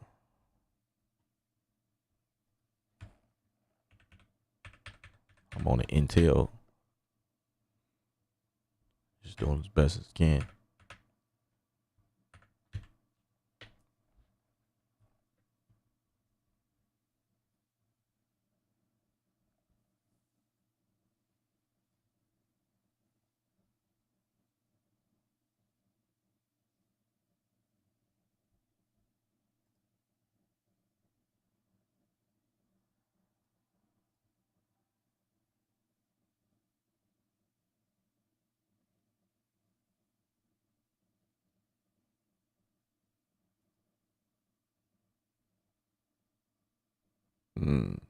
That Butch.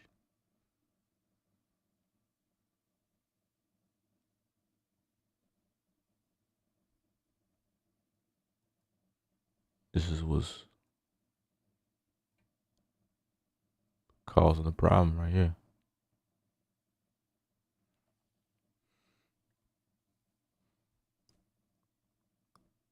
Okay, I'm gonna go to this instrument and see.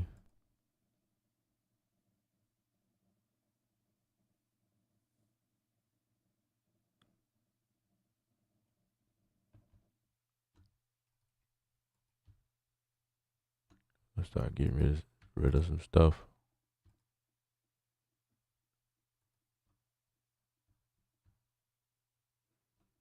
I'm not doing anything to those tracks.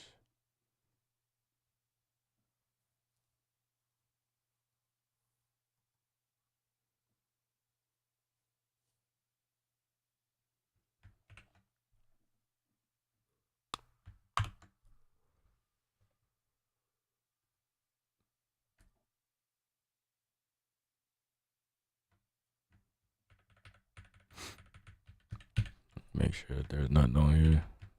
Okay.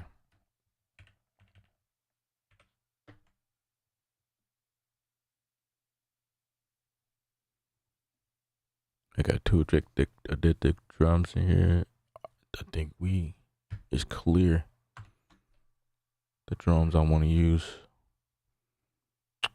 And then we're gonna come back here and say remove unused.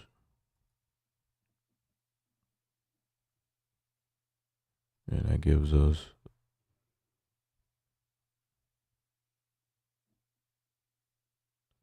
desired CPU, or more desirable, should I say. Go ahead and save this. If I render all of these down to wave, that'll work better anyway, period.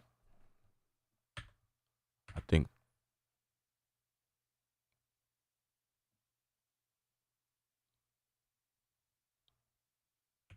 yeah. I think if I start getting rid of some context stuff. Let's see, what's the next biggest thing? Ooh, that guitar rig.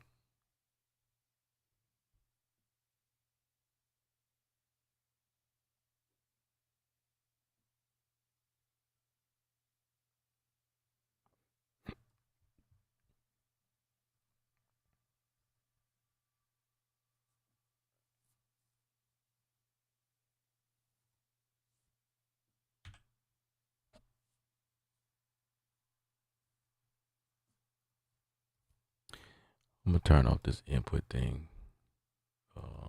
This is annoying me. So every time I select on something, yeah.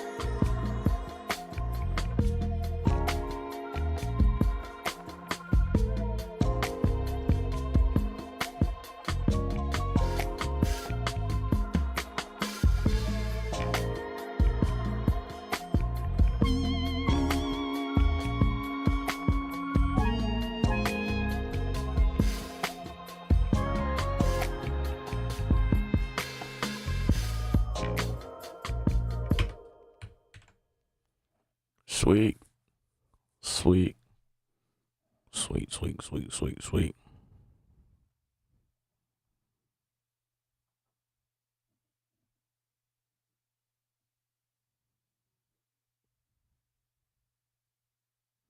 Yeah, yeah.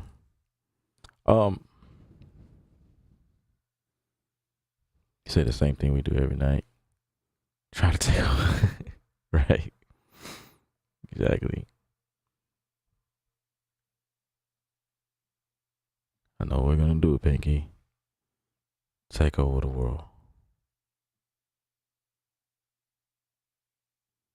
It's worth every dime, every bit of this process is just worth it. Um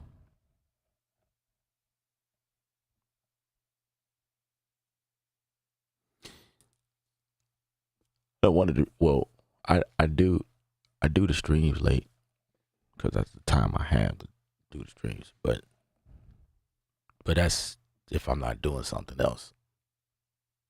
So that's the thing behind that as well. If I'm not doing something else, then I can stream and make a beat. So it's like I'm killing two birds at the same time. It's like I'll just, let y'all in my studio while I create and just, turn it into a whole vibe session. Let my friends in.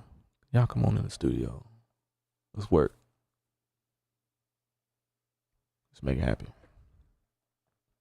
That's kind of what this is. But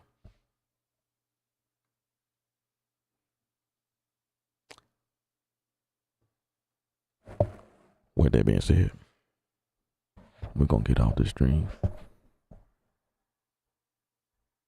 We're gonna get off here, and I appreciate you guys. Thank you guys for the likes on the video. Thank you guys for subscribing. If there was any subscribers, I appreciate you guys. I appreciate the feedback. Appreciate the conversation. I think it was great. I think we had a good stream.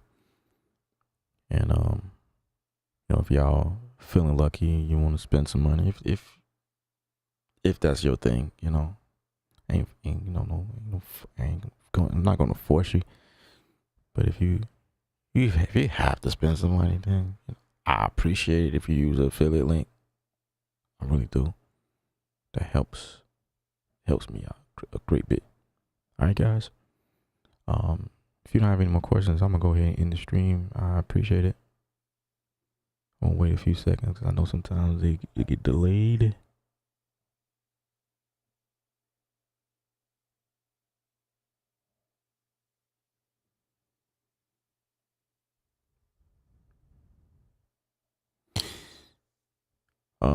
If you have any questions, we have a Discord channel. The link is also in the description. Just click on it and ask away. You can create a general question and somebody will answer the question. I promise.